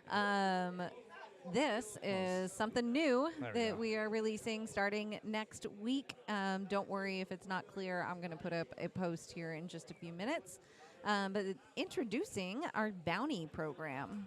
So these players have been named as the bounty players for next week. It's a little hard to see in there, but underneath bounty players, it says valid for matches played 4/17 through 4/23. So we're going to be putting this out once a week. It is a random selection of players. Notice that it says there's the format, their skill level, and the division. Most of these players on here play in multiple divisions, so we're naming the division. But what happens when you're a bounty player? So bounty players are in the hot seat. They essentially have been called out, and their match for the upcoming week in the division that is specified counts as a bounty match. The winners of a bounty match advance to a new tournament. It is the Jacksonville APA Bounty Tournament. And so this is kind of fun, something exciting, something interesting to make League Night have a little bit more pressure in our League Night matches. What's written there at the bottom is that for a match to be eligible for the bounty prize, the two players can't differ by more than one skill level. So, for example, Carolyn there is at the top. She's our 8-ball, skill level 4 in the sandbar division, which is Tuesday night at Beach's QBALL. For that match to count, she would either need to play a 3, 4, or 5. Very cool. So I like that. This is bounty. Just what Kelly just explained the whole thing on stream. yeah, so this is TJ walked up behind us and he is asking, what is this on the screen? These are our bounty players for next week. So if your name is on the list, you are going to be challenged to a bounty match. So you get called out for it? you're going to, these players can play a bounty match. I'm answering questions offline, but live too. So these players can get play a match this week against somebody within one skill level of themselves, and the winners will advance to the Jacksonville APA Bounty Tournament. So if I call them out, right? No, you don't get to call them out. I No. get to call them out. Can I call out Chris Bassett? So that is 9-ball Monday night, the Panther division. He's asking about Chris Besant. And that's the Panther division, the 9-ball doubles division here at QBALL Billiards. Whoever plays Chris, as long as they are a 5, 6, or 7, whoever wins that match will advance to the bounty tournament. Who plays on our league? I don't know who he is. Chris Bassett. So, and I'm sure it's going to come up too. How are these players selected? So it's actually really kind of fun. In our system, there is a Find Random Player button, and I sit there and click that Find Random Player button. There we go. I like that. Guys, I hope y'all enjoyed the warm-up a moment ago while we were killing some time here between Jordan and Ron here. The match is off. Now they're doing the same thing that I was hoping to see happen again, where they started off with 9-ball. That's how the previous match started as well. And now we have it again. So this is interesting to see the change-up. I didn't know we were – I was sitting there hoping and begging for it. I was figuring it's going to be a while until I got to see 9-ball start first. And now I've gotten 2 matches back-to-back around it. So I can call him out on that night. All I'm saying is thank God my Here's what. So if they throw in Your entire blinds, match then is you on the guys live will have stream. the choice. Yes, it If is. you guys throw you blind, they'll have the choice to put him The up. cameras. But as long as he plays Oh, no, not somebody that. within one skill level of himself, the winner of that match goes to the bounty tournament. I mean, you can talk to him ahead of time and say, like, hey, I really want to play you in the bounty match, and if both teams agree, then somebody can make that blind throw and make the match happen. Okay, that's what I But was getting at. it's just normal throw. Okay. What edition is this guy? That's Thursday night here. And guys, we're off to the races here.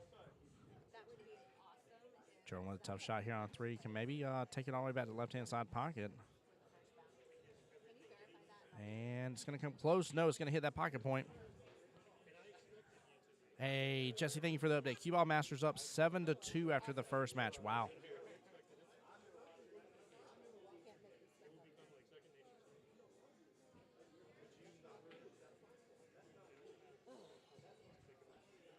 I can double confirm with Landon.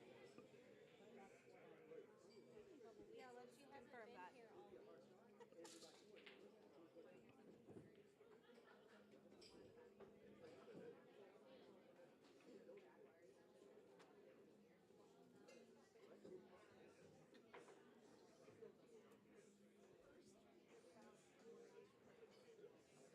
We're gonna verify that they are actually banned. I'm gonna go verify.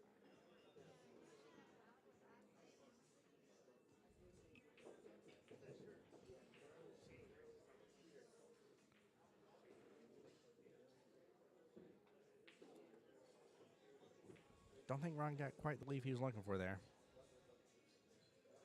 I'll say a 7 ball is pretty massive here. He's going to have to shoot past it. And hits into it here. Will the 5 hit a rail? It will not. It is ball in hand for Jordan. 4 balls left on the table here. This could get Jordan the first rack here. And guys, when Kelly comes back here in a moment, I'm going to let her take over the announcement. I'm going to get me some food ordered. Because they got food and stuff here, chat. That's why I need to come to QBALL again with that joke. Very nice play. Got not too close to 7, but enough to make the shot a little shorter, a little easier.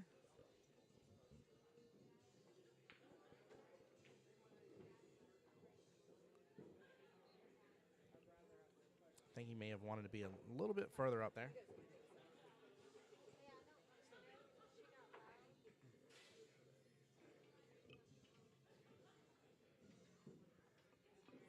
Very well done here. He set up for the 9.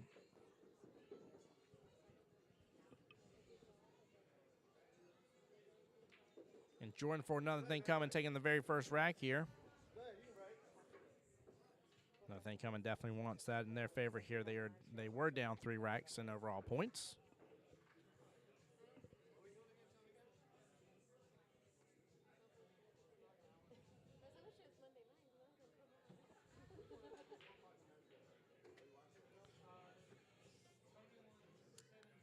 All right, Kelly, welcome back. Wouldn't you have it? You introduce a new program and you get bombarded with questions about it. Yeah. I love TJ's determination. He's like, I want to call somebody out right now. Like, TJ was ready to throw down for that bounty right this very moment in time. Like, call them up to QBALL. Let's go. Bounty match. That, chat, that's not how it works. But I think it's funny the determination that he had real quick. I'm excited. I think it's going to be fun. I definitely think it is. We're also. I'm gonna go ahead and just commit to things. So we're also going to have a custom Jacksonville APA exists only here bounty winner match patch. Oh, patch. Yes, bounty winner match patch. Bounty winner patch match. Wrong. Bounty winner patch match. Nope. Bounty winner match patch. There you go. My brain can't comprehend it. The bounty winner match patch. It may not The be named the tongue BWMP. twister. Yeah. And this year we're introducing you to the BWMP. Sounds like a new BMW But if they had like my level of dyslexia involved. Man, I step away for a minute in Masters, and I am missing something. Wow, this is a good match that we are in store for here.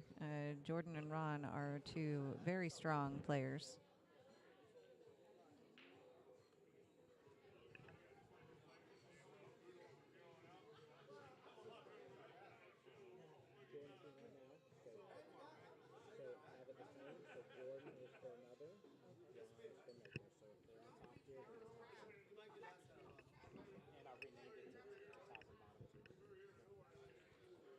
All right, we got Jordan at the table right now shooting for team Another Thing Coming.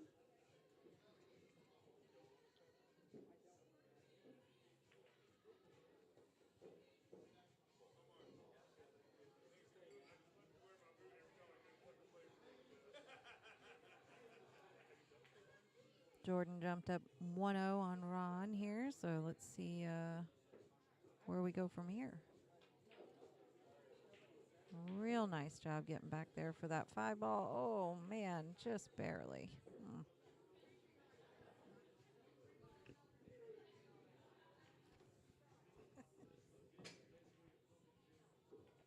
This is round 1 of the Jacksonville APA Masters Championship Qualifier.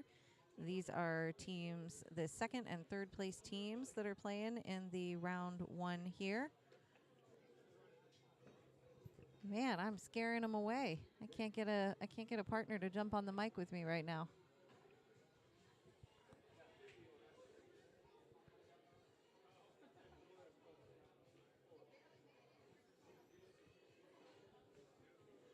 On the other table for this championship qualifier, we've got QBALL Masters, who took first place in that division, playing against the wild card winning team, Three Rails Never Fails. If you missed that match, then just back up this stream a few hours, and you'll be able to catch the action there. That was a close race all around, right down to the end. Team to team, it came down to 1 point. Hill match. All right, so Ron trying to tie up the playing field here to make it 1-1.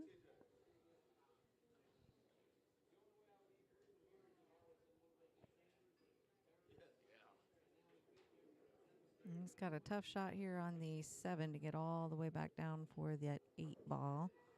Looks like he's putting some draw on there, maybe a little bottom left.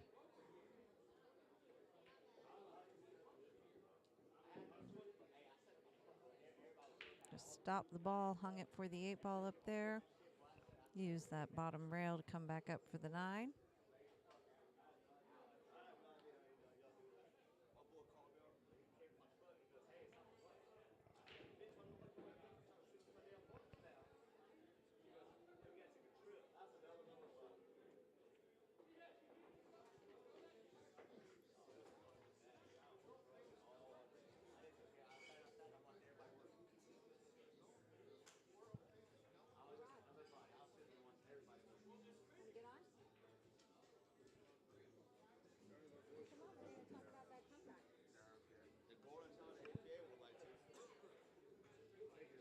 Oh, Ron not real happy with that outcome there. Handing over ball in hand to Jordan here on the 9-ball. This is going to make it 2-0 for Jordan and put Another Thing Coming up to 6 points. So in the Masters format, every rack is a point for the team. So every rack counts in this format. So there is no magic number that these teams are trying to get to win the match. It becomes a mathematical equation of which team, of what you need to get so that the other team can't win, and it changes from match to match. So in this case, our teams are currently Another Thing Coming sitting with 6 points and Mako Monsters at 7. But that, as we saw in that last match, can change pretty fast.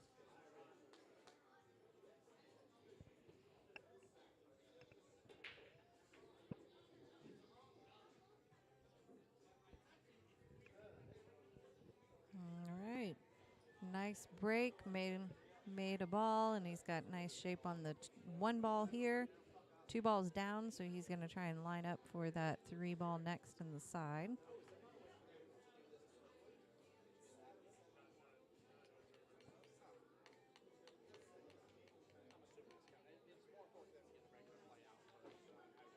Looks like he might be shooting for that 6 ball down in the corner. Interesting choice. It's always risky taking those combos to see where the original object ball is going to land, especially in 9 ball. That becomes an issue, so that you can make sure that you have access to that object ball on your next shot.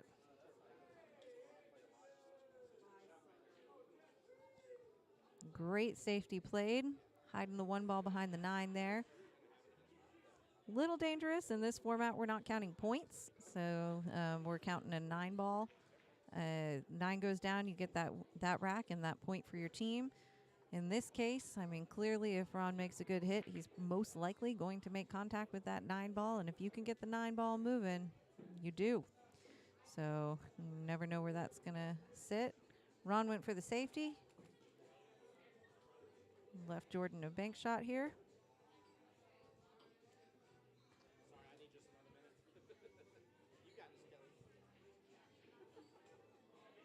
Wow, good safety match we're seeing here. So Jordan also playing that split defense shot and leaving the 1 ball down on the rail, putting the cue ball on the other rail.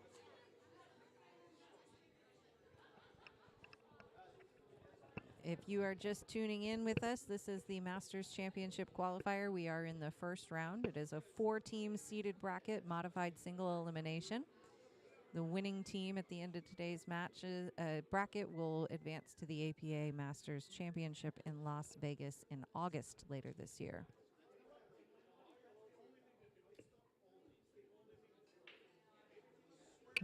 Tough break. Tough break to not make contact with that 1 ball. Ball in hand in Masters is dangerous.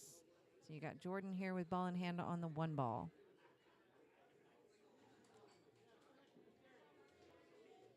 Hi, Landon. I just saw your comment. I don't know why. If anybody knows how to fix it, my phone has decided to only show me some comments, not all.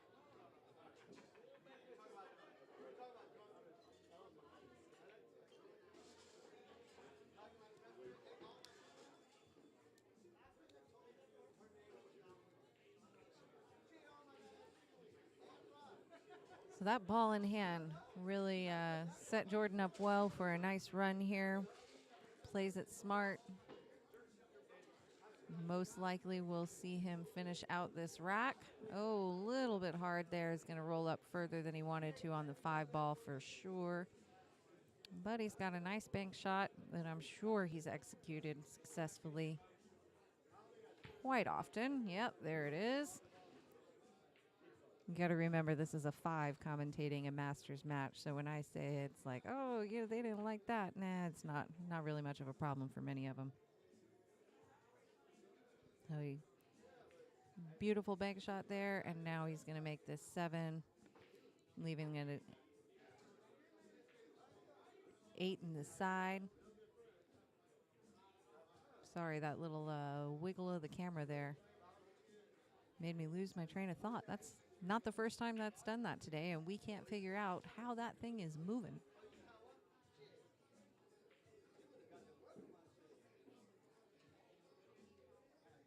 All right, nice lineup for the 9 ball here. This is going to jump Jordan up 3-0 if he makes that ball. Yes, and that ties up our teams. That gets another thing coming to 7 points, tied with Mako Monsters.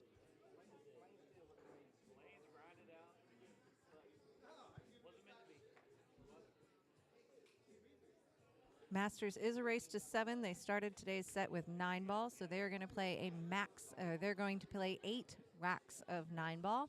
After they play 8 racks of 9 ball, they'll switch over to 8 ball. The only reason they wouldn't play 8 racks of 9 ball is if one of the players comes out of it with 7-0 or 7-1, and then the match would be over, and we would never see 8 ball. So it's up to the players which format they start with. I'm not sure who chose 9 ball.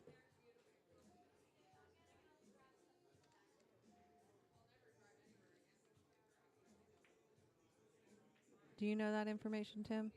Do you know who picked 9-ball to start? I'm trying to think who broke first. I think Jordan did, so that means Ron should have been the one that chose it, right? Not necessarily. No? Okay. Because they'll flip a coin at the start of the match, and the winner of the coin flip can choose whether they want to take the break or pick the game. So Jordan might have picked the game and given up the break, but in Masters, it's not usually the way it works. Normally, they'll take the break.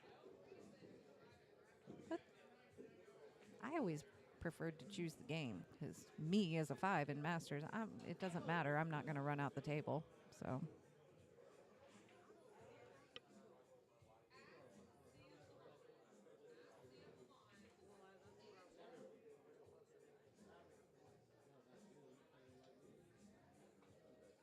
All right, Tim, I'm going to step away here for just a minute as well. Go for it. I am back in action. All right.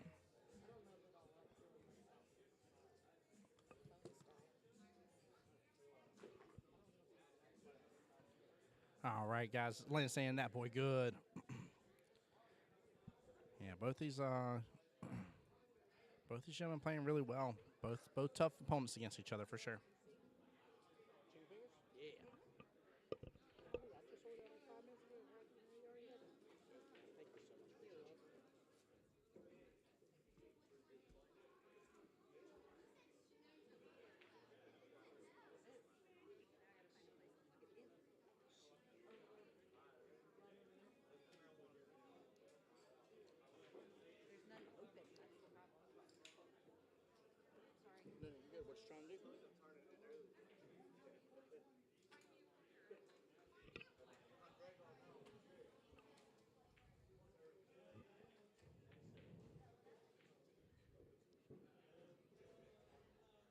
Guys, my food did just come, so give us just a moment. I'm going to go quiet on the mic here and enjoy me some delicious chicken tenders here for a moment. But I will be back with you guys. Let me know if you got any questions or anything like that. Let us know who you're rooting on and everything that's going on.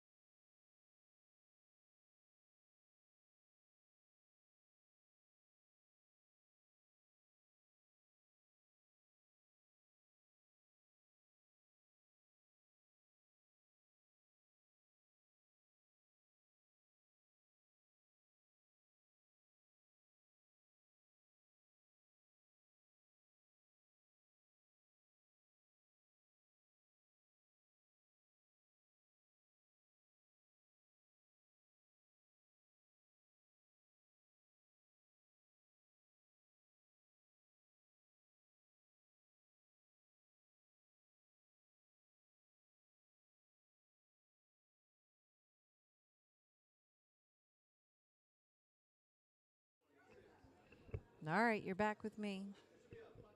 And this is Kelly. All right, Ron trying to change the tides here, coming back. Jordan up 3-0, has our teams tied up 7-7.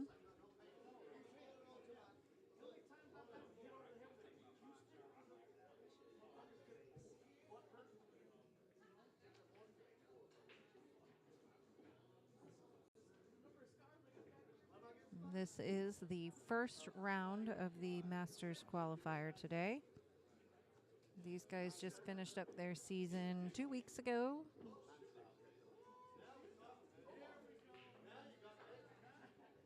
They are playing for Las Vegas today to go to the APA Masters Championship.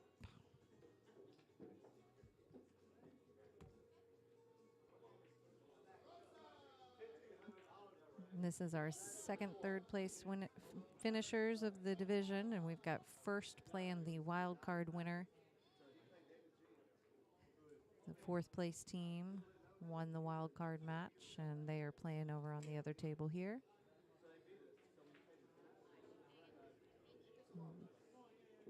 Ron rolled up on that 9 a little further than he wanted to.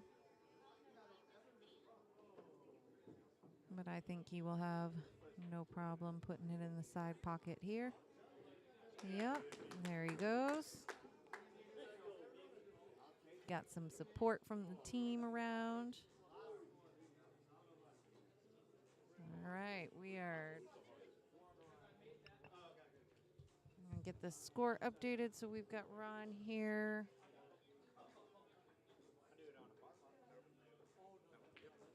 All right, there we go. Ron with 1 point, and that puts Mako Monsters up to 8 points. Sorry, getting my bearings here on the keyboard and mouse. All right, caught up.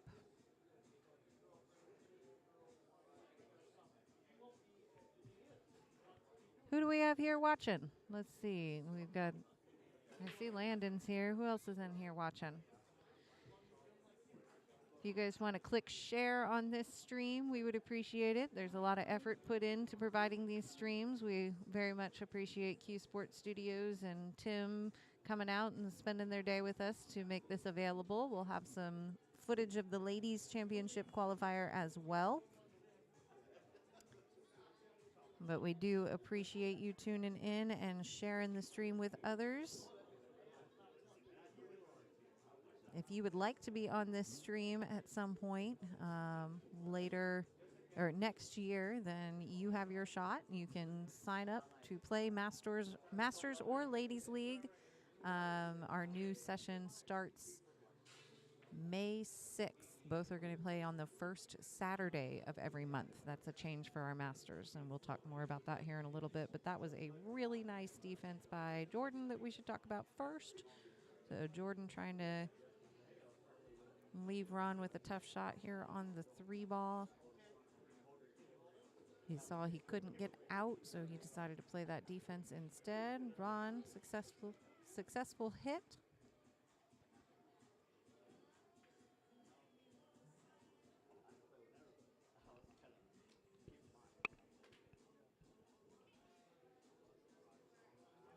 Jordan's lining up there, thinking about that combo. This is a make the 9 to win format, so we're not counting ball count here. There's no points involved. They are just trying to make the 9 to win the rack, which he did, and that gets him another point. So Jordan, that puts Jordan up 4-1 and closes that gap again. Another thing coming, tying it up again to 8 points.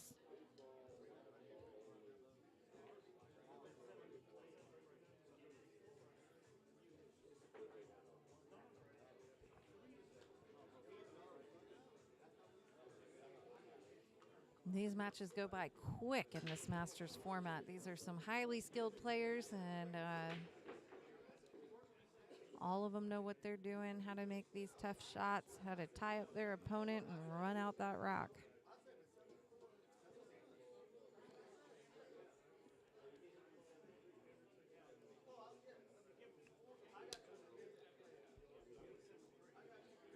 We are over at QBALL Billiards today. If you're in the area, we'll have our finals matches for the ladies and masters divisions later in the day. If you want to come hang out, we'd love to see you around.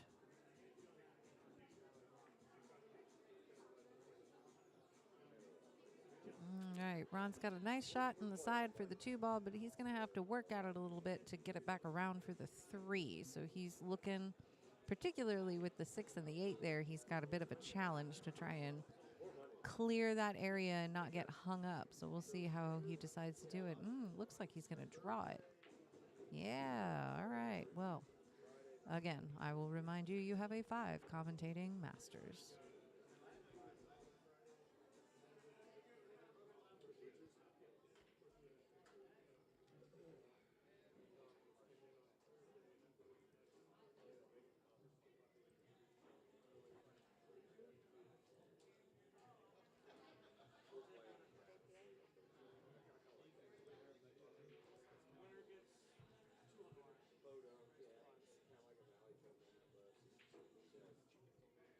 Ron's not a big fan of missing that one, but at least he didn't leave Jordan the cleanest shot here. He's got quite a few obstacles in his way.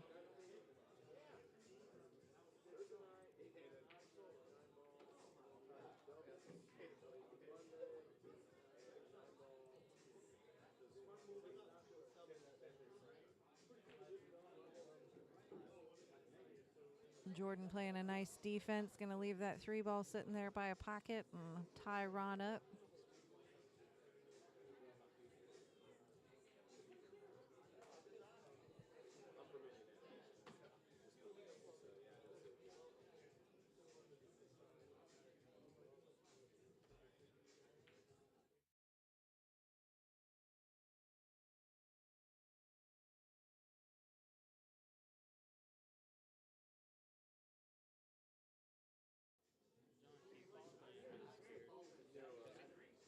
QBALL Masters and 3 rails never fails on the other table over there. We just got a score update. QBALL Masters is up 10-2 on that match.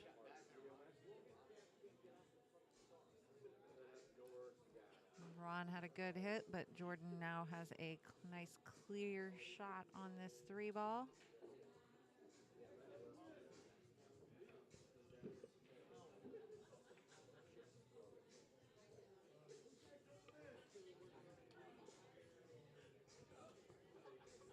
All right, guys. I see y'all been behaving a little too much in chat since I was away. I definitely want to see y'all telling us what's who you're rooting for. Let us know in this match and overall as well between the teams that are playing.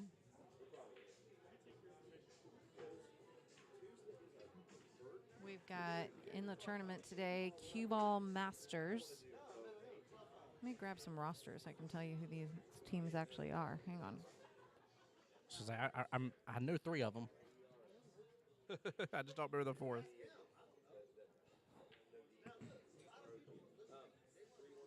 Good shot on that 5. Good lead for the 6 as well. Jordan making quick work of this table.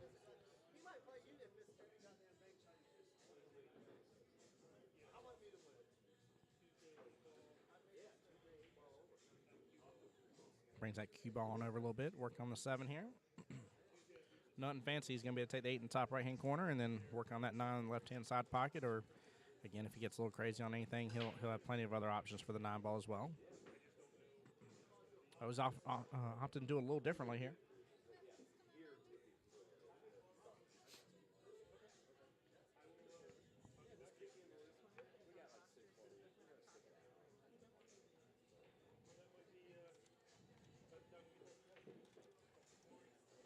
Now I can actually go for the 9 in the bottom left-hand corner pocket if he doesn't want to take it to the side here.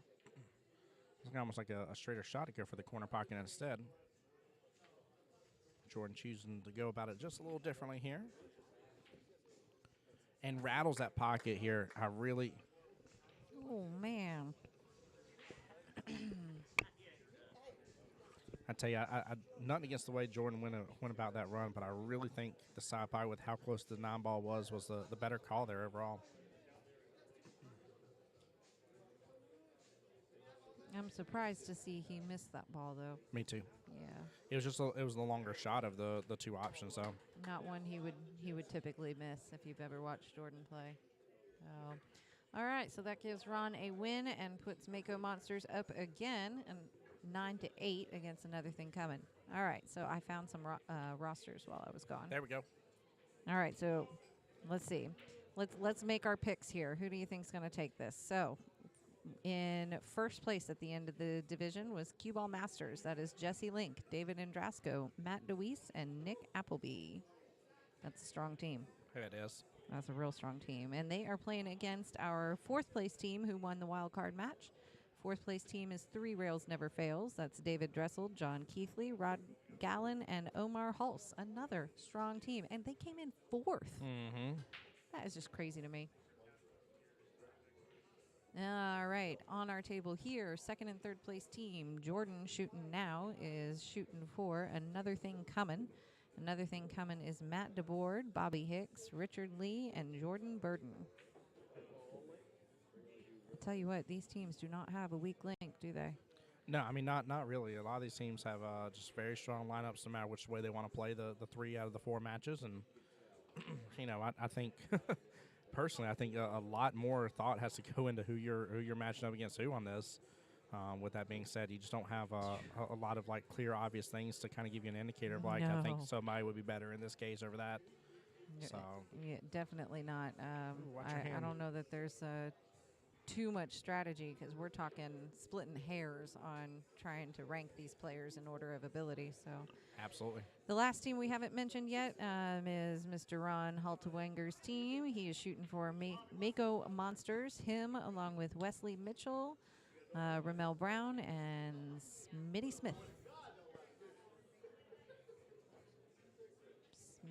Smitty. Yeah. All 4 serious contenders. There is not a runaway in this tournament. If I was them though, I wouldn't worry about a thing though, because I just know No. every little thing's gonna be all right. But that is true all the way from a skill level 1 to a skill level 9. If you start getting in your own head and worrying about this tournament and who you're playing and how you're playing and where that ball Yes. went and who's talking behind you and who's sitting in the chair next to you and you're worrying about all those things, you're not going to play your game. Well, yeah. For anybody that's ever dealt with, I'm gonna put it in air quotes, quote unquote, sharking. I've always despised the whole dealio about sharking. And in order for sharking to work, what has to happen? You have to be affected by it. So, just like you Sure. said, it's about the mental game, right? It's about how you decide to play, how you're thinking about everything and going about it and stuff. That's why I've always hated the term, is because, even in this, like, you could allow yourself to really get caught up Oh, very in nice the moment with what's position happening. there. I agree, Tim. I agree. Yeah. And it's hard. It doesn't make it easy, but No. you certainly do have control of it. And this is a great discussion right before we head into tournament season. World qualifiers. World qualifiers are Bow, bow, bow, bow. coming. They are coming. And we're excited to introduce a new patch at World Qualifiers this year. Don't you dare say that to me. You When I'm already sitting know right about here. it. You already know from the division rep meeting. Shh, I wasn't going to tell him I know. I don't think he knows. I think he's trying to cover for it that he forgot. Nope. I never forget anything in our division rep meetings. I remember everything. Uh-huh. Yeah. Do you want to make the announcement then? I will go ahead and talk about it. It's the sportsmanship. Ah, there he did. Yeah. He called me. Yep, he does remember it. All right. So at our World Qualifiers, we are going to be introducing the Good Sportsmanship patch. Which is huge. So if you're playing in World Qualifiers, you will have the ability to nominate someone other than yourself Yep. for the Good Sportsmanship patch. And the way you get it is to nominate them, and Mike and I will kind of mull those things over, and we will award those patches accordingly. That's so, good. we just want to make the dialogue at those tournaments about the good stuff. Yeah. I mean, it gets intense. Even here, like does. it gets intense. The air gets a little electrified, right? And everybody knows what's on the line, what's possible, what's at risk, whichever way you want to call it. But everybody knows that the chance of going to Vegas, in which you pay for your food and you pay for your fun. Like, that's it. Food and stuff. Food. I'm never living that down now. In Vegas, too, they do have food and stuff. This is a true statement. But, I mean, like, everybody gets a little intense, and I think it's very important. I think sometimes that we miss out on the great opportunities of good sportsmanship that can happen and really show up and show out, and ultimately, in all honesty, make this game amazing and a lot of fun to play. And let's be real here. We're Jacksonville APA. Like, we're already like a giant big old family and just a growing community that really, like, we care about each other. We definitely want the best for everybody. And I may be frenemies for a night, right? But that's okay. I'm still the first part of frenemies is friend, right? And then the That second needs part, to be a team name. frenemies. Guys, y'all heard it. Somebody better snag it up. Somebody better. But yeah, I mean that's what it's about. But I definitely agree. I love the thought behind it. I think it is about focusing on all the positive. It's easy to get caught up in the negative. Yeah. And we Yeah. just want to remind everybody that it's possible to have a great time, win, and be a good sport. Yes, it is very possible. Those things are not mutually exclusive. They work quite well together.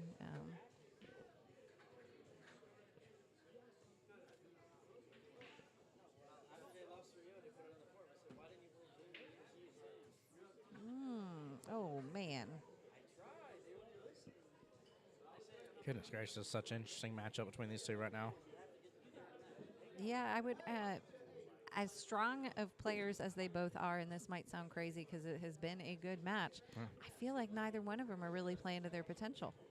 Yeah, we're definitely seeing some small mistakes that you wouldn't expect. You wouldn't bet money on that these guys would have made that certain type of call or shot or something. So I mean, I guess the lucky thing for both of them is that neither one of them are really, having that stellar showing yet. Although, I mean, there's glimpses of it, but yeah.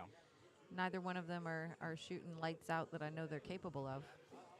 The benefit here, though, Chad, is 4-2 looks like, right now, like Jordan is set to win this match. But right now, with just the way both players are shooting, and I'm going to dare even say that I think it may be nerves at this point. That's getting a little bit of the mental game here is creeping in. I'm going to tell you right now, this match is far from called. Oh, yeah. Yeah, this is gonna. I think this is gonna go for the long haul. Again, if this ends up ending, based on a 3-rack difference, you're gonna blow my mind.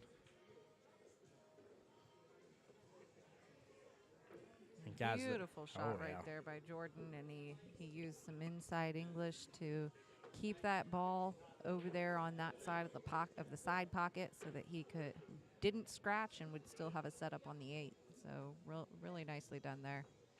Here we are saying that they're not at the top of their game today, but I mean, still that was a smooth shot. Yeah, That was very smooth. Still talk worthy for sure. And guys, you got to use, so when she's talking about inside English, just the English he would have used would have been right on that inside for that shot. But the whole purpose was just to, like she said, keep the ball above where those side pockets were, leaving the rest of his shots here that he needed to go after. No need to let the cue ball get loosey-goosey on you. Nice out takes Jordan up to 5 points. And again, tying it up between the two teams, 9-9 here. So it may not look like a tie between Jordan and Ron, but what we're also really paying attention to is the score at the top of the screen there. Another thing coming with 9 points, and Mako Monsters also with 9. Yep. Yeah, So. we could end up going into the last match, where both teams it's just as simple as you've got to get your 7, like your normal win. Yeah. With how close this is. I mean, I know Ron's probably not thrilled right now that he's down 5-2, but in the bigger picture, he's doing what he needs to do to make sure that his team is staying in it, and that last match is really going to be the defining match. Bare minimum, Ron's got to keep focus here. He owes 2 more racks to his team. Check that rack out. We have moved on to 8-ball. Yeah, buddy. Oh, yes, we have. I'm glad. God, I keep forgetting. I always forget. Either we're down in our score or we're moving down to 8-ball too soon. Hold on. Hang on there. Hey, Ramel. Hey. We're either off on score or we're wrong about them switching 8-ball. Are they on rack number 9? No, it's only 8 games of. They've only played 7. 6-2. Is it? Yeah. Okay. All right, we were off on our score here. Ramel just corrected us then. We were trying to make sure. So Jordan is actually up 6-2. Forgive me. Fooled you at 6-2. Yep. Matt said, "Is this a league? This is the Masters League." Yes, absolutely. Welcome to the stream here, Hey, Matt. Mateen, nice to see you. Mateen, sorry, thank you. Nice to see you online. Now, how do you know Mateen? I think I met Mateen here. We chatted over text a little bit, looking for a team, and then he appeared over at Blanding, hung with us there for a little bit. Nice, I think he gets around town. There we go. Yeah, Mateen, this is the Masters division, and in the same area and same time right now, we have the women's as well. This is both for the championship qualifiers. So this is what determines teams getting to advance to Vegas to then compete there in the big leagues. Mateen, I think your presence in this division is necessary next session. Hey, you heard it right there. Get your booty to some Masters League starting May the 6th, question mark. He said, get your booty there. Get your, oh, you need Kelly?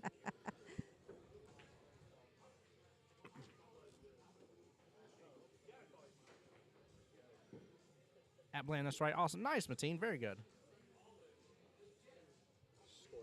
Score sheets are on the printer. Did you tell her that's where we always put them? Oh, you always hate it when I did it. Mateen, you definitely should. Team size is 4, and yeah, as long as they are skill level 5 and above. But also the 5s are going to have the new league. Skill level 5s and 6s will have the new Padawan Masters League as well. But definitely get involved with it, Mateen. That gives you a whole nother opportunity. Yeah, that definitely gives you a whole nother opportunity here. Mateen, what APA skill level are you, my friend? 'Cause I was told that you are Mateen's definitely a Jedi. one of the Jedis here. It's going to be on a Saturday now, actually. So they're moving it. It used to be on Sundays. They're putting it to Saturday, just once a month, right? First Saturday of the month Yeah. at 1 o'clock in the afternoon. It is truly a peaceful afternoon and nothing but solid pool. Yeah. You know, it's a good day. Masters has always been a favorite of Mike and mine. You're going to have a good time. Yeah, I just love how Masters just changes up everything within APA, but still encompasses who APA is. For sure. I think there's something to kind of hint on that.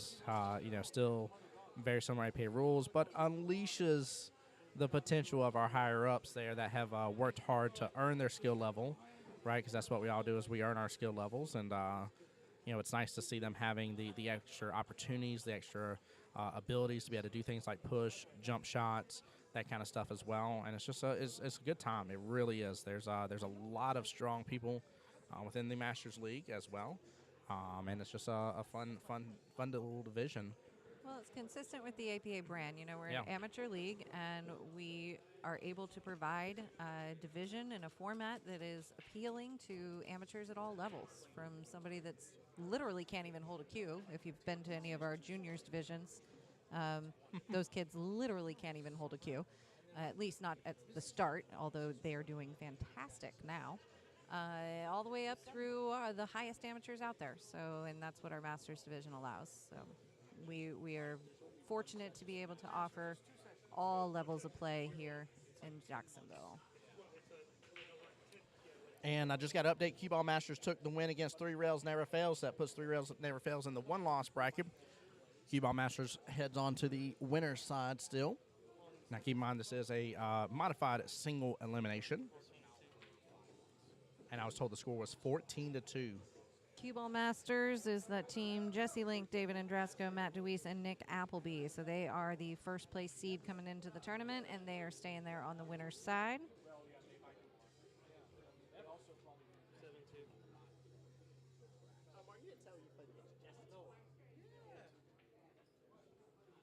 We got Ron here at the table, mapping out his run for solids. Pun intended here. He's actually got a solid opportunity here with this. As long as he leaves that alone. Oh, playing with That's fire. all right. Playing with fire. Maybe for me and you, but Ron, I think Ron's got this. So I think here with this, I'm going to go after that 6 ball with where the 8's at now. I'm going to use my 1 to take out my 8 ball. So I'm going to go 6, 7, and then I'll go after that 1 ball. So I don't know what Ron's plan was before that 4 ball in the side, but he is now circling the table again. So he's rethinking. Since he knocked that 8 ball into the rail, he had to kind of rethink that plan. He examined the position of that 8 ball. Where does he need to be after he runs these other 3? Oh, man. Oh, that may work out really well, though. It tied up the other stripe. What's that, 12, something like that? I always forget. Tim, you have an amazing ability that I am envious of, putting a positive spin on the negative. Very smart move by Jordan. I love the fact he just went to tackle it on. That is a absolute difference in the higher skill levels of APA right there, guys. He did not shy away from knowing that was his problem and knowing that he could take advantage of it. Wow. I agree. He definitely went for that, where a lot of players would maybe kind of play. And I also agree, depending on your skill level, that the move would be to leave that ball alone. Yep. But I am surprised that Jordan did that, because he freed it up. He didn't make the 14 ball, and is that the 14? See, that's what I keep looking at. And It's the Pepto-Miz ball, high ball is what it is. I can't tell. I think it's the 12. I'm so bad about that. I think it's the 12. I'm like, I got the 10 ball down. That's blue. 2 balls my favorite, 10 balls my favorite. Let's go. In my opinion, he got a little lucky there that he's getting back up to the table because he left Ron a shot on the 7 ball and he left Ron a shot on the 1 ball. And Deborah, I do know one of the team matches is over. Let me see if I can get you the official update as for who's already won, because there's definitely other ladies matches still going right now.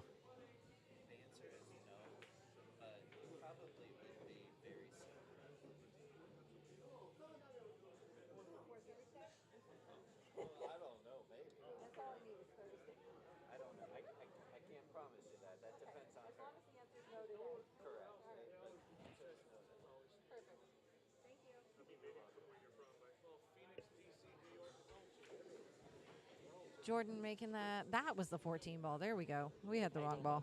It was the 12 before. Okay, so Jordan making that up there on the side, and he left himself a shot on the 8 ball. I am not so sure that goes in the side pocket. I think he's got to take that all the way down the rail if he wants to make that ball.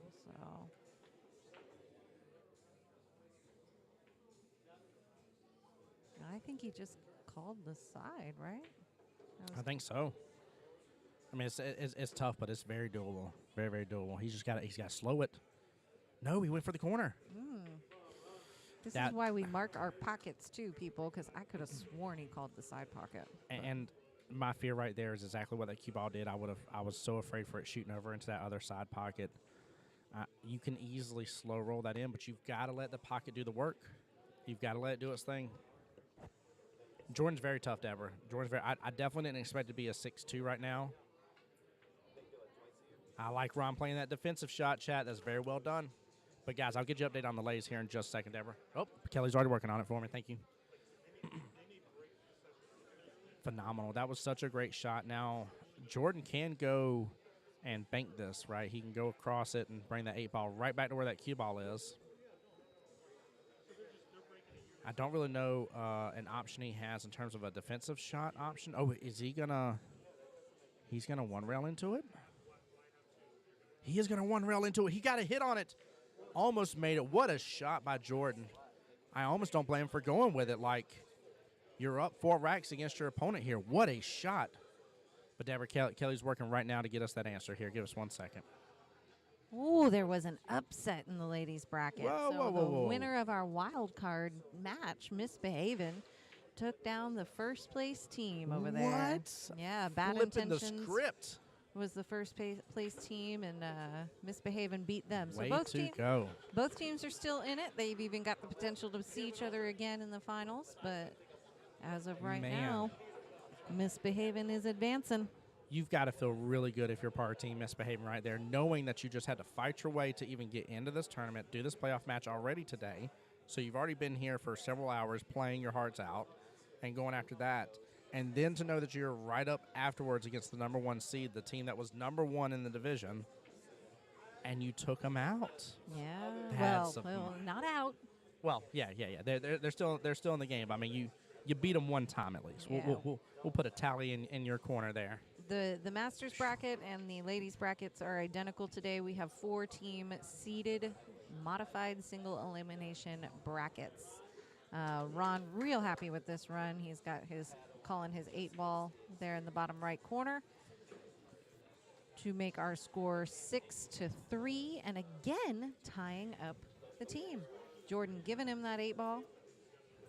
So keeping it a tight race. Like we talked about this just a little while ago, Tim. He is doing his job and keeping that team in it.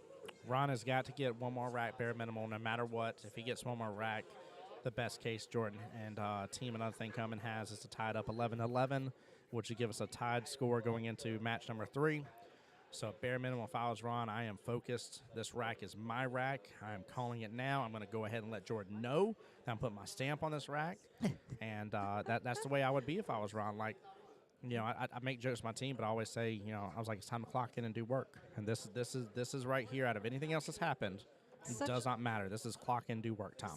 Well, I mean, the opportunity here is endless for Ron too. Yes. So the best Jordan can do is finish this match with Another Thing Coming and getting 11 points. But now Ron has a chance here to get Mako Monsters up to 14. Yes, he does, which is huge. Love it. Wow, thanks for the update, Deborah. Anytime. Thank you so much for asking about the women's division. We love the fact that we got these going on at the same time, and that again, these are just more opportunities that everybody has to participate within the APA league, and to be here in Jacksonville and be a part of teams, and it's fun. Like ask any of the ladies here about how much fun they get to have doing this division and enjoy it and stuff like that, and they'll tell you like this is something special to them. So, and as it should be. Same thing with Masters. This is something special to everybody that's involved here with Masters division. So don't just, guys, don't miss out on opportunities. I know sometimes your schedule doesn't allow for you to do so, and definitely don't go burn yourself out. I've seen people get on like 5 different nights out of nowhere and ramp up tremendously and play and stuff. But find yourself what I'm going to call like one of the specialty leagues, one of these little extra options that, you know, Mike and Kelly have helped make happen for us all, and that we get to really enjoy and stuff, and just don't miss out on opportunities. I appreciate those plugs, Tim. Boom. In case you don't know what happens after boom, boom goes the dynamite. Let's go. We are super excited to see our first 8-ball doubles team qualified out there. I forgot that's this time around. Yes. Yeah, so they'll This be is a going huge out. year. They got about two weeks before they hit the road, I think. Oh my goodness. A little less than 2 weeks. And so what I'm talking about is the team that is heading out There it there. is. Wow, a nice break and run. No, not a break and run, but nice out for Jordan. Didn't even let Ron get to the table there. And so like we talked about, Jordan brings in 11 points for another thing coming. That finishes up this match, 7-3 between Jordan and Ron. And another thing coming is in the lead by 1 point headed into our final Masters match. So with that being said, chat, coming in this next match, whoever another thing coming puts up will only need to win. Well, actually, no, I'm sorry. Another thing coming has a win. Mako Monsters has a win. So another thing coming still has to win overall. Has to take all 7 points then, right? To take the win. Because if it's a tie, like this is weird. Like I don't know what happens. Well, if Mako Monsters wins, it's 17. If If another thing comes, coming it's the gets 6 points, then That'll be a it's but 17, Mako will have but the 2 Mako wins. would have the Yes. 2 wins. Forgive me. Yes. So it's pretty much whoever wins this match. Yeah. Yeah. So, So that's good though. I mean that's easy math. Yeah. Yeah. Whoever wins this match wins, but we are playing to a winner. I like that, though. I like that a lot. You want to talk about great job on both teams, bringing it in where the extra pressure isn't on like last time. You know, last time Rod, could not let his opponent get Christian to 4 racks Yeah. and had to hold him to that, in which Rod did a phenomenal job going he up did. 6-0. Christian put it in gear, bringing back 3 more racks, and then Rod taking the next one after that. But I would much rather be in this position here where it's, hey, just play your normal game, right? Yeah. This is no added pressure. Your whole pressure is just what you decide to put on your own shoulders at this point. Hey, Tim, can we go ahead and throw up that screen that we were talking about earlier? Wanted, dead or If you weren't with alive. us between matches last go around, this, I know it's a little blurry. Don't worry, we're going to put up an actual good quality one here a little later. But this is new to Jacksonville APA starting on Monday. I know it's super hard for you to read right now on that screen, but underneath bounty players there, it says valid for matches played between 4:17 and 4:23. So what this is every week we're going to randomly name some bounty players. The bounty will put up the format, 8-ball or 9-ball, will put up their skill level, and we will put up the division that the bounty qualifies. And these players can play a match in that division that week in that format. And as long as they play against somebody who is within 1 skill level of themselves, then the winner of that match will advance to the Jacksonville APA Bounty Tournament. That winner will also receive a bounty patch. So kind of excited about this. This is brand new here.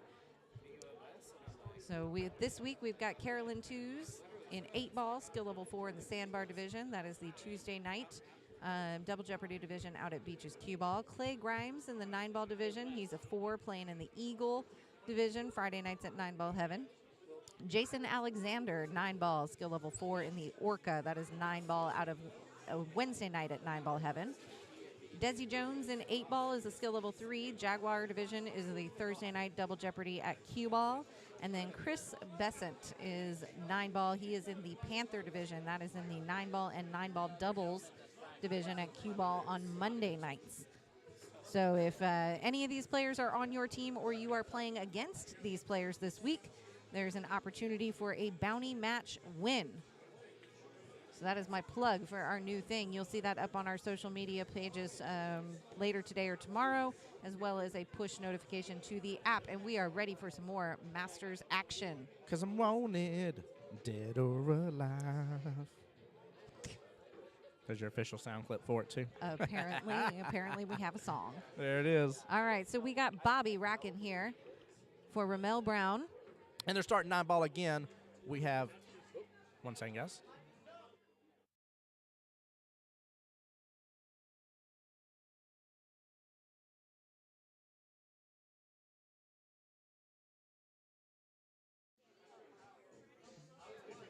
All right, got that. There we go. We have Bobby racking for Ramel Brown. I chose the wrong vowel. Nobody saw that. Y'all didn't see that mistake. And we are starting with 9 balls. So we're going to play a max of 8 racks of 9-ball here in the Masters format. It is a race to 7, and as you saw in our discussion earlier, we are looking for a winner Yeah, we're here. just going for a winner, yeah. We need a winner between Bobby and Ramel, and that is going to determine the winner between Another Thing Coming and Mako Monsters. Mako Monsters are our defending champs from last year's qualifier. Oh, are they? You didn't know that? Ooh, no, I didn't. I You've didn't missed remember that that. opportunity for the last I missed 5 that, hours? I missed that little fun little fact, little sprinkled in there, Kelly. Come on now. That's awesome though. That's huge. They got a lot of pride thing coming into this, and definitely want to take it home again. That feels good. For sure, yeah. Big congrats to them on last year, and let's see. I mean, they're already showing up and showing out for this year for sure. So we'll see how it goes. But very, very, very much love this matchup that we have going on. Deborah, I think you're talking about the wanted bounty program, and if that's the case, then thank you. We're excited about that one. Yeah, it's very It very is neat. cool. Yep. We've already got people here in the room that are itching to call out some of those bounty players. They definitely are, and I love that. I love that. I'm excited because I'm hoping like one night I'll have somebody I can go after, and like I'll just straight up just point them with my cue and be like, "You're mine." What movie reference is this? Let's see. No movie reference. Or hold on, I could have. Your soul is mine. Oh, I knew you could find one. I could have Mortal Kombated it. Oh, I didn't catch that. Yeah, a little Probably a Shang shocker. Tsung I'm not a right Mortal there. Kombat fan. Gotta watch the OG Mortal Kombat movies, man. They are. Whew. I remember having that on VHS. All right, enough of the old school. We're kicking it new school. He says in the same sentence as we're kicking it. Yeah, exactly, right? Oh, man. Somebody made a good joke the other day, too. They were like, I wonder if they're going to make the Super Mario movie the game. Oh. Because, you know, a lot of movies have the game version of and literally it's the title. So, like, it'd be like Jurassic Park, the game. And you're like, wait, what? Oh, man.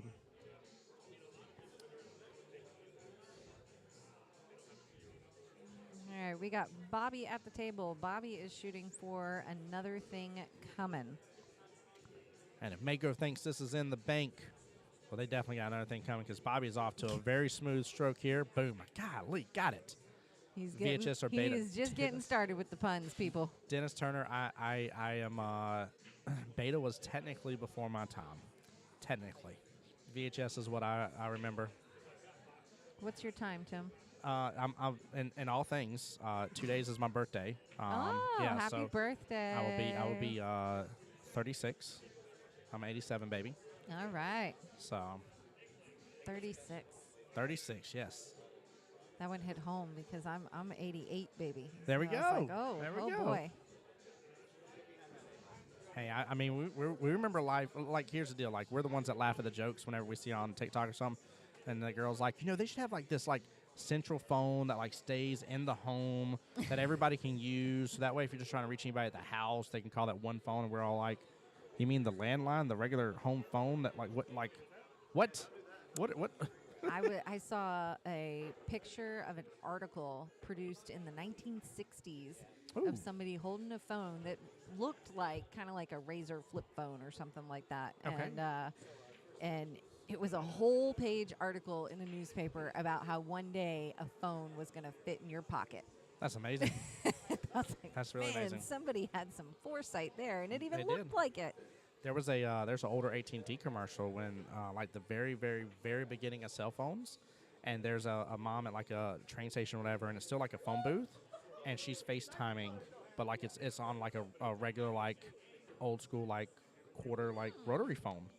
And but like it had a little TV screen stuff, and like she was just checking in with her child just to be like, hey baby, I'll be home soon. Go in and get to bed, et cetera, et cetera. But it was definitely FaceTime. Like that's exactly what it was. So It's cool. crazy. Anyways, we digress here. We're still in our first rack. Ramel's at the table, and he is trying to take the first rock for Mako Monsters. It looks like he should have no trouble making this 9-ball. No, that should be normal out for them. The only thing I would caution people on this table, I definitely agree when I was talking with Noah earlier.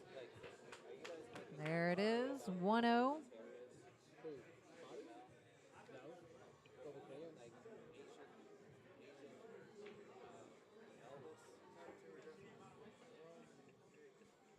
Are you trying to start from Mike?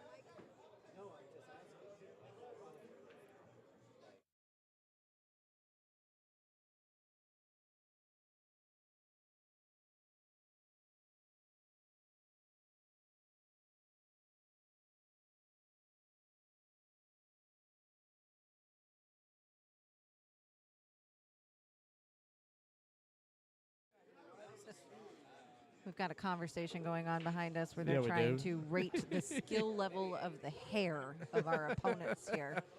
So Ramel has a great little slicked back look going on, and then Bobby with his chilled long hair. I mean, Very smooth. they're trying to attach a skill level to the hair. I love it. Dennis, I hope you're doing well, brother. Hope you're blessed. Thank you for tuning into the stream and joining in with us, man. The Jetsons. Oh, whoops. Man, I did so not update the many of score. those things. My bad. Oh, yeah, we're too busy talking about cell phones and FaceTime. And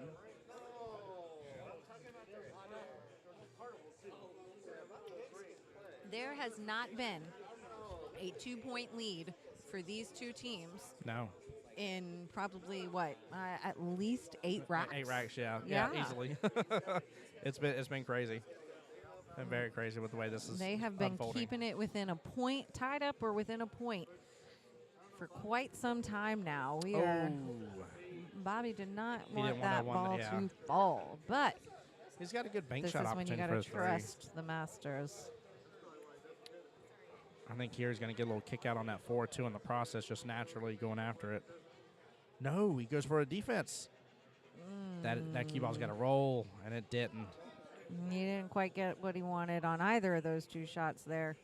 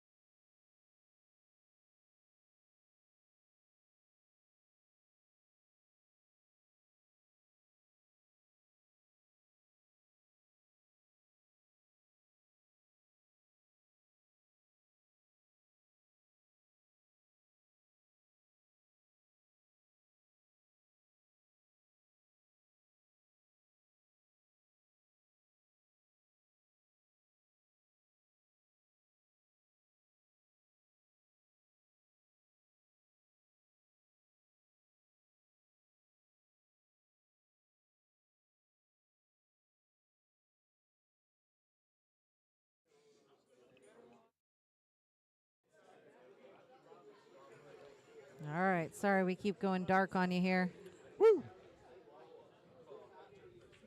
There it is. No. God, playing with fire. A little bit harder than he wanted to.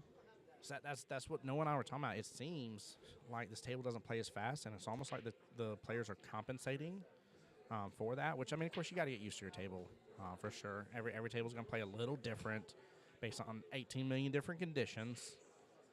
But you got to get used to the way things are rolling, and we've seen it multiple times. Good out. Oh, but it, again, I mean, everything we talk about as a problem is not a problem for these guys. No, that's definitely a tough Thank goodness side we're pocket not the shot. ones playing, Tim. What are you talking? Behind this booth, we make every shot. I don't know what you're talking about. Not When I- me. Yeah, no. Behind this booth, you are skill level 12. You have ascended the ranks above Yoda as Jedi Master. Hey, did you play in that Max 13 we did? No, I don't think no, you were I there. couldn't. No. Yeah. That was fun. I had a busy weekend, but that was another opportunity, another good time. That was fun. I don't know if you saw the post, but all in all, between donuts and donations and the Max 13 entry fees and a Q raffle, we raised $1,500 for you the kidding juniors me? program. Yeah. That's phenomenal. Yep, $1,500, and so 3 of those juniors are going to get to go to St. Louis to play in the Junior APA National Championship. How's that league coming along? How's everything looking with that? I've seen multiple different There players are teaching. 20 kids. That's beautiful. Oh my gosh! And this is the first time this has been done. This was talked about. Literally, I remember the meeting where y'all were like, "Hey, like this is what's going on. These are the changes that are being made. This is what's happening, et cetera, et cetera." And like there was a whole list of a bunch of different things. And one of the big items on that list I remember specifically was about the juniors league. And already seeing it be such a success is absolutely amazing. 20 kids there, and they're doing so good. That's And good.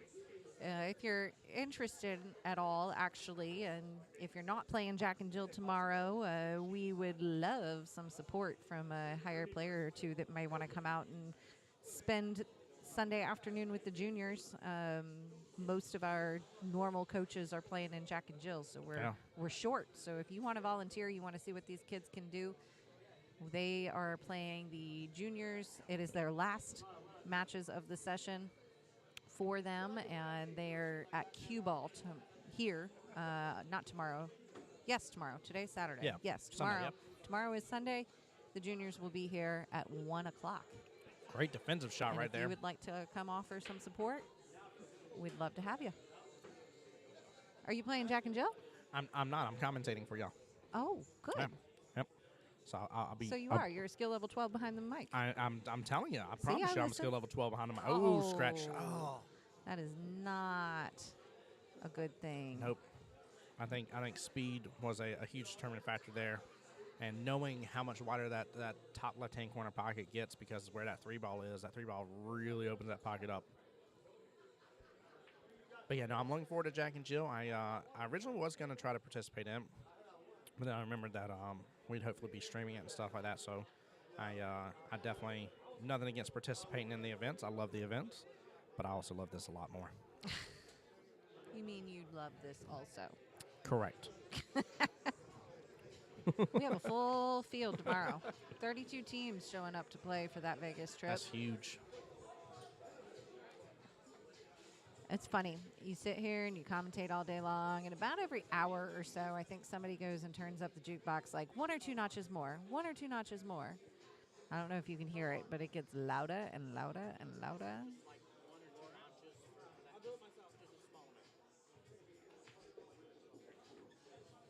It doesn't put you in the mood, Tim? What I'm sorry, it does. Don't get me wrong. And I'll start doing random raps out of nowhere. You can't ask me to do it on the spot.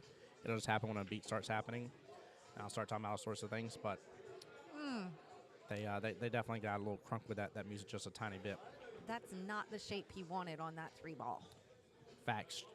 Chat. He was looking for a triangle, not for a diamond. Just kidding. I thought you were about to break out into a rap.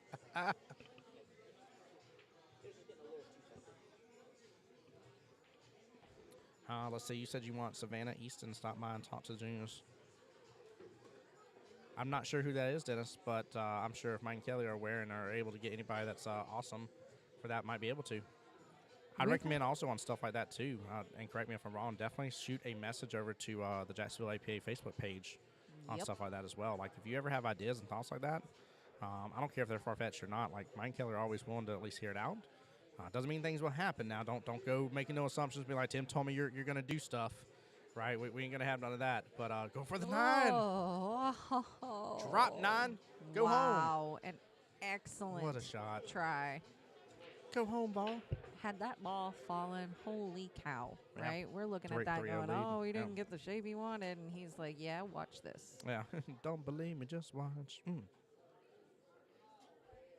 Teenage girl who's playing in the WPBA. Wow. Okay.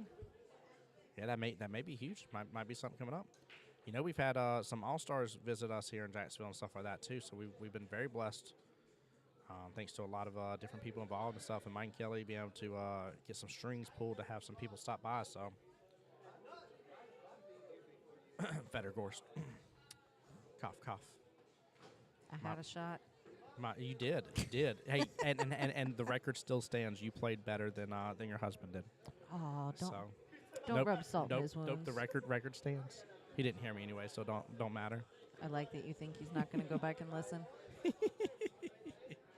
If he listens to this entire broadcast again and comes up to me later on about it, I'm gonna be shocked and all, and I'm gonna laugh my butt off. I don't know that he'll listen to the whole thing. He'll definitely scroll through.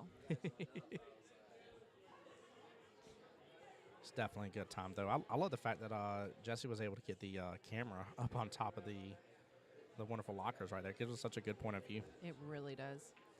Hey, if everybody wants to gang up with me, the next time you see Mike, ask him when he's going to get on the live stream. Yeah, let's make this That's happen. a brilliant question. Looks like 4-9 combos in the books right now. Oh, yeah. Very doable. There Great it is. speed. All right. He's happy about that one since he just barely missed that carom earlier. Yep. All right. Oh, it's our first 2-point spread in about 10 racks. Yeah, it's been a while. It has been a long while. This is crazy. So Mako Monsters in the lead here, but again, this is just whoever wins. There's nothing special about this one to do, and there's nothing you don't have to hold your opponent to 4 racks or 5 racks or anything weird or crazy about that. This is literally comes down just to who wins. Which right now Ramel is doing work against Bobby here, but Bobby, I love the way Bobby, takes his time and stuff, very methodical thinking and stuff like that. And I love when these players have such great personalities to Yes. go with it, too. If you've ever sat and talked with Bobby, he is just such a nice person. absolutely is. Absolutely. Ravel, too. Yeah. Role model. He came out and did some work with the juniors the first week that we had that, and both of them, I mean, just outstanding players and personalities. Mm-hmm.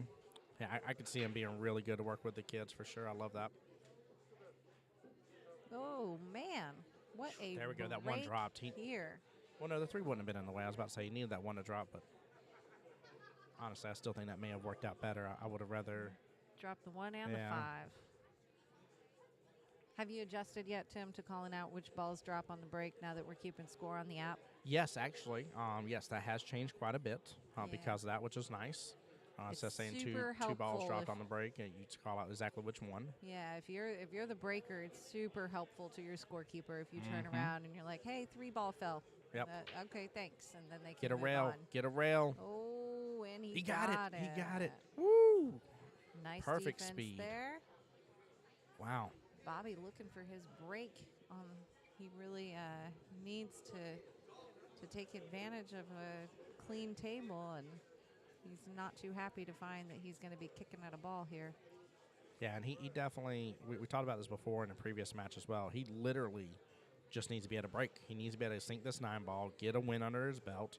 That's going to shift the entire offset of this match right now, right? And that definitely will allow him to get hopefully a good break in, maybe drop some on the break, have good eyes on the 1 ball or whatever else is next in the list, and be able to go after it. But that's exactly what he needs to have happen right now.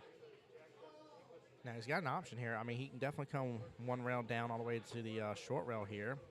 He also has the ability, if he wanted to jump it. Jumping is possible in Masters League. And looks like he may just scoot the 4 right up against it.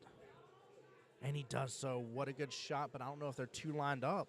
Almost, but man, that close That's off, together, right? they got to be perfect. I think Yeah. it's off. Yeah, I looks do. like the 4 may be maybe just a little more left. You know, and he also runs into an issue here since they're not dead on. It's makeable, I think, but since they're not dead on, he's going to have to shoot the cue ball kind of in the direction of that 9. He might play for the carom. Otherwise, he's going to end up double tapping the cue ball. Just come off Yeah, on this he's side of going that to too. play for that carom if he can.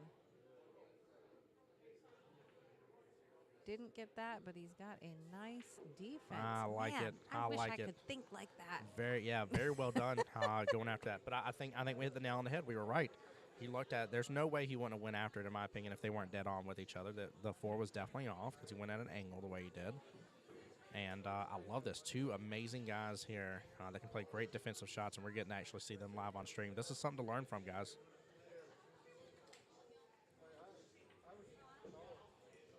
You know, even if you can't necessarily execute some of these defense shots, one thing to walk away from this match is to realize that defense wins games. Yes, it does. These players, there's a very limited number of shots on the table that they're not confident in. And you'll notice that even when there's potentially a shot on the table, they're using defense when they know that they don't have a shot after. So they're using it to their advantage. It's a really, really important element in their game. If defense isn't something that you've dabbled with a whole lot yet, just definitely start experimenting. It might cost you some shots here and there in the beginning when you're still trying to learn how to defense. I mean, heck, half the time that I try to defense, I say, well, that was a bad defense, but it was still a defense. Yeah. I'm making strides, trying. I've suggested to APA they make a new column for attempted defenses. There was somebody asked if we could have negative defenses. I was like, I don't think that it's going to work that way. I like it. And guys, Creative. Definitely is. My recommendation, too, for those that want to give defenses a try as well, when you're first going after it, you think you have to control every aspect of everything that's going on the table. Focus on either where you're going to leave the cue ball or where you're going to leave the object ball. Pick a purpose. Pick one, Choose your fight. Don't go after all of it. Even these guys, you'll see sometimes that they're able to control both from time to time, but ask them what their focus was, and they'll be like, I want to leave the cue ball down here, right? I knew naturally that object ball was going to float somewhere else or up there or towards this ball or something like that, but my focus was the cue ball here. And that's what they'll tell you. Right, Ramel's going to make this a 4-0 match between him and Bobby. Remember, the winner of this match wins it for the team. So we've got Mako Monsters up 14-11 against Another Thing Coming. However, this is not an elimination match. So whichever one of these teams loses, they are still very much in this bracket today. So maybe with a little bit of recouping that they need to do, but they are still very much in it. Yeah, we've seen more than enough times where the upset, where the team gets that first loss, and then comes all the way back to the finals and goes to take it home. So definitely a possibility. Gives you a lot of opportunity to get warmed up, get focused, get ready, and honestly, like sometimes being behind the 8 ball,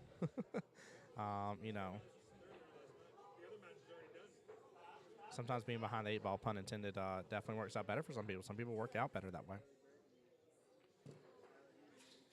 I will say this much, though, chat. Bobby has got to get in some sort of a groove or dealio here for sure for Another Thing Coming.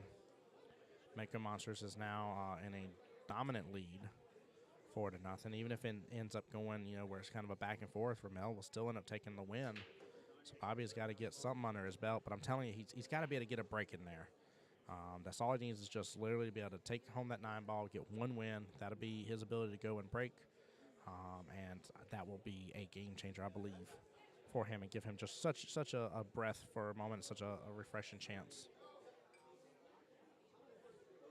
Now looking at that 1 ball here, looks like it's against the bottom short rail. 2 should go by the 7. Looks like it from where I'm sitting over here, but we can't quite see it. So it might be hung up on it. I'm not 100% sure, but I think just a defense on the 1 ball here. I think I'm going to play into the right hand or left hand side, I'm sorry, from his point of view on that 1. There you go. And let the cue ball go. Yep.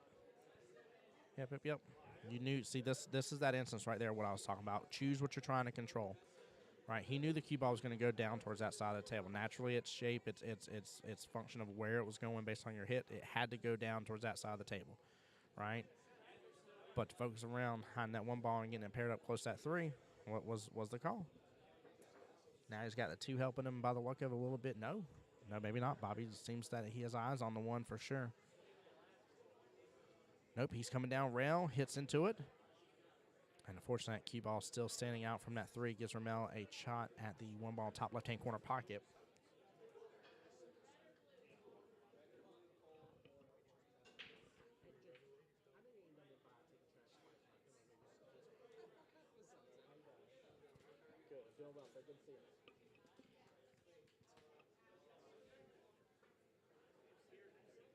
And guys, I don't think I have any other ladies updates right this second as for who's moving on to what right this second. I do know Misbehaving is still in the winner's side, Bad Intentions in the 1-loss side.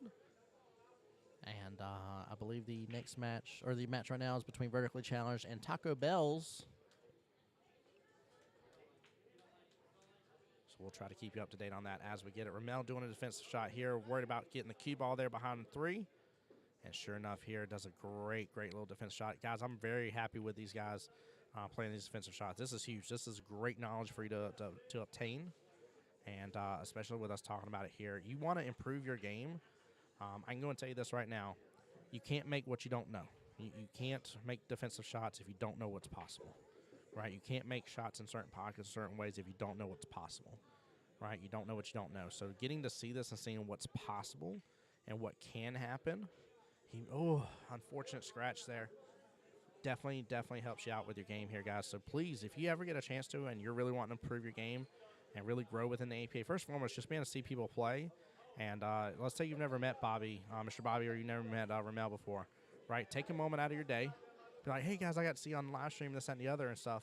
And introduce yourself to them, right? We're always a growing community here. So this gives you that opportunity, first and foremost.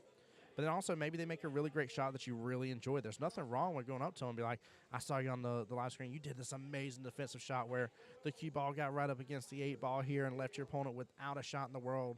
And it was definitely a great shot. You did awesome speed and stuff. Like, there's nothing wrong with saying that to people.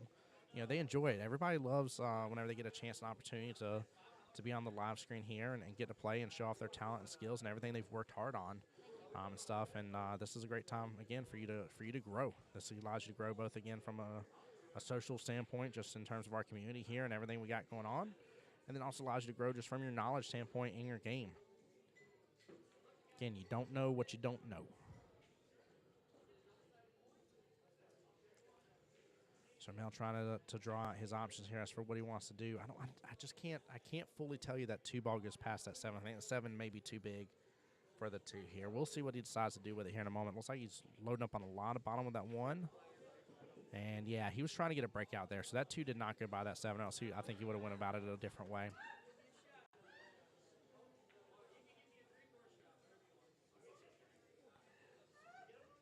And just a big shout-out to everybody participating today. Again, for all the days that the Masters teams have met, played against each other to go up against this final battle for the 2023 year, which I know our 2023 year is, we're just in April, we still got a while, but the fiscal year for the way APA works and operates, this is the end of the 2023 year.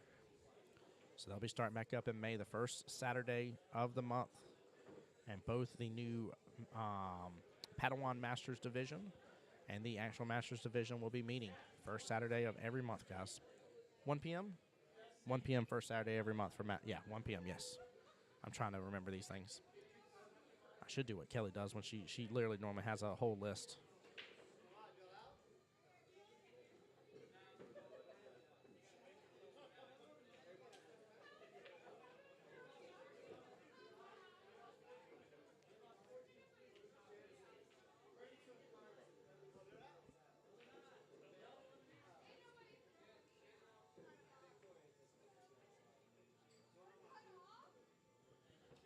I'm really hoping for Bobby here just to be able to get just a good, like I said, I honestly think we're going to see a different match on our hands if he can just get that 9 and get 1 win under his belt and literally get to be able to do the break. You're good. Thank you for asking. I love it because of where our booth is. Even though our camera's set up far away, everybody's like afraid that the camera's like right here, looking at the table. And so everybody like stops before they head over to the to the restrooms. It cracks me up each time. Good try there by Bobby here, but ball in hand goes Ramel now. Ramel with a little bit of an open table here. Question about the 5. 5 definitely goes top left-hand corner.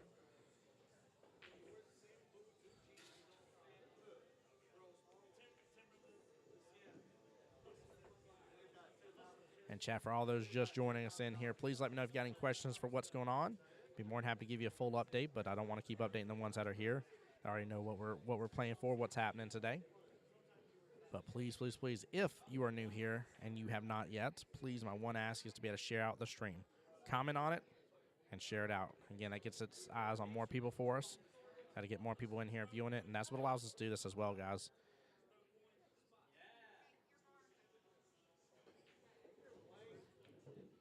Kelly, welcome back. I'm back again. Yeah, buddy. I like this spot. It's a comfy chair. Yeah, we definitely got the better chairs here versus just the, no offense to normal bar chairs that are high up, but these are better. This is also coming from the person who very rarely sits at these things.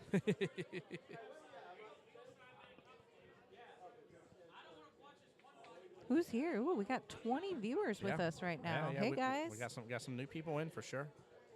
Glad to see you here.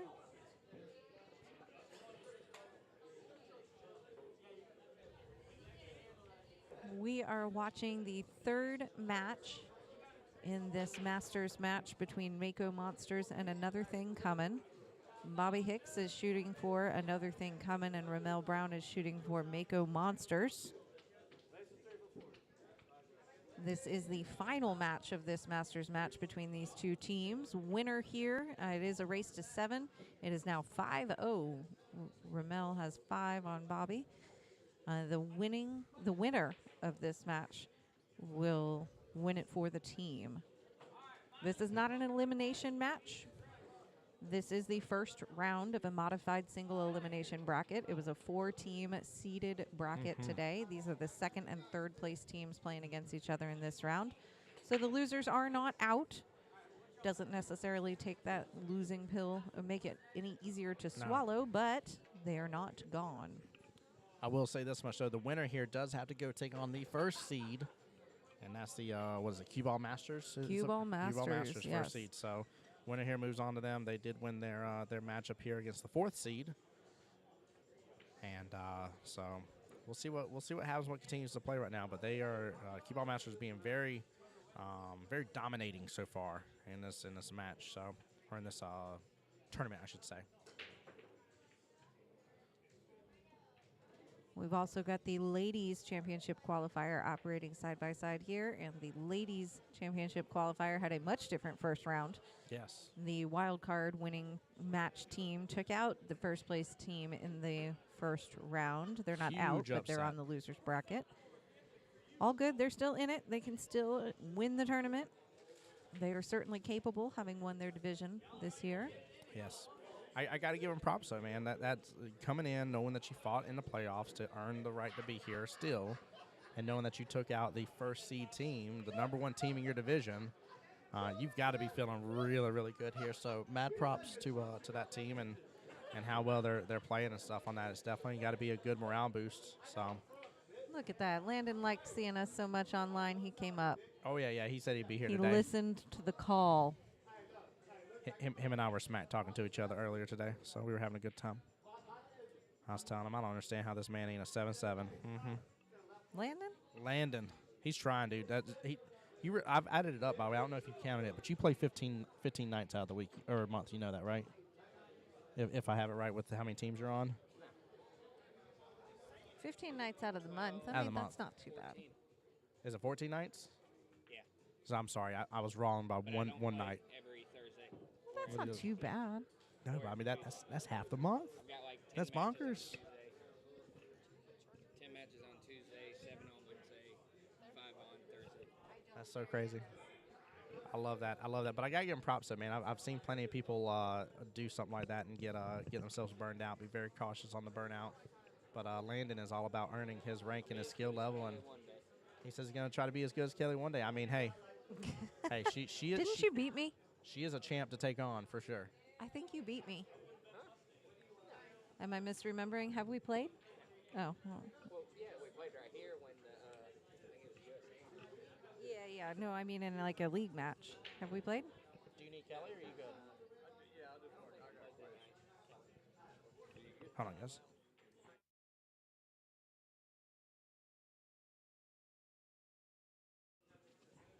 So I think there's nothing wrong with us saying that. So we had a question here.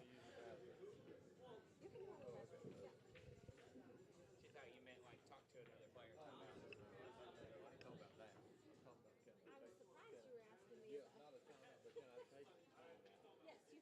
Yeah.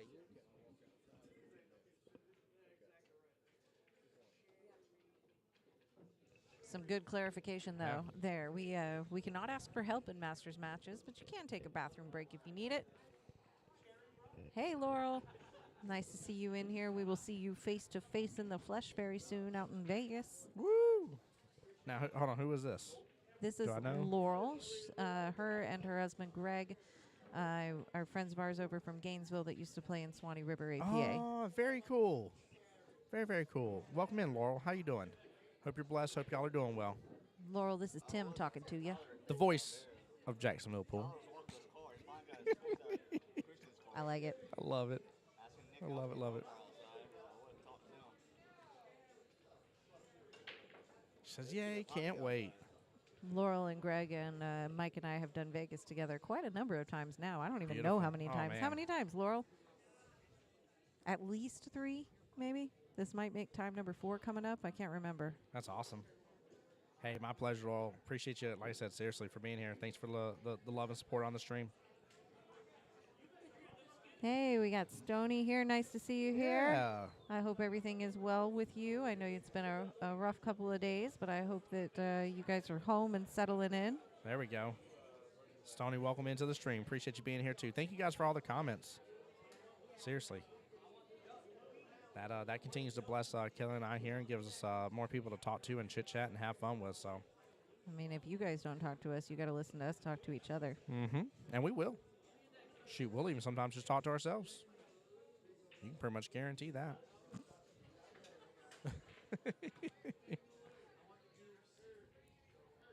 Very nice. Oh, my goodness. This might be it, chat. This might be the change that I was talking about right here. This could be All it. right, here comes Mr. Bobby Hicks to the table. Bobby's got to feel some confidence coming now. It's gonna be rushing through his veins here for it. Let's go. We're about to see. I'm telling you, he just needed one opportunity. I'm calling it right now.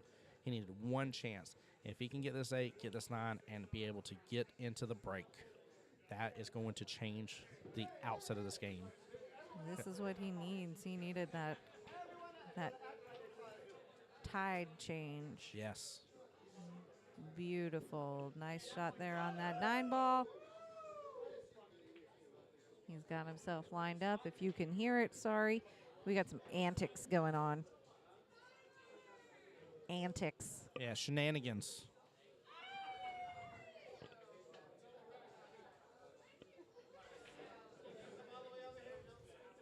It's part of what I like about League, though. Oh, absolutely. Like, you don't even need to know Good who's shot, get here. out. Good job, Bobby. Way to turn it around. You don't even need to know who's here. It's just like, hey, I'm going to my spot, and I'm going to know people. Yes. And that's this one of the community. cool Yeah. things about League is like you just you find your people and you know where your people are and that's Yep. where they're going to be and you don't need to check and make sure your friends can come out too because they're already there. Bingo. We'll see. We'll see. Chat. This is what I've been asking for this whole time for Bobby to have this chance for Mel has been just absolutely dominating, and we'll see what happens. But looks like Stoney has a great question there. Ooh, can I answer it? Yes, take it over. I love this question. All right, Stony, this is my favorite question right now because there are choices. Yes, there is. So you can either be a Jedi Master, and that is skill level 7s and above. Did you just pretend to be a lightsaber? Yeah. May the force be with you. All right, so next he's going to be Yoda. So And you got me so off track. Okay, so if you're a Jedi Master, then you are a skill level. Well, you can be a 5 or above to play in the Jedi Masters, really. 5 and above to play in Jedi Masters. If you are a 5 or a 6 and you are not a 7 or above, then you could play in Padawan Masters if you would like. Padawan Masters is the exact same format as the regular old Masters that you're watching here today. And it just means that skill level 7s and above are not allowed to play. So to answer your question, Stony, skill level 5s and above have options. You do not have to be a 5 in both formats. You can be a 5 in one or the other to play in Padawan.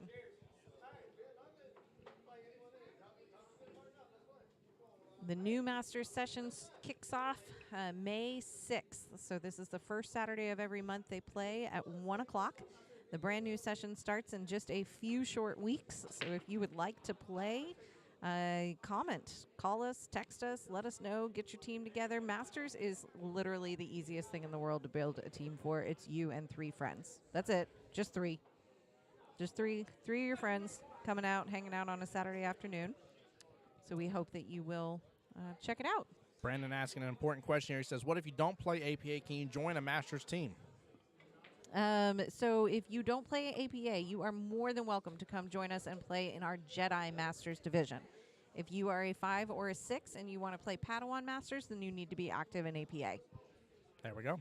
So if you are not active and we do not have an accurate, reliable rank for you, then you are not allowed to play in that Padawan division. But you are welcome to come join the Jedi division.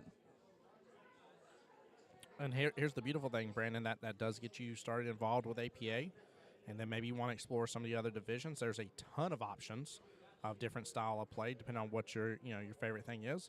There's even newer divisions that this will be the first time that they'll have their chances to win or have won and go to Vegas, where it's both 8-ball and 8-ball doubles on the same night. Same thing for 9-ball and 9-ball doubles. There's a destination division. I don't know if you like Hawaii or cruises, but you have a chance to win trips to those. Oh, by the way, while you're still playing that division, you still have a chance to get world qualified for 8-ball and still be able to have a chance for Vegas. Oh, beautiful hit there, Bobby. He hit the 7 first. Oh, did he? I missed it. Yeah, that 7 went flying. Oh, I was watching. I was so tuned into that one ball. Hey, thanks for the shout out, Laurel. Masters is awesome. Laurel was a founding Padawan Masters division member over in the Swanee River APA, and a good member too. And I'm waiting on the update here to see if Vertically Challenged or Taco Bell's won. Taco Bell's moves on. Taco Bell's. Congratulations. Very big congratulations. Taco Bell's and Vertically Challenged were playing each other in that first round of the ladies bracket, and Taco Bell's is advancing on the winner's side. Vertically Challenged is not out, though. Nope. They are not out of it. You have the ability to lose twice, unless it's the finals, and then it's not so nice. And Stony, even though your skill level might not be high enough to join yet is that key word. Yep. That is one of the really cool things about Padawan in particular is those 5s and 6s. It's hard to make that jump to a 7. It's really hard. Yes. And so this is a format that allows you to really improve those skills and elevate that game. Our Growth and development. 2s, 3s, and 4s in the room. You guys have all kinds of resources everywhere you turn. You got your captains, your coaches, your timeouts. You can hop on a table with any of them and learn something from every single match. Our 5s and 6s, and this is a chance to really play with others on an equal playing field and see what you got and develop those skills. Stoney, if I may ask, what skill level are you in both 8 and 9? 3? Yeah, so it ain't gonna take long to get up there. It really won't. It 3 you want to know the difference between a 3 to 4? 4 starting to learn defensive shots. I can tell you that right now. Defense is a huge. Literally, the other day I was thinking about that too. That man, it's the difference between a 4 and a 5, and I'm like, no, it's the difference between a 3 and the 4. No, it's the difference between a 5 and a 6. It's how well do you execute them? How often do you use them? How consistent are you in those defense shots? But defense 100% plays a role in your game, in your win percentage, in your confidence on the table, in your options. Yes. Chad, I'm going to tell you, too, one thing that would work out well for the entire community, too. If you're going to go play a defensive shot after you play it, make sure and just tell the people keeping score. Both sides be like, hey, that was a defensive shot. doesn't matter if you actually succeeded in a defensive shot. The point of defensive shot is, was your goal to make a ball, and did you make a ball? If your goal was not to make one of your balls, right, and your goal, and you did not end up just accidentally making a ball, we all have the little APA moments in there, right? Some accidental. Whether a ball pockets. goes down or not is not in that equation. Oh no. It is just about intent. Well, so if if I your did intent- not intend to make a ball, then it Defense. is a defense. It doesn't matter Mark if it. something fell or not. Mark it. Craziness about that is it means that I could not intend to make a ball and accidentally make my ball, and I keep shooting, but it's still a defense, There you right? go. I should still mark that defense. All right.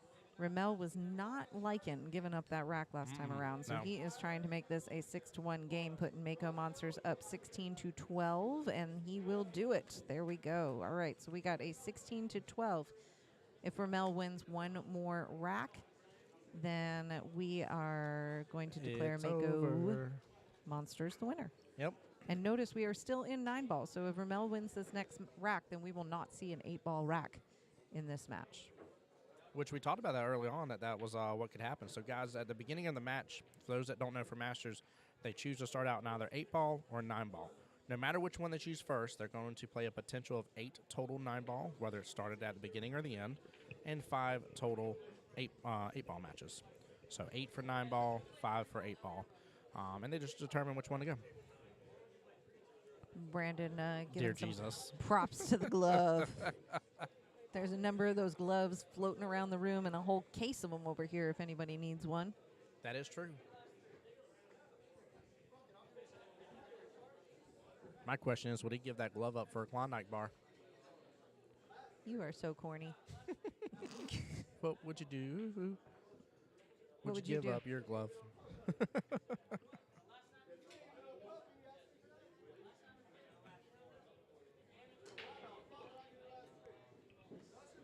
All right.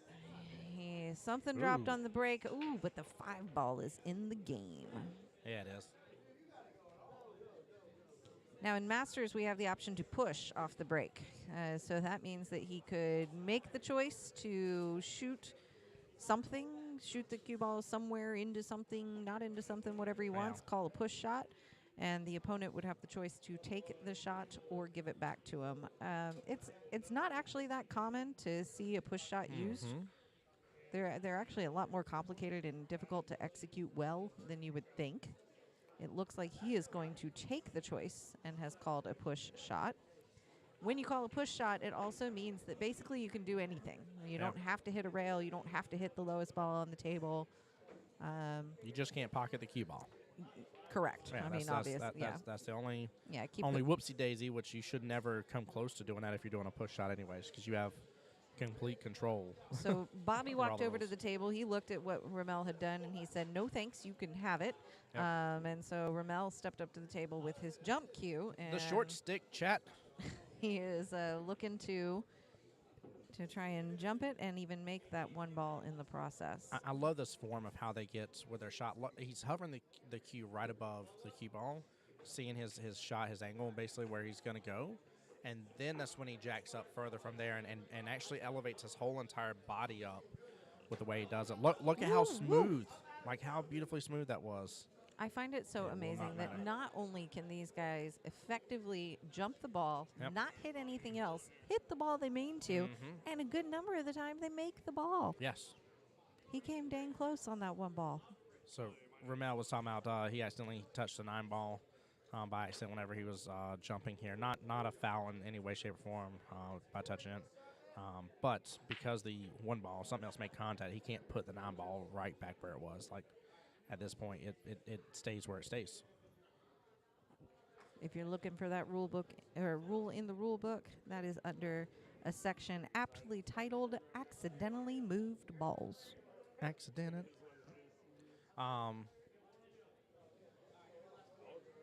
Mike, you want to say hi? I thought he was about to. That's why I got quiet real fast. I thought he was literally coming up to grab the mic or something.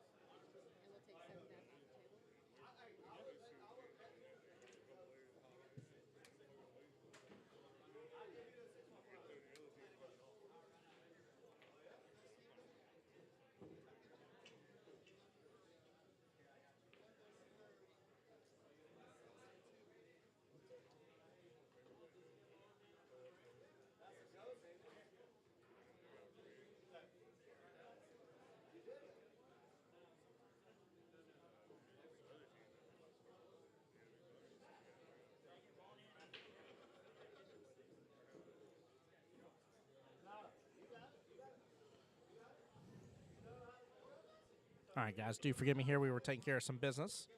I think they're focused on something with the ladies' league going on right now.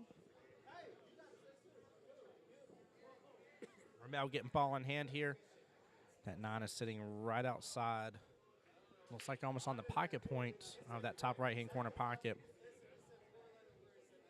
I'm sure he's maybe looking a way to go and finish this up and take the win from him.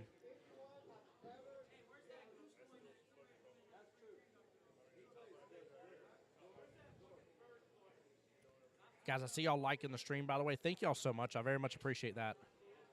Very much appreciate that. I know that means a lot to us here, Mike Kelly especially. Good shot with the 2. I figured he may have been trying to get back down below the 3. I just don't think he got enough of the shape that he was looking for out of it.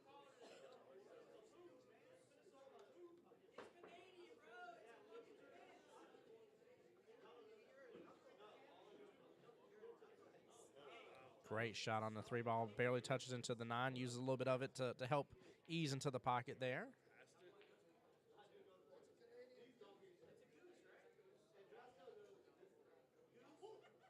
Sean asking if we'll be streaming next Saturday for the triangles.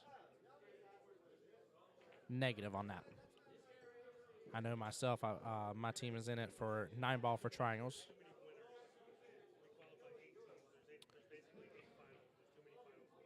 So the reason why is there's going to be 8 qualified, and because that means there's going to be 8 finals, and so literally they'd have to be picking and choosing which finals match to show you, and it just wouldn't end up being a fair thing. It'd just be too much. So good shot, Ramel, on the way of taking this win here, and Mako Monsters advancing through the winners. If so, they'll be taking on QBALL Billiards, and they do. Congratulations to Ramel here. The crowd erupts. Woo! There we go. There we go. Seriously, though, great shot. Great job by Ramel here, taking out Bobby. And that is that.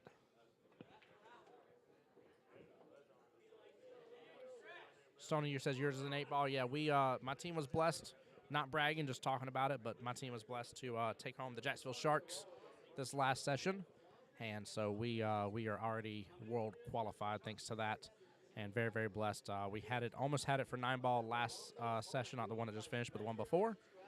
And we were blessed to finish up this session for 8 ball. So it was very tough, a huge field, and we had a lot of competition, and we were able to come up and steal that #1 spot. So, guys, that being said, here, it'll be just a moment, but we're gonna see which team they get up here next.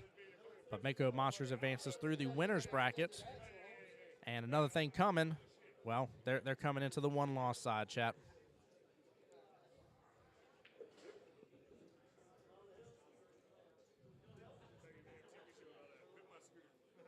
Hey, Stoney, thank you so much for that, man. I appreciate it. All right, guys, bear with us for just a moment here as I find out which 2 teams we have coming back here. Mike, that's what's happening. They're going to play the first through and then play second and third simultaneous. I think you might need to make the same pitch to Masters. We're in the same problem here.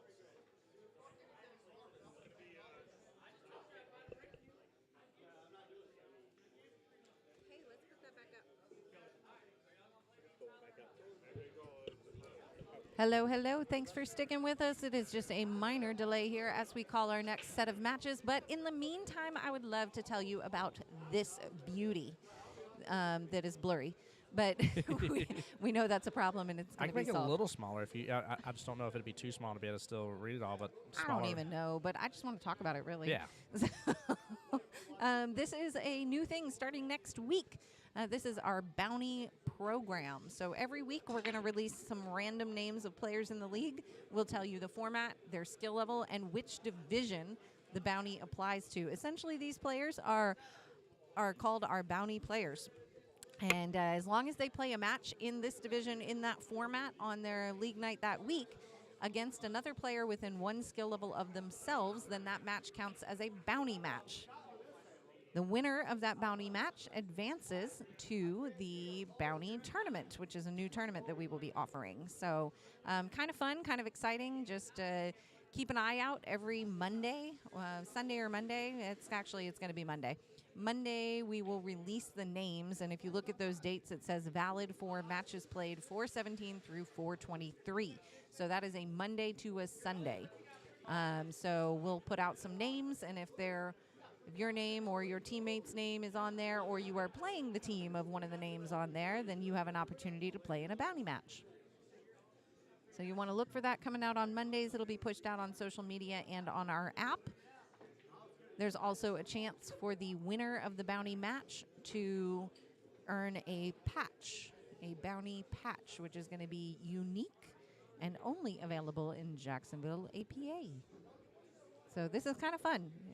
If you know any of these people, make sure that you contact them. Let them know that they are the lucky bounty players of the week.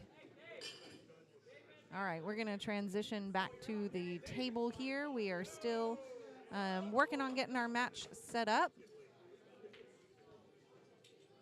We are going to be streaming the winner's side of this bracket. Is that right? Yes. All right, so this is going to be a match between QBALL Masters and Mako Monsters. So we are playing for King of the Hill here. King of the Hill means that they are going to be in the hot seat on the winner's side. Muy caliente.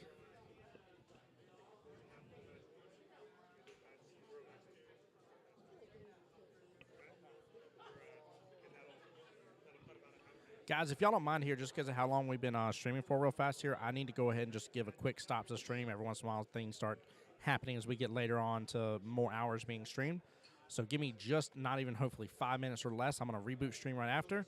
Give the computer just a second to rest just here in a moment and get back to it here, guys. But we'll be right back. Right, Kelly? Yeah, come find us here in just a couple minutes. We will be back. Jacksonville APA Facebook. Make sure to check it out. Oh, we have a